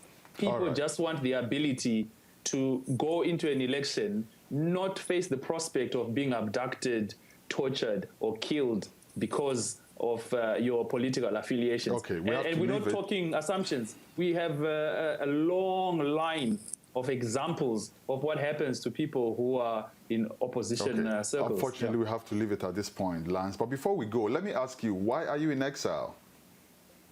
It's pretty obvious why I'm in exile, and it is pretty obvious I wouldn't be able to do what I'm doing if I was in Zimbabwe at the moment. I spent almost 8 years of my life working with SW Radio Africa, a Zimbabwean station based in London. We've had our own WikiLeaks where we've leaked the state security agency's official employment list. So I have a million reasons why I pretty much know I wouldn't be welcome back home. Okay. So, Fungai, final thoughts. Okay, so I'm thinking that these are some of the questions that need to be answered, the ones that Adiola was asking. Of course, there are issues of security, there are issues of harassment, there are issues of ambushing a president, but also I think he also has the responsibility to answer some of these questions. And Adiola is not Zimbabwean. Adiola is just a mere enthusiastic, young, upcoming journalist doing her job. Is this going to happen again somewhere with somebody else? Who knows? But these are questions, you know, that need to be answered. And I think if we can get that, especially the handlers of a 91-year-old, you know, gentlemen like Mugabe, they need to find better means in which they can communicate certain things to interested parties. Okay, thank you so very much, Fungai Maboreke. Proud. Thank you. And thank you, Lance Guma. Thank you very much for your time and your insights, Lance. Thank you for having me. This story will not go away today, I'm sure. We will continue having this discussion. And my only prayer is that we have it as dispassionately as possible and find the best way that will benefit the people of Zimbabwe and everyone else who's concerned about what's going on in Zimbabwe. Saharatv TV, stay tuned. There's more coming.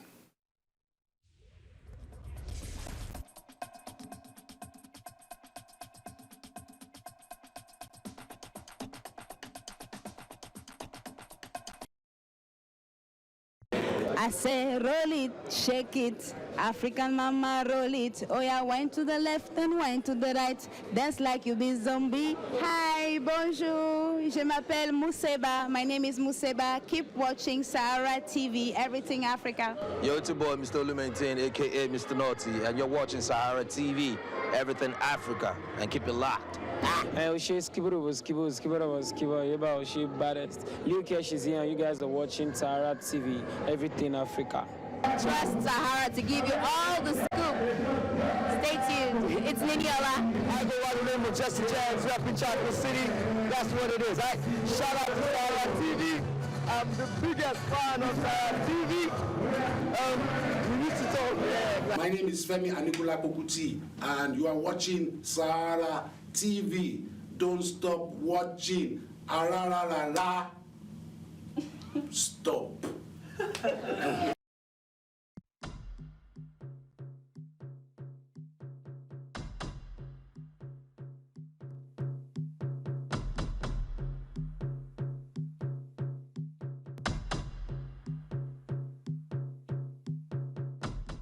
President Muhammadu Buhari, who was inaugurated on May 29th after defeating Goodluck Jonathan, has made battling endemic corruption one of his administration's top priorities.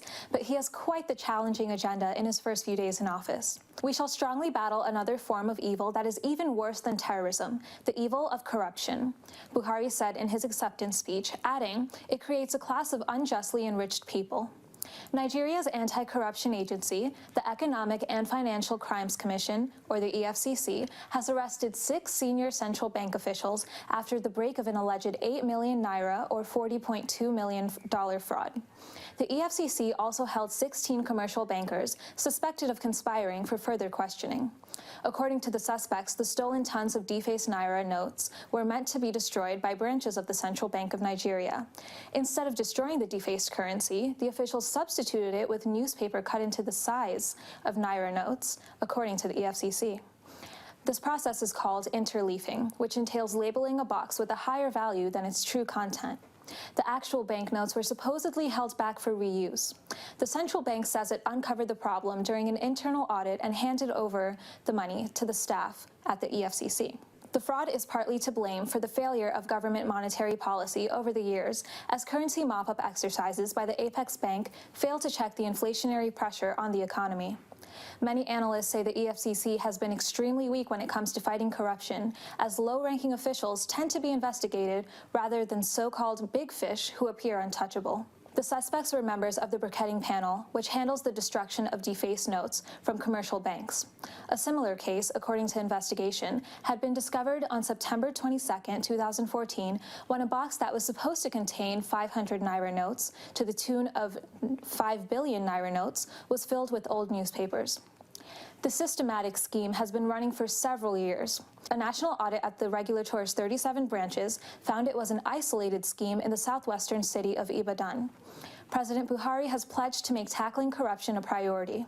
While the heist is substantial, it's triumphed by the billions in oil revenues lost to fraud in Nigeria annually.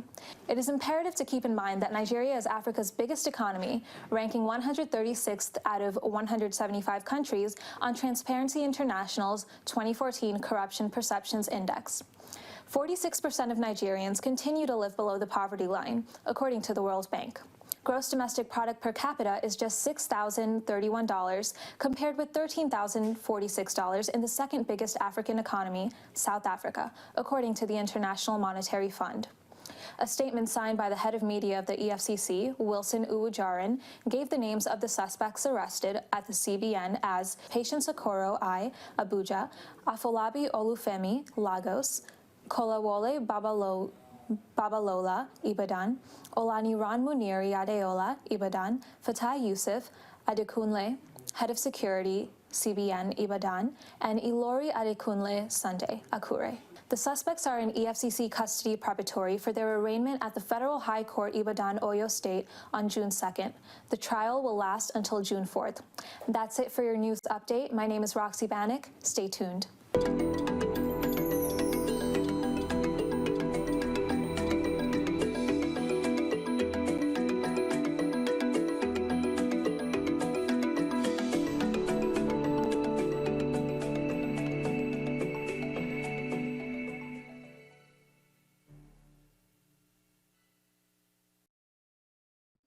Hi, I'm Azania, and you're watching Saharatv, Everything Africa. Hi, I'm Annika from Moshu. Hi, I'm Christina, and I'm modeling here today. And you're watching Saharatv, Everything Africa.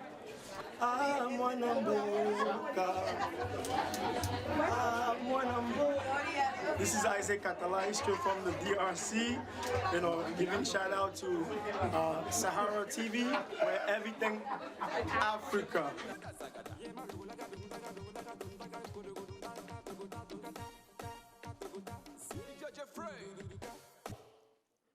Hi, this is Martha Slay. Keep watching Saharatv. Woo! Everything Africa. Hi, I'm Aaliyah Muhammad, president of the Delta Sigma Theta Sorority Incorporated Epsilon Tau chapter, and you're watching Saharatv, Everything Africa.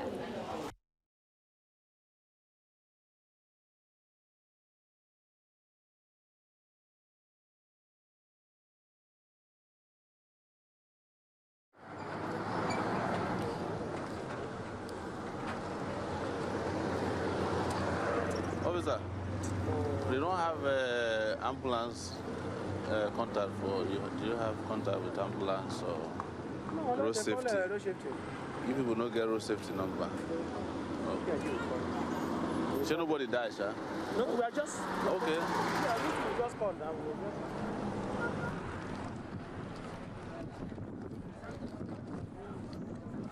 Sorry, oh. So nobody dies, huh? Huh? Were you guys in the car or the bus? Sorry. Oh. Shit, man. Shit, man.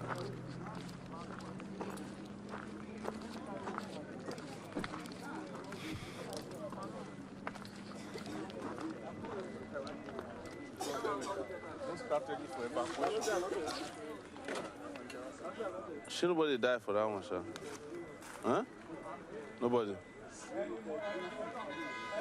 You are the one inside there. You survived, huh? Everything is fine with you guys, okay.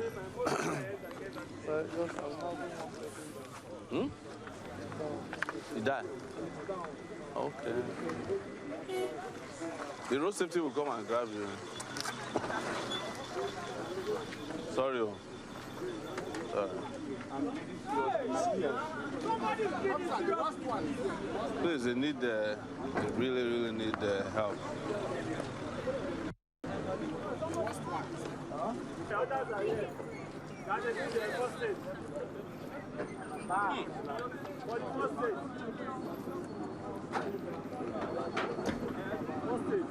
That guy needs emergency.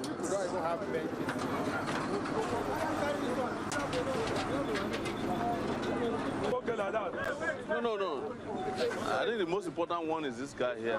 This guy, the one that is bleeding from here. Yeah. Sorry.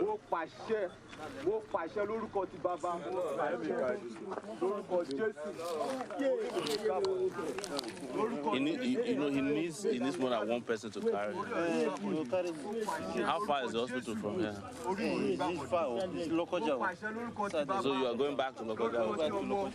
Please, let's do that as quickly as possible. Oh yeah, you want to help us now, huh? It's broken, eh? Just be careful, huh? Ah, shit.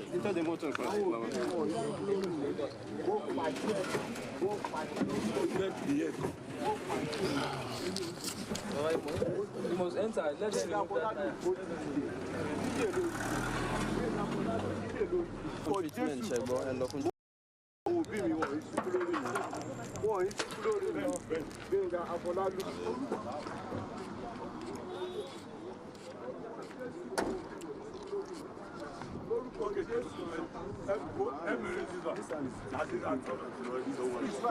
You are going to the hospital, man. Where am I heading to? Lórúkọ Jésù Kristi, mo pàṣẹ Gbénga orí mi yìí gbàbọ̀dé. Mo pàṣẹ lórúkọ Jésù Gbénga orí mi yìí gbàbọ̀dé. Mo pàṣẹ. So there are no ambulances for FRSC. Gbénga Fọlálù, mo pàṣẹ Gbénga you shall not die. And this guy's leg is broken too, right? Huh? His leg is broken. But this guy needs to get to hospital. Yes, straight now. Yeah. In the mighty name of Jesus. Your parents shall not weep over you. Don't worry, you'll be fine. Your parents shall not weep over you. In the mighty name of Jesus. The most important thing is for these guys to get to hospital. The most important thing is for these guys to start heading out to the hospital right now, not luggage. Luggage is secondary. Where's the other one? See somebody.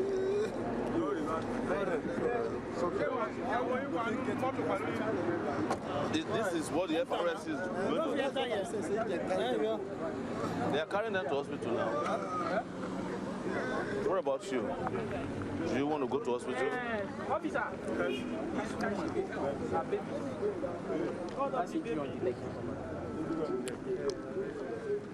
She also has a wound on the leg, but for the baby's sake. Oh, shit. Don't drag it. Yeah. What she's saying is, can she go with you? Yeah, please. Come on, where the people inside this? You drive up this motor. Okay. Nothing happened to the driver. What of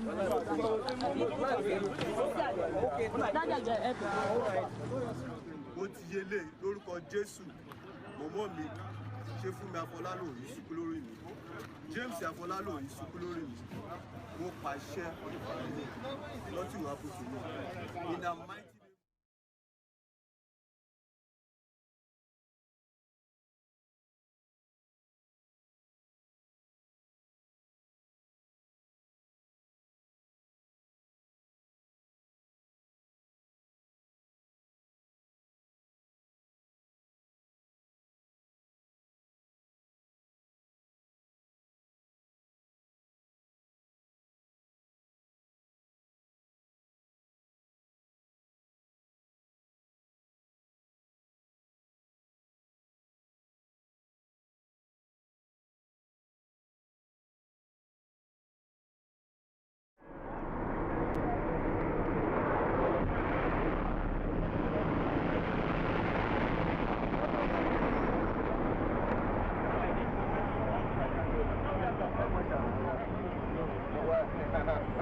first.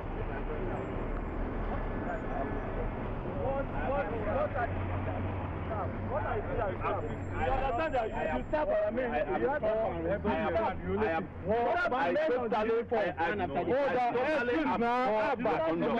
uniform. We are not stopping you from snapping the victims. You saw people using their cell phones, snapping. We are helping. When you met us, were we not helping? I personally carried somebody. I gave them money. Were you not here with me? Other people were using their cell phones. What is woman that I know in your car? Listen to me. What is they don't think people like this don't think. Yeah, those asking you. I have a problem with him. You understand? Because since he came here, this guy did not touch anybody. Are you not the officer that was there? Is it not me and you? This guy has not assisted anybody since he came here. He's okay. Like this. And he went. This one now. He did not carry a single person. This guy since we come here. We carry somebody. I gave money to the guy who went to your police car. He's okay. The woman. We even gave the police money to buy. Now all we are asking is your identity, and that's all. Can you imagine? Let's be sure. All you can do is to idiotically go and tell the police that we are snapping pictures. No. People told us. No. Can you imagine? You saw people with cell phone cameras. And you did not have them for their identity. Why don't you go and see? I'm not a journalist. Why are you saying that they are there's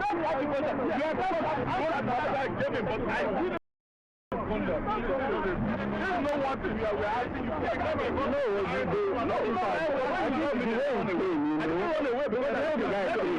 But I'm the idiot. He's the one who actually came to. He wanted to fight you for something. He wanted to fight you. I did not help anybody. He did not help a single person. Are you listening?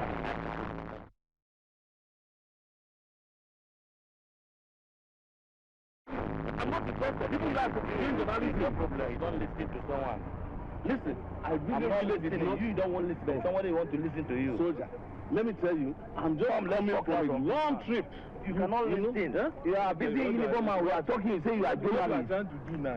We are trying to ask you a question, but you don't want to listen to anybody. But I'm going to tell you. That's what I showed you my ID card. To be a journalist, to be a learned someone. No, you don't have to know. I'm not going to talk. It's very painful. It's very painful for anybody who is dealing about public. Life is not like that. It's this like this. It's that was more important to us. As a protest, life was not like that. You know? You know, we are trying to stop. Why you come back into this stop? You help. And I appreciate you know why we're here. We are helping. Do you know why we call you? What we told you that I was taking pictures. Let listen to us. If you don't come back to us, we will go, we will say, okay.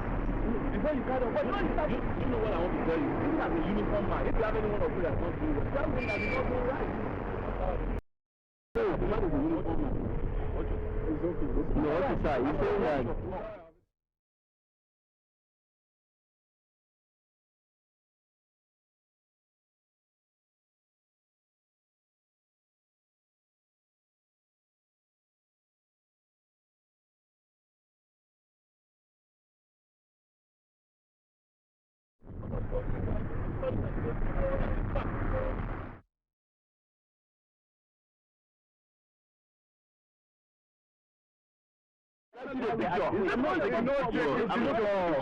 Let me explain something. I want to tell you there was an occasion, bring all the pictures.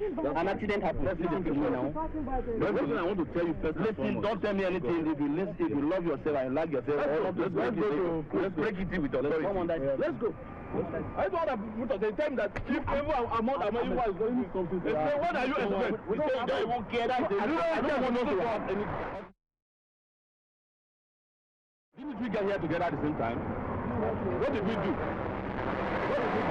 Exactly. Ask him. This is Papa. Journalist. This Papa was up there. Are you the only journalist here?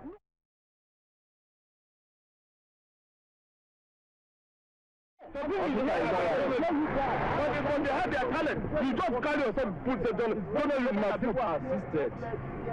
If you talk about the money now, I'll do your camera like that. Go to the help. Let's just make sure that we rescue all the victims. That is the important thing right now. The important thing right now is to help all the victims.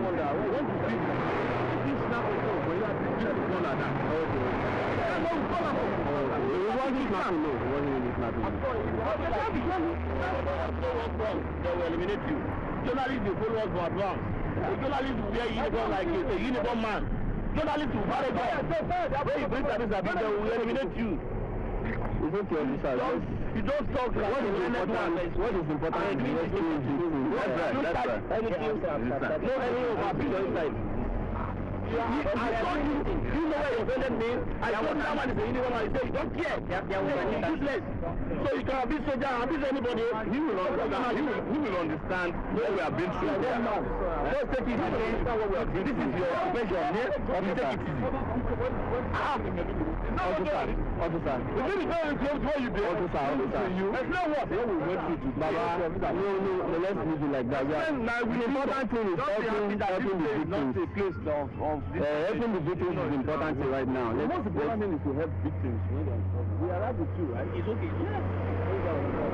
Let's help the victims, that's fine.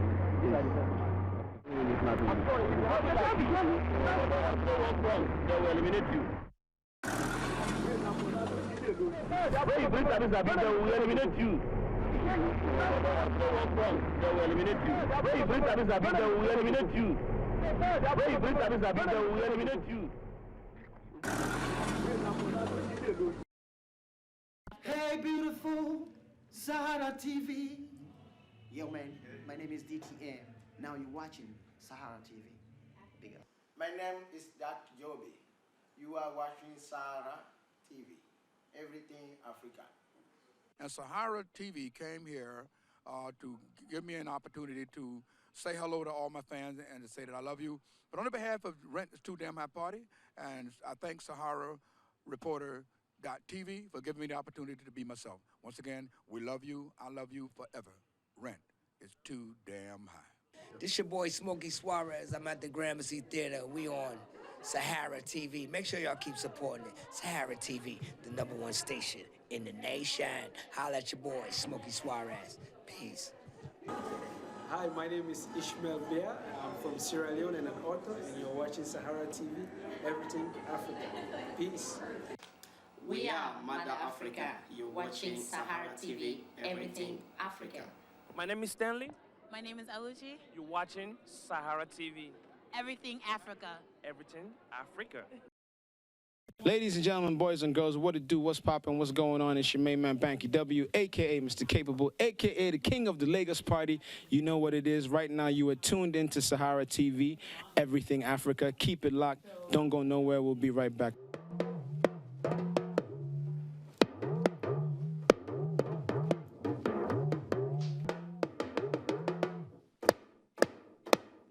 Yes, this is your girl, Anyo, bearing the mother drum of Africa, and you are watching Sahara TV, Everything Africa. My name is Yemi Osinbajo, Vice President of the Federal Republic of Nigeria. You're watching Sahara TV, Everything Africa. Hello everyone, my name is Kemi Adetiba, media personality and director, and you are watching Sahara TV. Keep it locked. Hi, my name is Jasmine Zigikora. I'm a lawyer. You're watching Sahara TV, Everything Africa.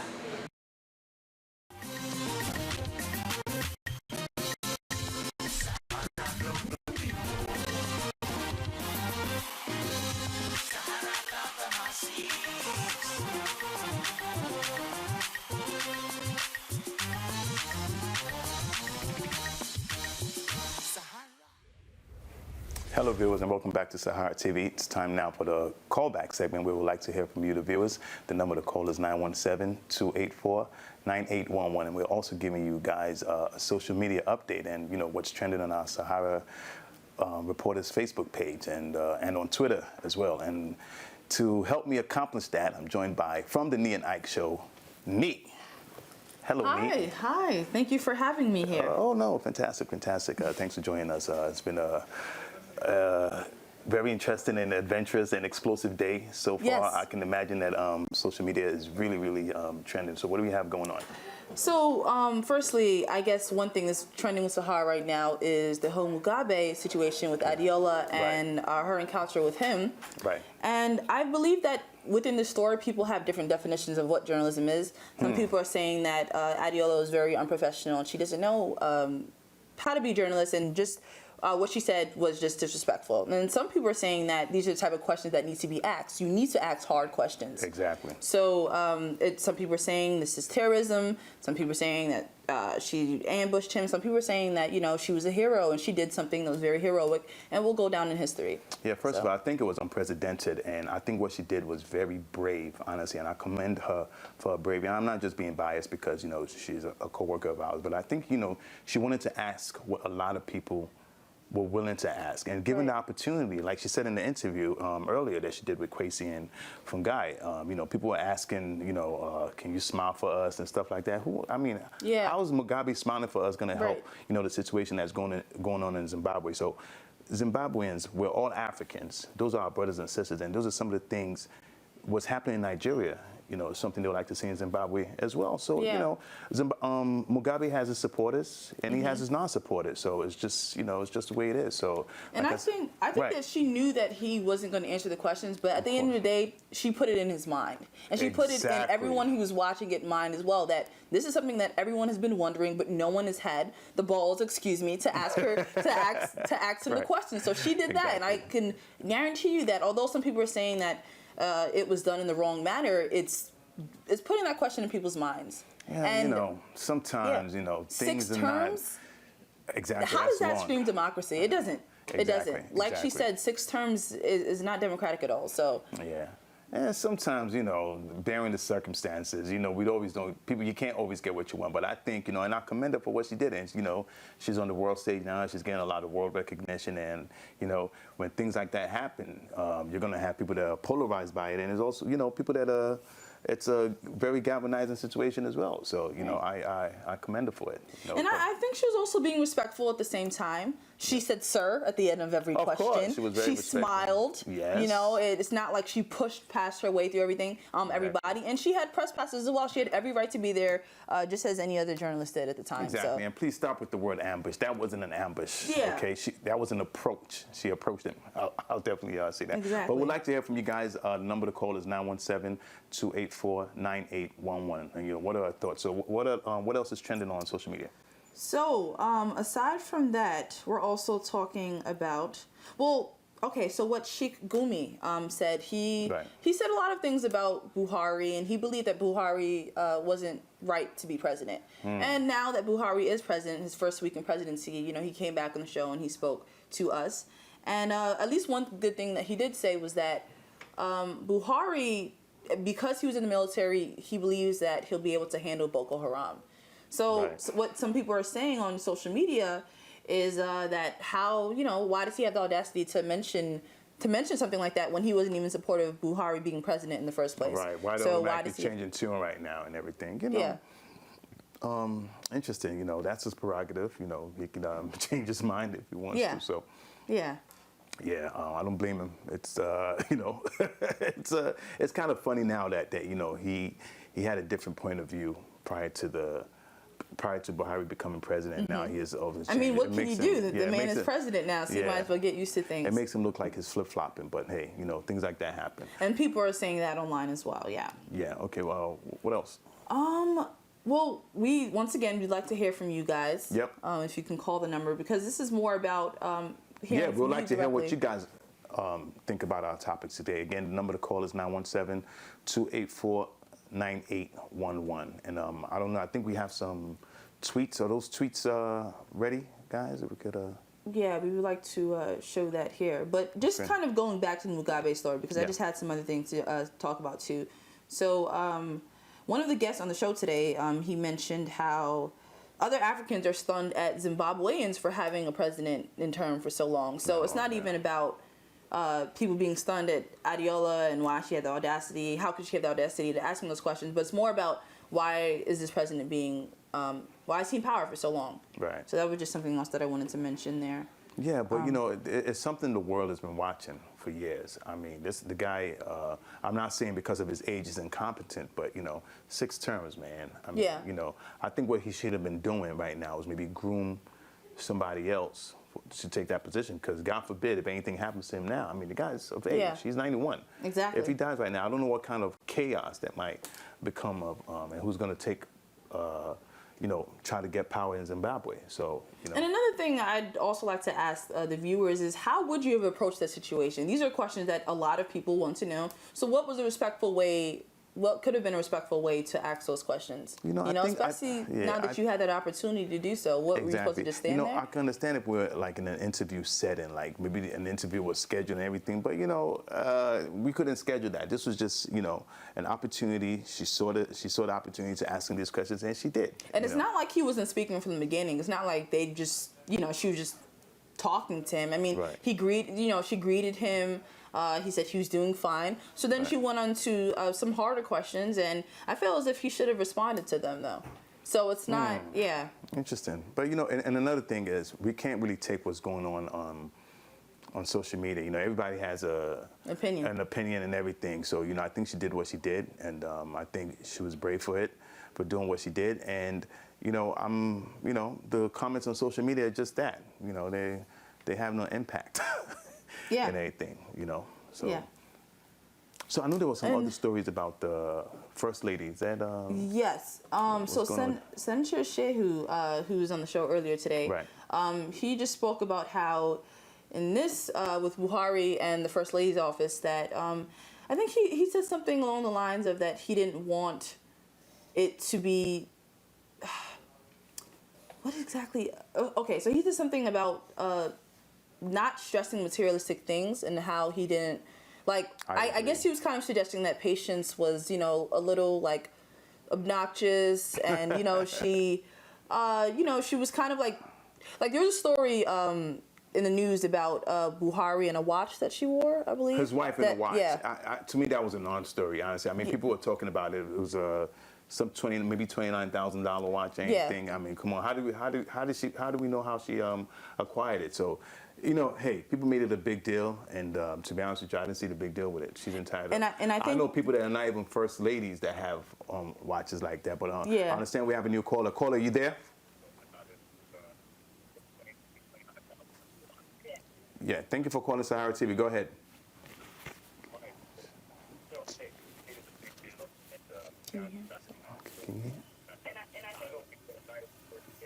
Yeah, caller, you there? Can you?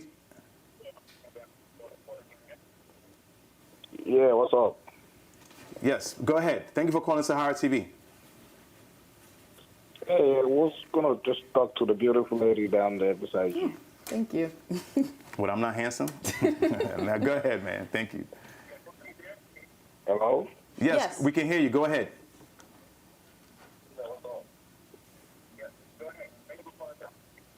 Yeah, can I talk to the beautiful lady beside you, please? Yes, you can talk to me.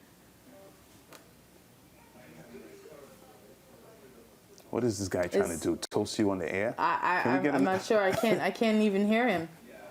He's gone. Thank you. Okay. Callers, please call and talk about the topics we've been discussing today. I mean, maybe he had something to say about. No. He had ample time to do that. So if you want to talk to me, call the Nee and Ike show. This is the callback segment right now. But yeah, once again, we'd like to hear more from you guys, so continue to call. And the number to call is 917-284-9811. And so I mean, let's continue to talk about, because that's like one of the biggest stories right now. Multiple media outlets have actually picked it up, saying that satirical journalists. Satirical it girl. They're calling her the it girl now. She's everything. Yeah. So I think it's. Happy to have her here. Yes, definitely. And so my thing is, some of the comments we've been reading on social media, tons of it have been negative. A lot of it has been negative. Some positive as well. But honestly, we can't pay any of those negative comments any mind. So another question I have is, what if he wasn't so old? Because a lot of people are thinking of it, they're feeling pity for him. He's this old president, and he was really quiet. So why was she ambushing him with questions? Why wasn't she more respectful? But imagine if this was a younger guy, like in his 40s, would people be as offended? It's another question to ask. No, but you know what it is too? A lot of people love Mugabe. Okay. Yes, he has a lot of fans and a lot of people that support him. So honestly, he's really loved. But you know, I wouldn't, to be honest, in my opinion, I wouldn't love any president that would be in term for in office for 6 terms. That just doesn't make any sense to me. I mean, that's a long time. We're talking over 30 years. Yeah, share the torch, pass down the torch. You know. Right. You know, sometimes, and you know, when people say change is very good. Change is always good. Change is always good. So it'll be, but again, I thought, you know, she did. I thought like I said, I'll continue to harp on that. You know, I commend her for what she did. I thought it was brave. Tons of reporters that have had the opportunity to do what she didn't, and you know, she seized the opportunity, and she gave a voice to those who didn't have a voice. Voiceless. That's the theme right now. Exactly, because I'm sure a lot of people will want to ask this of him, if given the opportunity. So she just did, you know, what every regular person will do. But I really think that the biggest question, and I'd really like to ask the viewers this especially, what would you have done in her situation? How could you ask the president when he's going to step down? So for any viewers that are calling today, we would like to hear how you would do it, or just your overall opinion of her encounter with Mugabe and on other issues that we discussed today. Yes, please, we'd like to hear from you again. The number to call is 917-284-9811. We'd definitely like to hear from you. And guys, the numbers on the screen. That's fantastic. So yeah, so let's go back to the First Lady. You know, I know, again, everybody's saying that, you know, Buhari's been preaching about, you know, living like a normal lifestyle, nothing extravagant, you know. It just recently, I think they just recently announced their salaries. But okay, we have a new caller. Caller, you there? Hello, caller. Thanks for calling Sahara TV. Hello? Yes, go ahead. You're live. Did you want me to still hold for you, or? No, please go ahead. You're live on Sahara TV. Go ahead. Oh, I see. Okay. Hello? Yeah, we can hear you. Go ahead. Am I on live now? Yes, you are. You are live. You asking me a question? No, go ahead. You're live. Oh, okay. Well, I'm actually calling on a topic that is currently being discussed with respect to, I think, Adeola's encounter with Robert Mugabe. Yes. While I believe, honestly, that there is need for, you know, journalists to have access to our leaders to ask them the most difficult questions. Mm-hmm.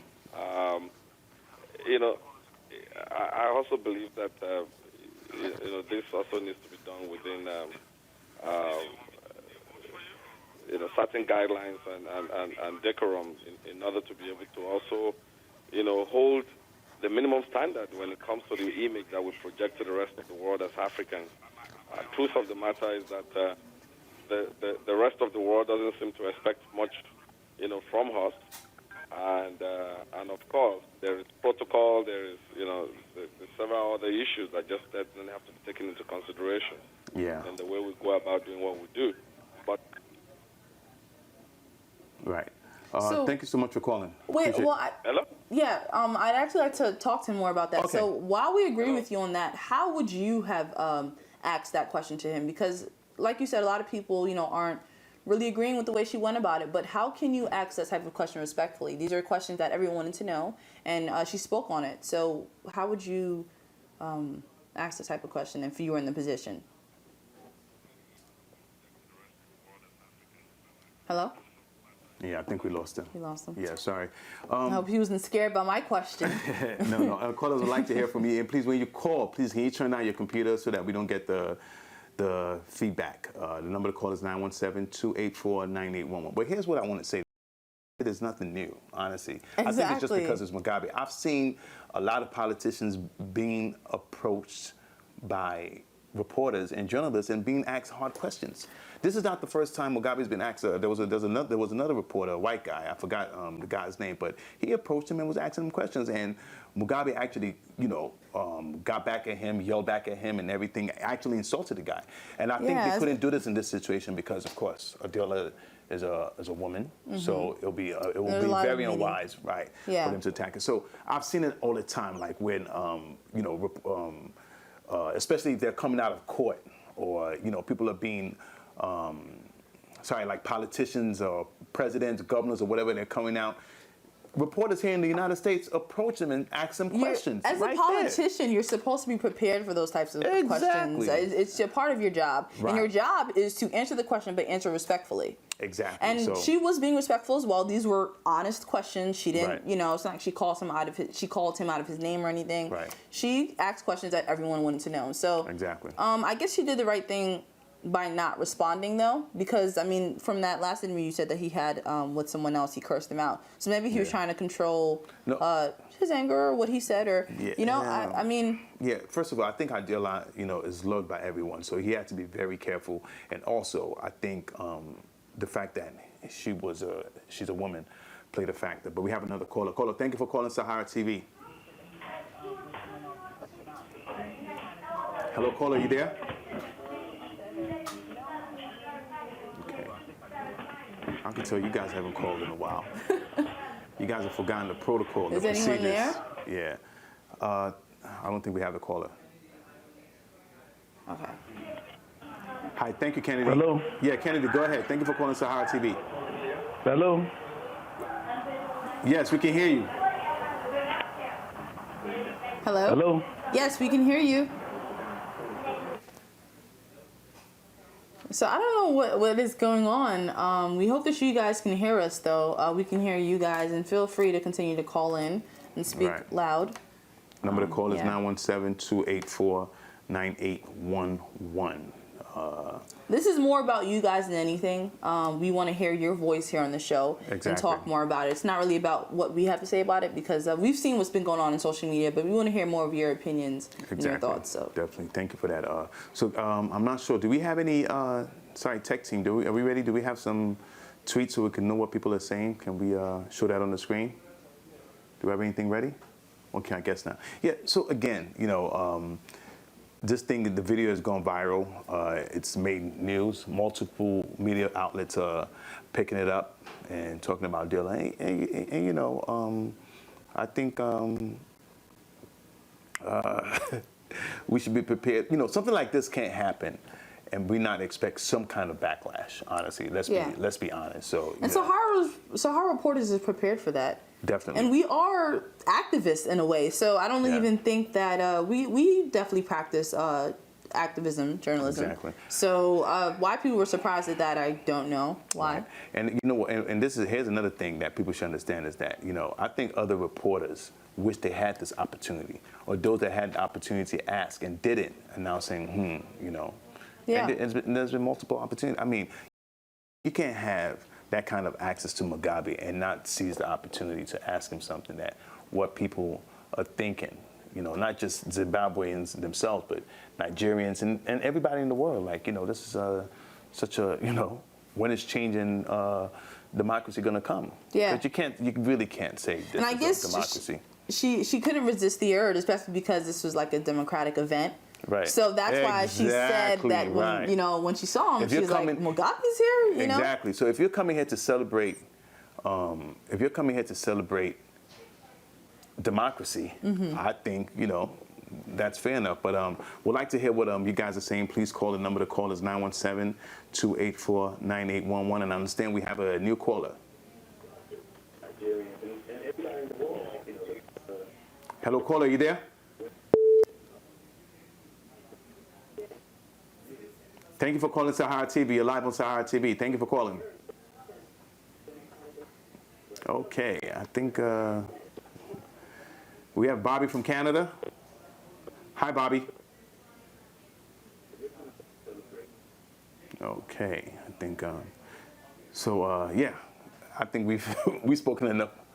I think we've spoken enough about the topic. So, do we have any social media comments available yet? Yeah, we're waiting from the tweets from Tech Team. Right. If Tech Team can. Yeah, but you know, I read some of the comments though. I read some of the comments though, and some of the comments were just vicious. People were just coming. Yeah, just. So we have vicious. the tweets. Yeah. So. Okay, so we're gonna be pulling up the tweets in a minute. Yep. Okay. Yeah, we'd definitely like to hear what the people are saying. It's Okay, so I actually have one here. Okay. So when Lance Guma, the exiled Zimbabwean journalist, that was a very UK, good interview, by the way, with Kwesi from Guy. Yeah, great. he said that I think Adiola's interview was very historic, and it's historic because there's a lot of hero worshipping in Africa journalism, not just Zimbabwe. And for some reason, we seem to look at these leaders as gods that need to be worshipped. And I think what she did was an icebreaker. And I think a lot of journalists should learn from that. She asked all the persistent questions, and I think, as I speak right now, Adiola is a national hero in Zimbabwe because she asks all the questions that none of Zimbabweans are asking. Why do we have a 91-year-old president? You know, just as a comment to that, and I just want to harp on that a little bit. Our leaders are not beyond reproach. We put them there so we can approach them, you know. And I think right now we have the publisher of Sahara Reporters on the line. Shore, thank you for calling Sahara TV. Are you there?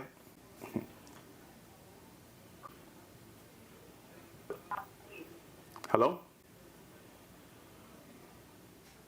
Okay, I think we have some problems with the phone lines, but go ahead, read another tweet if you have.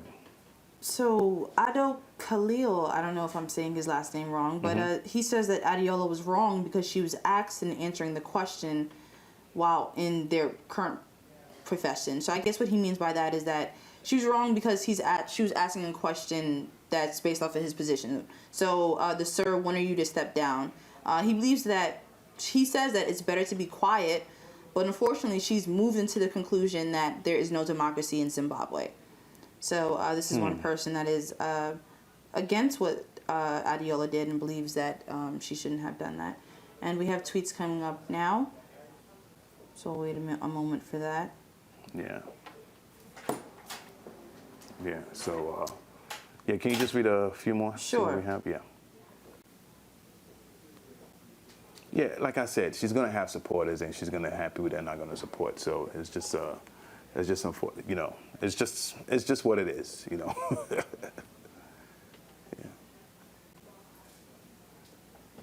I actually have one quote here.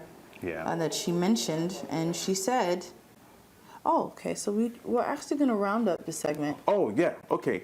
Oh, sorry, guys. I think we had a problem with the phone lines, but we'll be back Wednesday on Live with the Humble Prince. We'll definitely like to hear from you. There'll be another callback segment then. Thank you very much. But we have more shows coming up. Continue to enjoy Sahara TV. Don't touch that dial.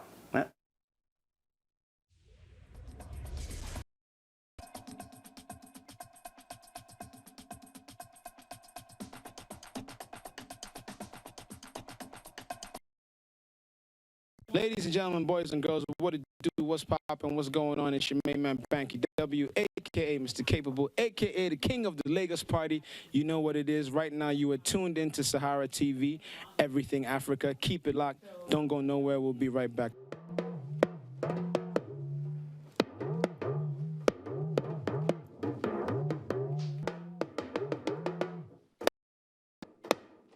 Yes, this is your girl, Anyo, bearing the mother drum of Africa, and you are watching Sahara TV, everything Africa.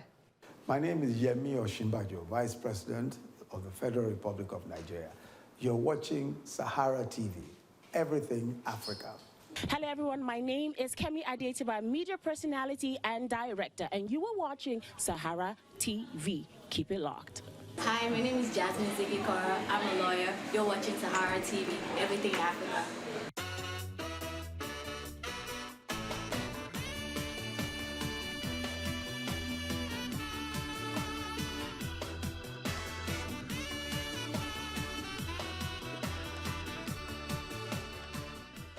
This is a segment we call Secrets of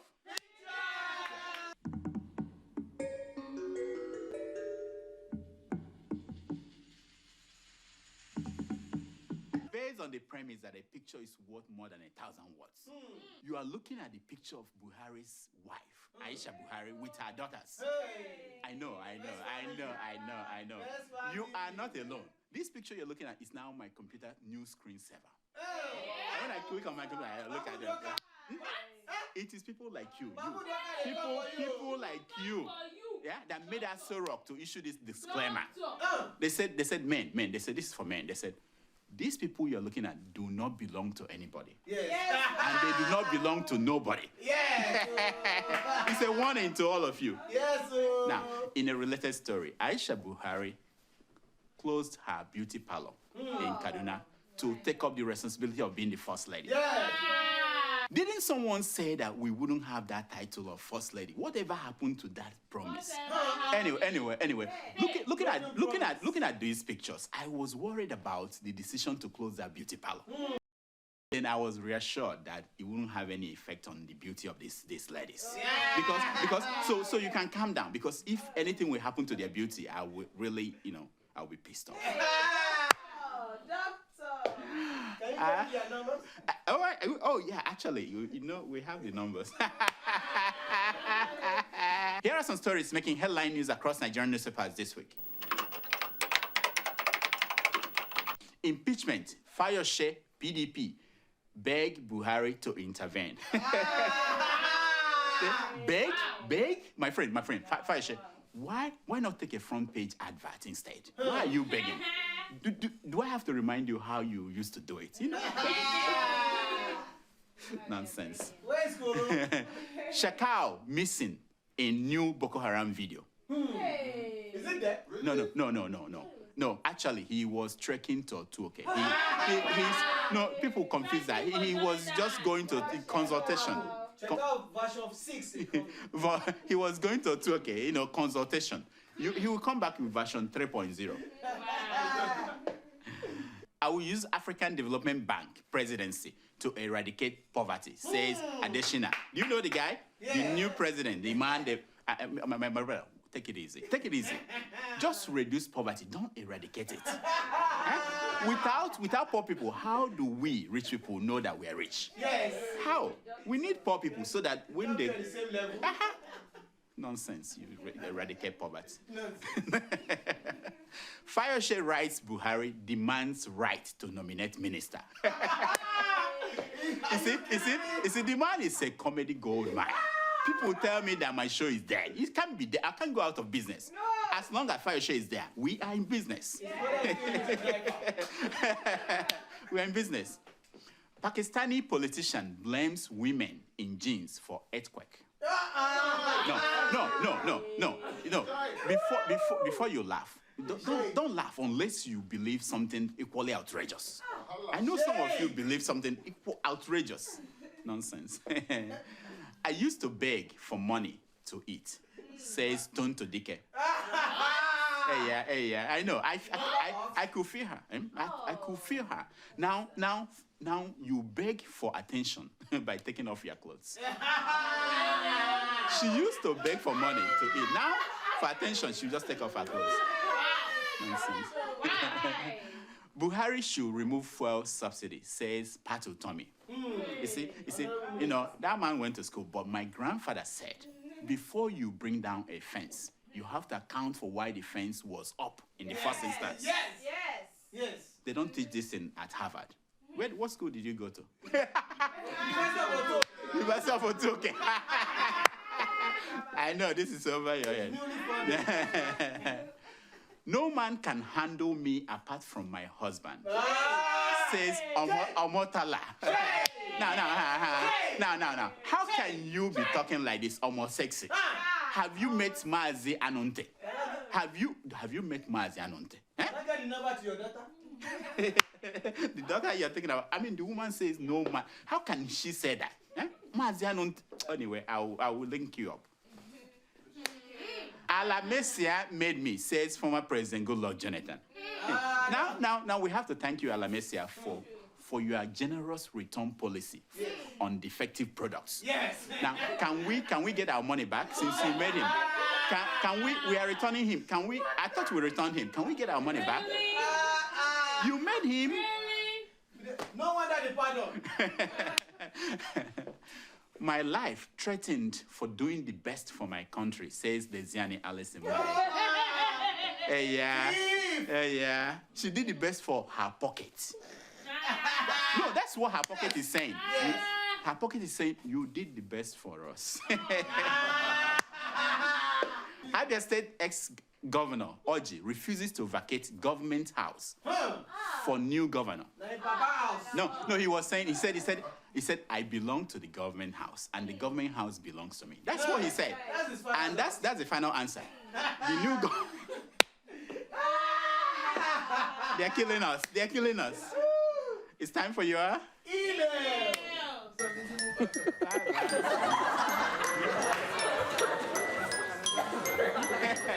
It's time for your email. Do we have emails today? Every day, doctor. Okay, please, let's hear them. Okay, our first email is from Mansour in Kaduna, Nigeria. He writes, Kaduna, yeah. You know I used to live in Kaduna. Mohammed way. I'm sure. I'll pray for you. You need to. I've been everywhere. I've been everywhere. I lived my life. It's not good to lie. Anyway. She's challenging me on that. Who writes the check for her? All right, go ahead. All right. Dear Dr. Damages, this is my first email, but I have been your regular viewer. Introduced by my friend Ahmed Idris. Oh, that's our friend. Yeah, I used to drink kunu with him long time ago. What else do you drink? You drink ogogoro? Kunu, ogogoro, and schnapp. You know the one they call schnapp? No. Huh? You need to test it. I'll pass. I think I'll pass. Go ahead. He said, I love your show very much, more than ever. Thank you for being an agent in the part of change that just happened in Nigeria. I want you to diagnose Fayoshe's statement on Buhari and the state's Buhari certificate with military since he is now in power. Oh, thank you so much, my man. Thank you for writing. But please, leave Fayoshe for me. I need the man. He is the last of the 3 musketeers left. Patience Jonathan is gone. She's now sitting in a village counting her money. What? Femi Fani Kayode is smoking himself to death. What? Okube is looking for his toes. He can't find them. What? Because my only comic material is from Fayoshe. Leave him alone. Please. Don't make him to stop talking. I will work hard. Fayoshe is always right. Next.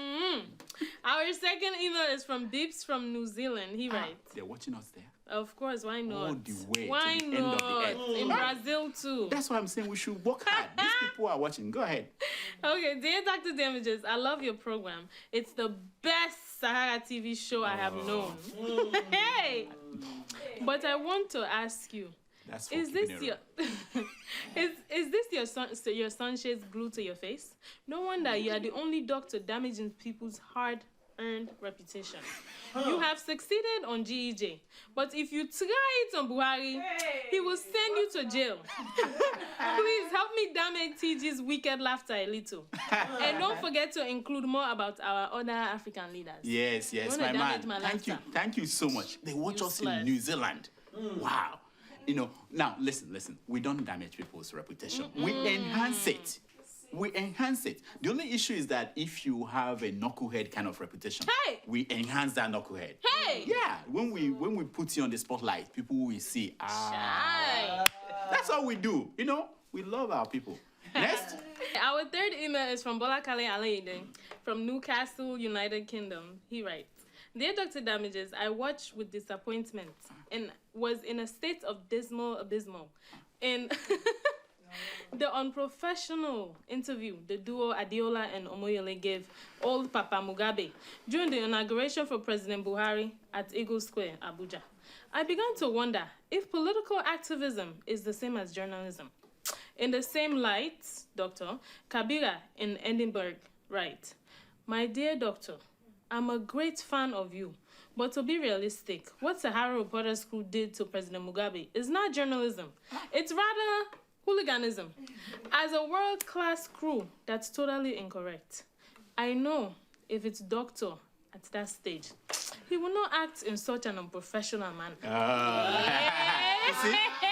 I like how you bring it back. You brought it back to me. Now, I'm a doctor, an esteemed doctor. When I meet historical individuals like Mugabe, I treat them like living history. The history of the world, my grandfather said, is nothing but the biography of knuckleheads like Mugabe. Next. Okay. Our fourth email is from Fatima Adamu, my namesake.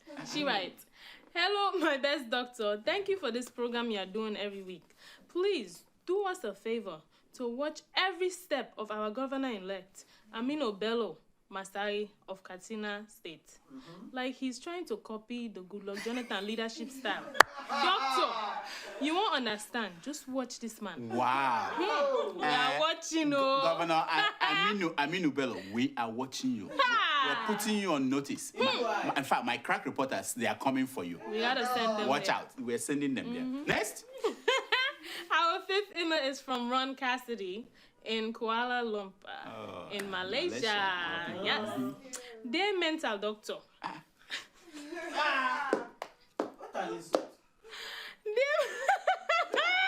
Let him talk.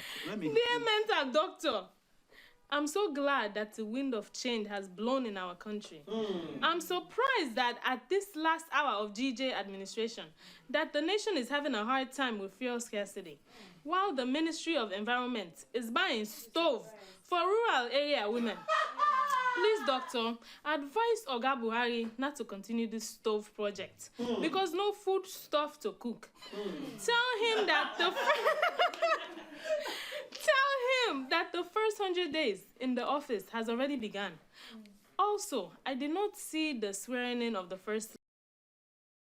I say, roll it, shake it, African mama, roll it. Oh yeah, wind to the left and wind to the right. Dance like you be zombie. Hi, bonjour, je m'appelle Museba. My name is Museba. Keep watching Saharatv TV, Everything Africa. Yo, it's your boy, Mr. Lumentin, a.k.a. Mr. Naughty, and you're watching Saharatv TV, Everything Africa, and keep it locked.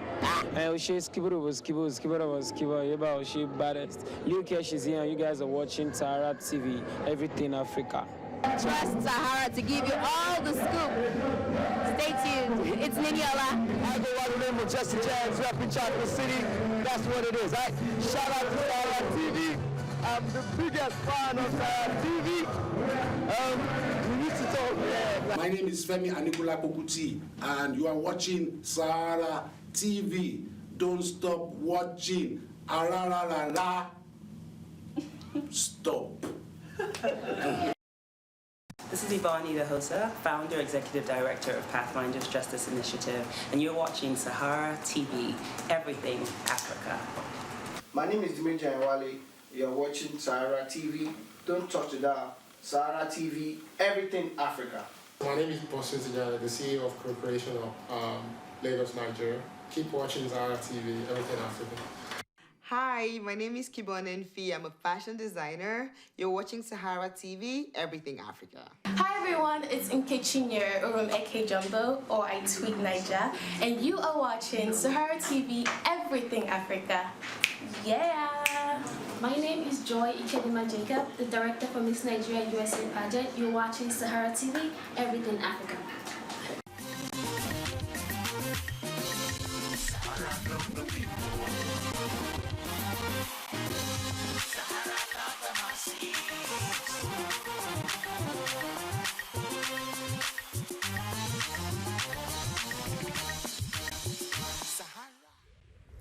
Welcome back to Saharatv TV. My name is Rodolfo Okonkwo. I hope you've been enjoying our show today. We've covered a lot of topics. We talked to so many newsmakers.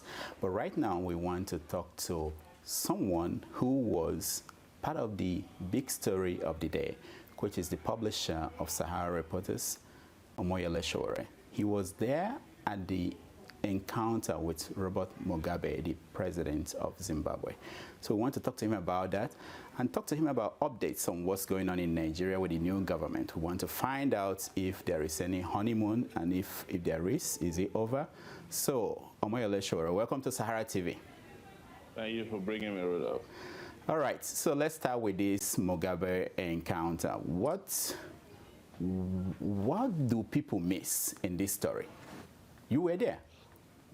Yeah, I think this is important to understand that when something of this level of innovative and categorical and courageous action is taken, people tend to miss the importance of it and the relevance of it. One of the things that you should know, and I keep saying, is that when Rosa Parks refused to step out of the front of the bus for a white man, there were plenty of black people at the back of the bus who were in a hurry to get home. And were pretty satisfied with the condition. They were shouting on her, I'm sure, saying, look, why don't you just leave the front of the bus for the white man and come back to where you belong so that we can get home. But this is a courageous act, and it has nothing to do with journalism. It has something to do with 35-year long question for the people of Zimbabwe, other Africans who have been asking the question as to when the 91-year-old dictator in Zimbabwe is going to step down. And nobody has had a chance to ask that very direct, that laconic question about when Mugabe leaves office, even though the man has become atrophied. I was the first person to approach him in the car. And one of the things I would say to people is, if Mugabe was me in front of Ian Smith in Abuja in 1977 or 75, when he was in the bush fighting, he would have shot him and killed him. Just to end the misery of Zimbabwe at that time and to give Zimbabwe freedom and independence. But we didn't do that. We told the path of peace and asked those very, very lovely questions that has become the subject of discussion both for today, tomorrow, and until Mugabe does what is right. Mm-hmm. So now, what pushback, if any, have you been receiving from, say, the government of Zimbabwe or the Nigerian government? Is anybody talking to you or to Sahara TV for that? No, the Nigerian government has not asked us any question about this. Apparently, Nigeria needs to take a front seat on demanding for good governance on the continent of Africa. It's not only Mugabe that we interviewed, by the way, and we're working to produce some other videos of our questions, Adeola's questions to the Prime Minister of Ethiopia, who has just won a fraudulent election. We asked questions from the Vice President of Gambia as to when they're going to allow the people of Gambia to become free. So anybody we could find in Abuja on that day who we felt had questions or answers to their democratic conduct, we questioned them appropriately. But we're not answerable to the Nigerian government. We're not answerable to the government of Zimbabwe. The government of Zimbabwe had lost its legitimacy on the account of those overstaying in power. So what you have a bunch of rabble-rousers in Zimbabwe and propagandists in place of one Professor Moyo. If you would think that a professor, a well-educated person like Moyo, will have a simple answer to the question that Andela asked. And it's been 5 days and Moyo cannot answer the question. He's been beating about the bush, as they say, and insulting and accusing us of being activists. We've never denied that. And claiming that we are Boko Haram. No, we're not Boko Haram. The person that is acting like Boko Haram is Mugabe and his people, harassing and intimidating and terrorizing the people of Zimbabwe with an elongated tenure that they don't deserve. The rest of the noise we are hearing is not different from what we hear from time to time in the course of our work. I remember when I interviewed Benga Obasanjo about his father's third term, there was a lot of pushback. When we did the story on Ekiti and the rigging of the election with General Momo, there was a lot of pushback. What happens most of the time is that when you do something new and people have never heard about and they can't understand, they can't wrap their head around it, their natural response to it is to just start going rabble-rousing. Because nobody has ever done this to Mugabe before, and we did it in a manner that has never been done before.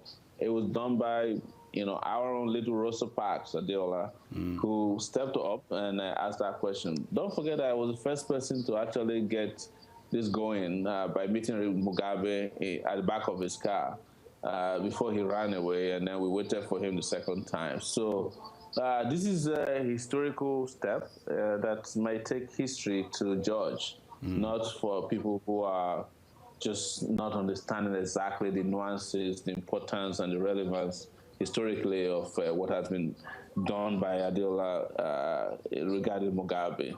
But it's a 35-year-old question. It's a multi-million-dollar question that was aptly asked. And we are not waiting for answers, but the people of Mugabe and the rest of Africa, to whom Mugabe claims to be the president of the African Union, deserves answer. We're still waiting for those answers. When is Mugabe stepping down?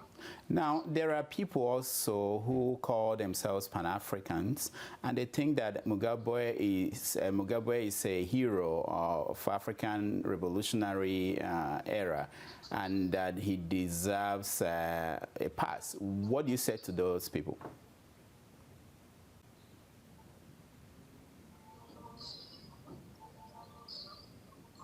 All right, I think our Shore's Skype is frozen. We will try to reconnect with him and ask him more questions about what happened.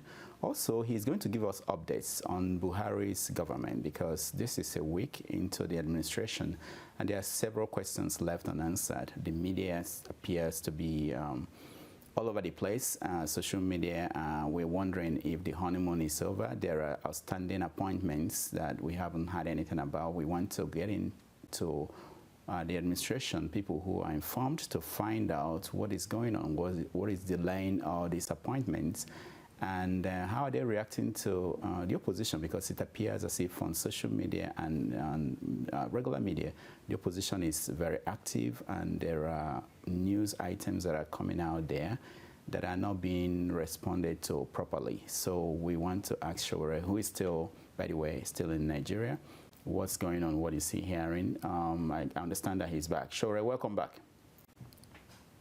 Yes. Okay, so I was asking you about this, the people who think that Mugabe is an African hero. Yeah, go ahead.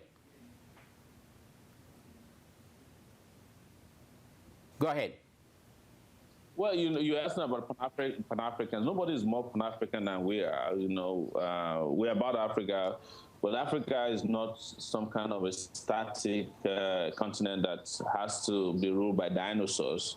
Africa has a very, very dynamic youth culture. You can imagine in Nigeria, we just got rid of a president that was only in power for 6 years. We couldn't even tolerate him for more than 6 years, and we have had a new president now. You can imagine being born in Zimbabwe and having lived as long as we have lived, and you have never seen a new president in your life. That's very disheartening.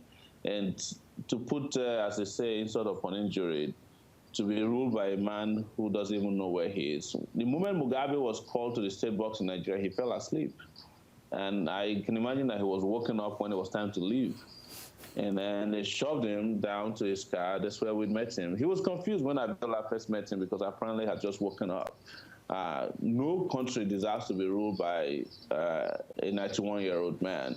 I don't care whether his constitution says no or yes, but it is not just acceptable to have that kind of democracy that revolves about one man or around one man and his girlfriend or wife and family and cronies. And so that's not new to us. We've seen a lot of that. So those who make those arguments are living in the past. Africa is not going to live according to the dictates of some Pan-African confusion, confused as Pan-African is, who are not able to define where Africa should be in the 21st century. Africa should not be living in the age of,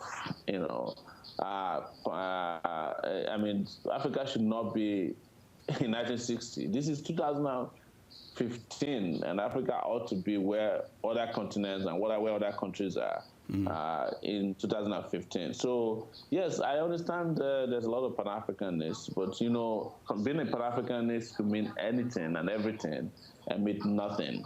I went to Pan-African Congress in Ghana before we came to the Nigerian election, and I would say that my experience at that place is a topic for a future symposium discussion. Now, let me ask you, because there are some people in Zimbabwe, even people who are living in Zimbabwe, who appear to be not happy about the encounter.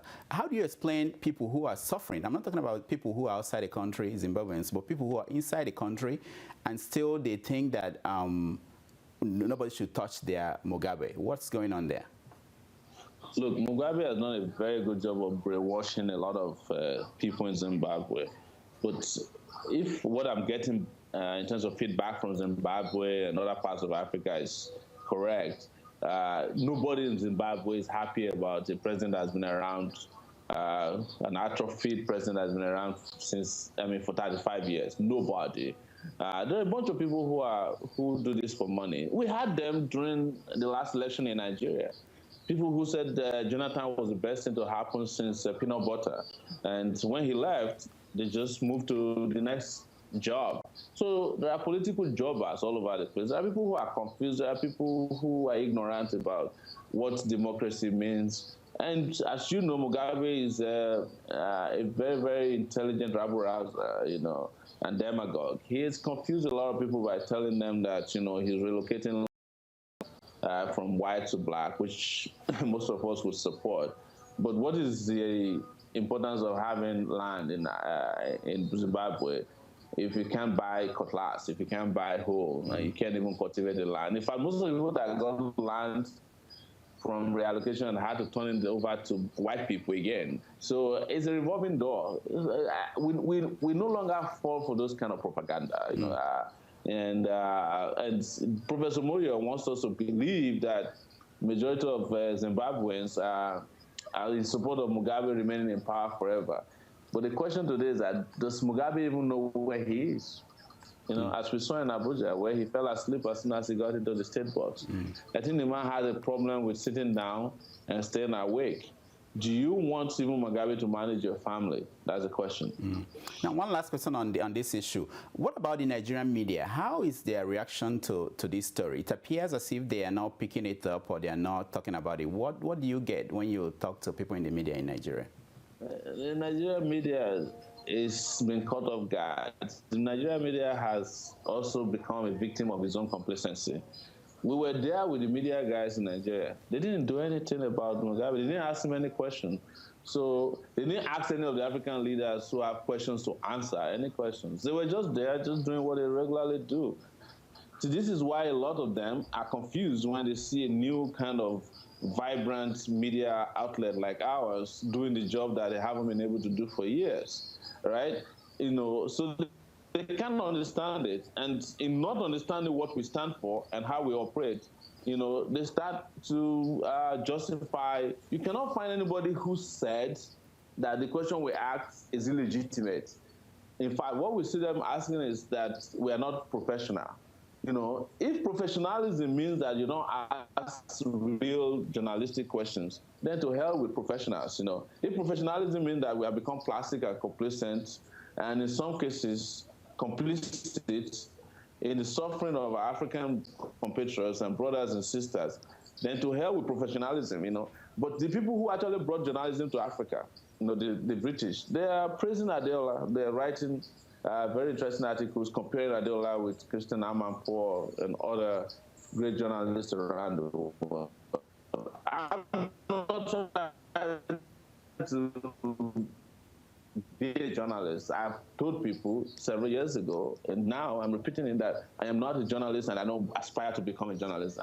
Because journalism has become a very small part of media, right? I'm a media practitioner, and what that tells me is that wherever information is needed, we take it and we help use it to interact with people who need them to empower themselves, to either gain freedom, to fight corruption, and to fight the material impoverization of Africans wherever they might find themselves. That is very clear on our platform, it's very clear on our mission to the world. You need to see how people are celebrating this, and I'm proud of Adeola once again.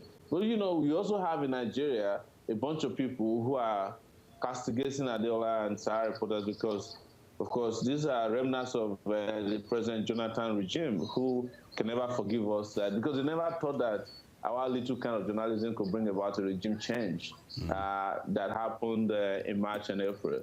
It has happened. They are just in shock. And their natural reaction is to fight back and push back whenever they see that, whenever they find out that we're still doing what we love doing best. We want to do what we're doing in Nigeria everywhere else. We want to do it in Gambia, we want to do it in Zimbabwe, we want to do it in Ghana, in South Africa, in Egypt, wherever. Our style of journalism, our brand of journalism, and our dynamic nature of practicing, citizen journalism can help liberate people. so be it, and that's where we want to be. Okay, let's talk about the current government in power. It appears as if the honeymoon is over before it started. What is the situation? Are people turning against Buhari before his first week in power? Yes, it appears so. People feel like Buhari is too slow. He has not responded to the yearnings and aspirations. This was, I warned during my last interview with you that if the government doesn't hit the ground running, this is going to happen. There's no question about it.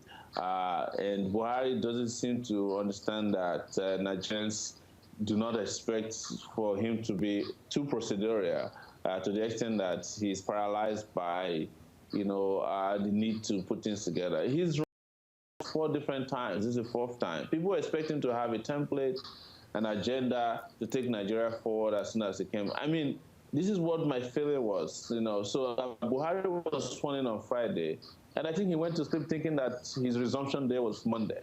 And look, who's in charge on Saturday and Sunday? Nobody. We saw it. So, and people have reacted as they should. I expect more of, serious, grievous reaction towards his governance if it becomes very slow. And I have no doubt that the amount of awareness that was created that brought him to power could actually be his downfall if he continues to toe the path of, complacency and thinking that Nigerian people can be taken for granted, or that you can keep making promises that have not been fulfilled. You've seen a lot of pressure on his declaration of asset. Now today they came out and said, well, we're going to declare the asset as soon as the CCB verifies our asset. Good news, but that wasn't what he told us when he was running for office. They said, as soon as I set this up and send out my form for declaration of assets, you're going to have a copy of it. Now it changed. It's like, then the change was like, well, if you need my assets, you have to use the Freedom of Information Act. Nobody wants to hear that. Now we've reached a middle position. It's agreed that he will release this as soon as the CCB verifies his assets. But how long is that going to take? Well, we'll find out soon. But I have to praise the Nigerian people, especially young people who are on social media, who have stepped to the front lines to keep demanding for action, because we just can't wait. We've seen we've waited for so long, and people actually suffered and endured a lot of insults, a lot of suffering to get him elected. So there's no reason why Buhari, for example, hasn't appointed his cabinet, hasn't appointed his advisors. It just thinks that it seems as everything is taking forever. And he's traveling as much as Jonathan was traveling when he came. He's been to Niger, he's going to South Africa, or he's going to the G7. I think this man should just sit down at home, set up his government, and start fighting on every front. Like I say, just keep everything, keep all the burners firing. Now there's some headlines I want you to address, if they're actually legitimate stories to be discussing. The First Lady Aisha Buhari's watch. Is that something Nigerians should be concerned about, and how is that relevant to the change? It's legitimate to ask about whatever she's wearing, because Buhari said we're not going to have a First Lady position. So if you have a First Lady that's walking around with an expensive-looking cartel watch, we should ask questions. What we've heard is that watch is a replica of the more expensive one. I don't know. We need to know, and they haven't addressed that yet. So yeah, go to your next headline. The next headline says that the president locked out the vice president from a meeting with the National Security Advisor, Sambo Dasuki. Is that true? I can't verify that. I don't think that the VP has complained so far. He's been to Sudan to represent the president. He's been to Anambra to commiserate with victims of the gas tanker explosion. It seems to be active. We haven't heard anything to the contrary, but it's not impossible. I'm aware that during the transition period, there were concerns that the vice president was being sidelined. But I cannot tell what is the situation with this particular thing. I don't imagine that the vice president wants to barge into a meeting where there's a security meeting that he was barred from. If it was barred from, it means that he was trying to get into the meeting illegally. That would spell doom for the government if the VP start attending meetings to which he's not invited to. Next headline, please. Okay. The next one is EFCC going after the former governor of Adamawa. What is going on there? Are they just showing off, or is this a new EFCC? No, I think EFCC is old and antiquated and atrophied. But it's natural that the guys at the EFCC right now wants to show that that they can do the job, and they want to get retained by Buhari. It's showing off. This PFCC in particular have not done a good job at showing that they can act. So this is all EFCC for sure. Next headline, please. Kashamu, what's going on with Kashamu? Why is he still, there's a stalemate or what? What's going on?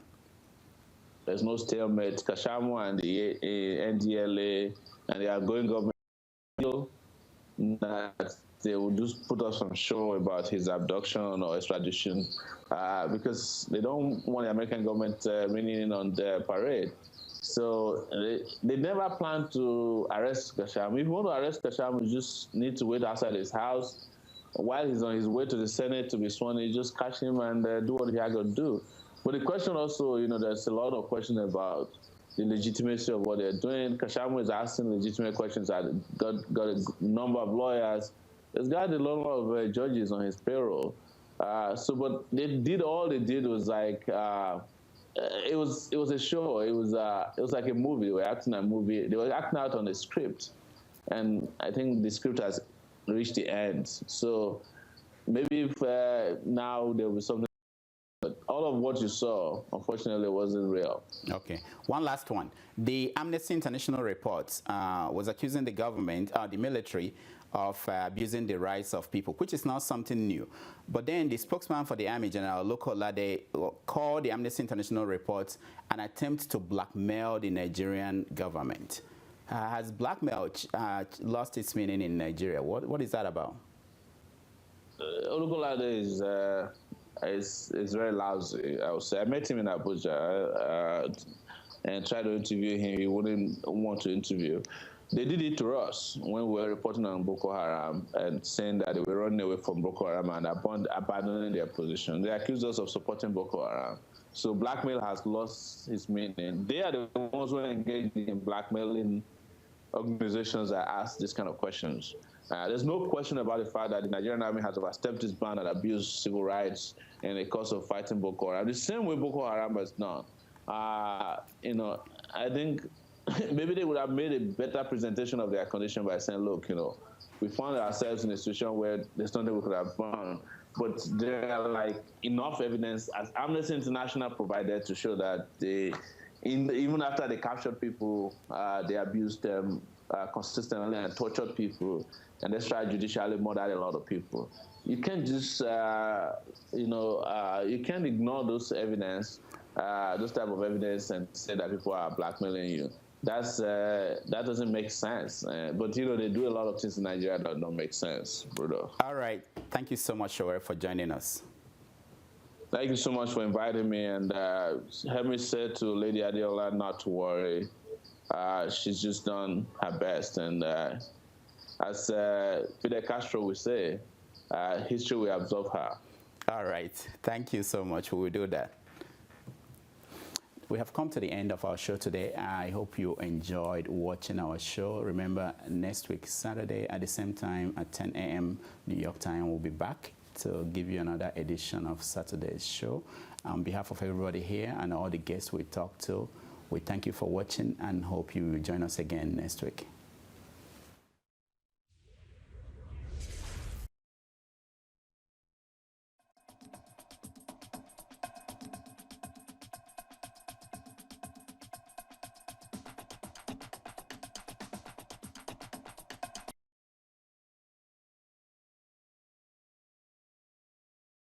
The swearing in of the First Lady. Why? Is that a mistake? Or is the president Will he swear her himself? Nah. Well, you guys are really trying. I dream where you conquer Africa. Thank you. Thank you, Cassidy. But why do you call me mental doctor? Mental. Anyway. Now, about that 8 billion stove project. Let me tell you, they've spent the money. Why are you worried about the food? God will provide the food. Just get your stove. It will fall from heaven. That's African policy. It will fall from heaven. Believe. Have faith. Have faith. Small faith. You need to see a TV, Joshua. I think that's just a problem. You need to see TV. Faith. Small faith. Next. Okay. Our 6th email is from Mohammed Nagogo in India. He writes, your friend. Friend of the show, yeah? Your friend. Yeah.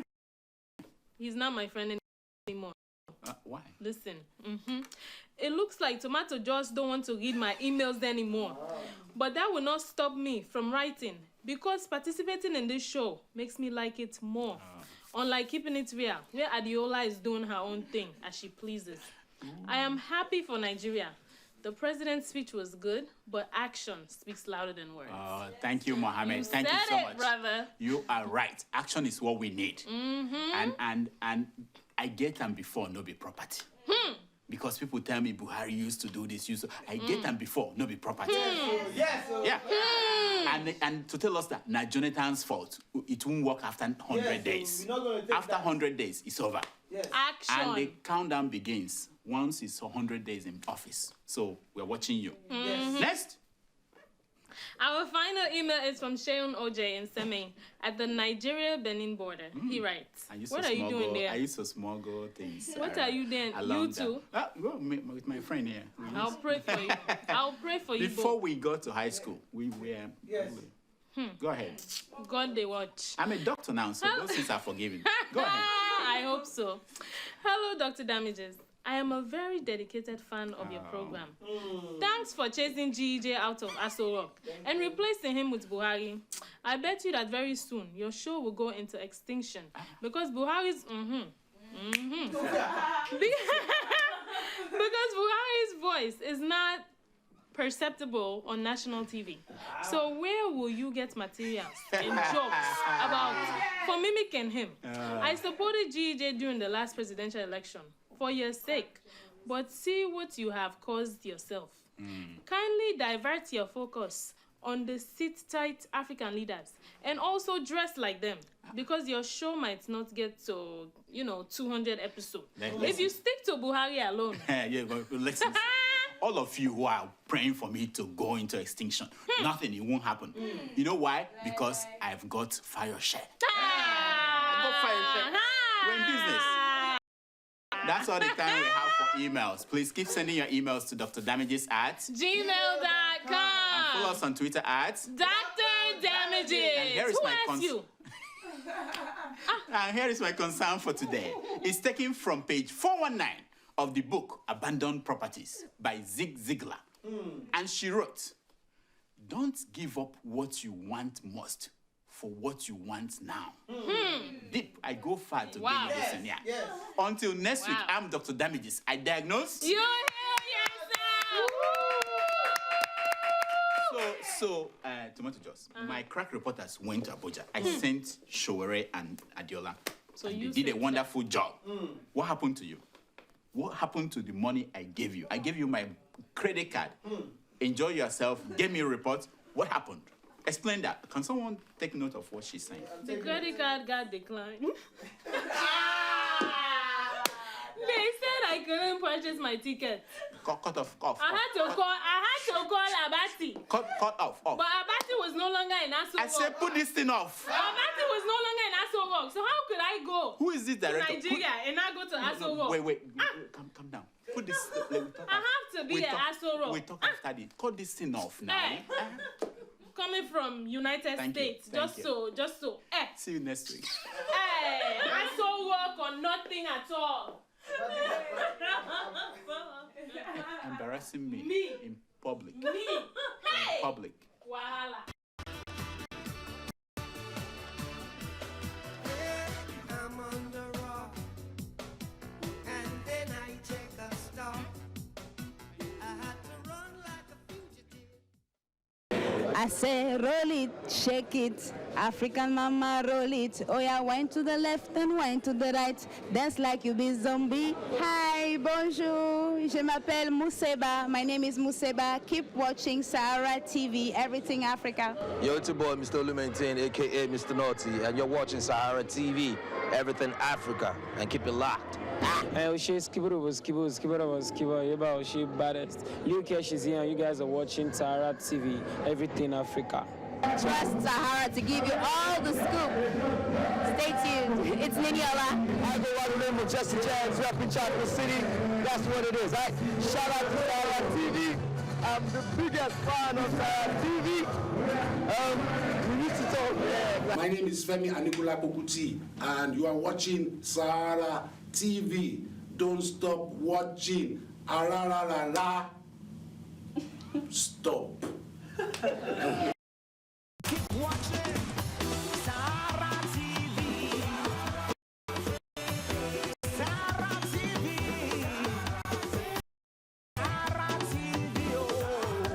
Hey, keep watching Sahara. Everybody, come on, say Sahara TV. My name is Omoyele Showore, and I am an executive producer at Sahara TV in New York. Well, my name is Fungai Maboreke, and I'm a talent scout. I'm also a presenter. My name is Rudolph Okonkwo. I am the host of Dr. Damages and also the Roundtable. I do a little bit of production and directing here at Sahara TV. My name is Adiola Fayon. I'm a producer at Sahara TV and a presenter. Hi, my name is David Miskis, and I'm an editor and social media manager at Sahara TV.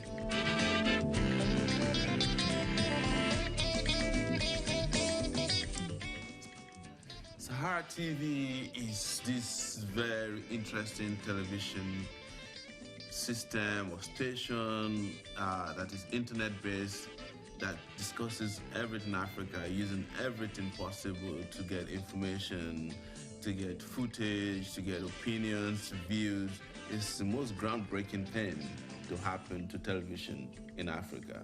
Sahara TV is unique in the U.S. and in Africa in that it is directed by ordinary people with concerns about how their democracy can grow.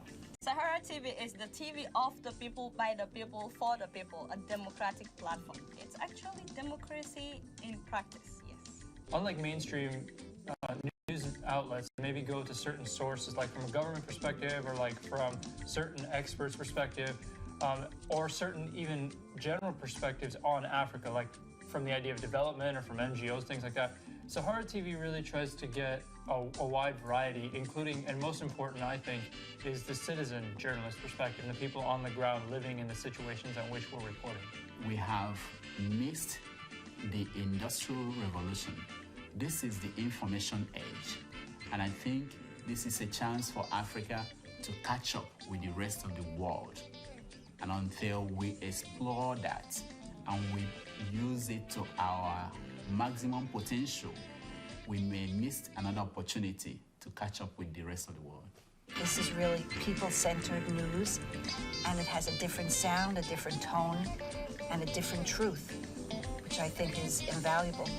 We are rising because in terms of our viewership and in terms of the quality of people that we bring on the show. So I'm thinking that the sky is the limit. Sahara TV will become the reference for change in Africa, especially for change in Nigeria. It is going to be great because this is television driven by ordinary people. The future of Sahara TV will have government policymakers, analysts, acting upon what they hear on Sahara TV and including that in policies to make Africa a better place. Well, Africa itself is innovative, and Africa, as we know today, has one of the largest concentration of mobile technology. So Africans are not strangers to technology. You've seen that in Egypt. You've seen that, as we were told recently, that the richest man on earth who ever existed actually came from West Africa. So, but the most important thing is that Africans right now, or Africa, the African continent, can make use of the innovation that comes with the mobile technology that we have so much embraced. And this is the age that Africa cannot be said to be behind other continents in terms of embrace of technology. Sahara TV. This is who we are. Everything African. Sahara TV. Sahara TV. Sahara TV. Keep watching Sahara. Hi, I'm Azania, and you're watching Sahara TV, Everything Africa. Hi, I'm Annika from Moshu. Hi, I'm Christina, and I'm modeling here today. And you're watching Sahara TV, Everything Africa.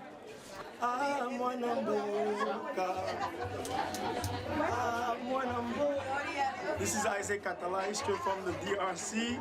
You know, giving shout out to Sahara TV, where everything Africa.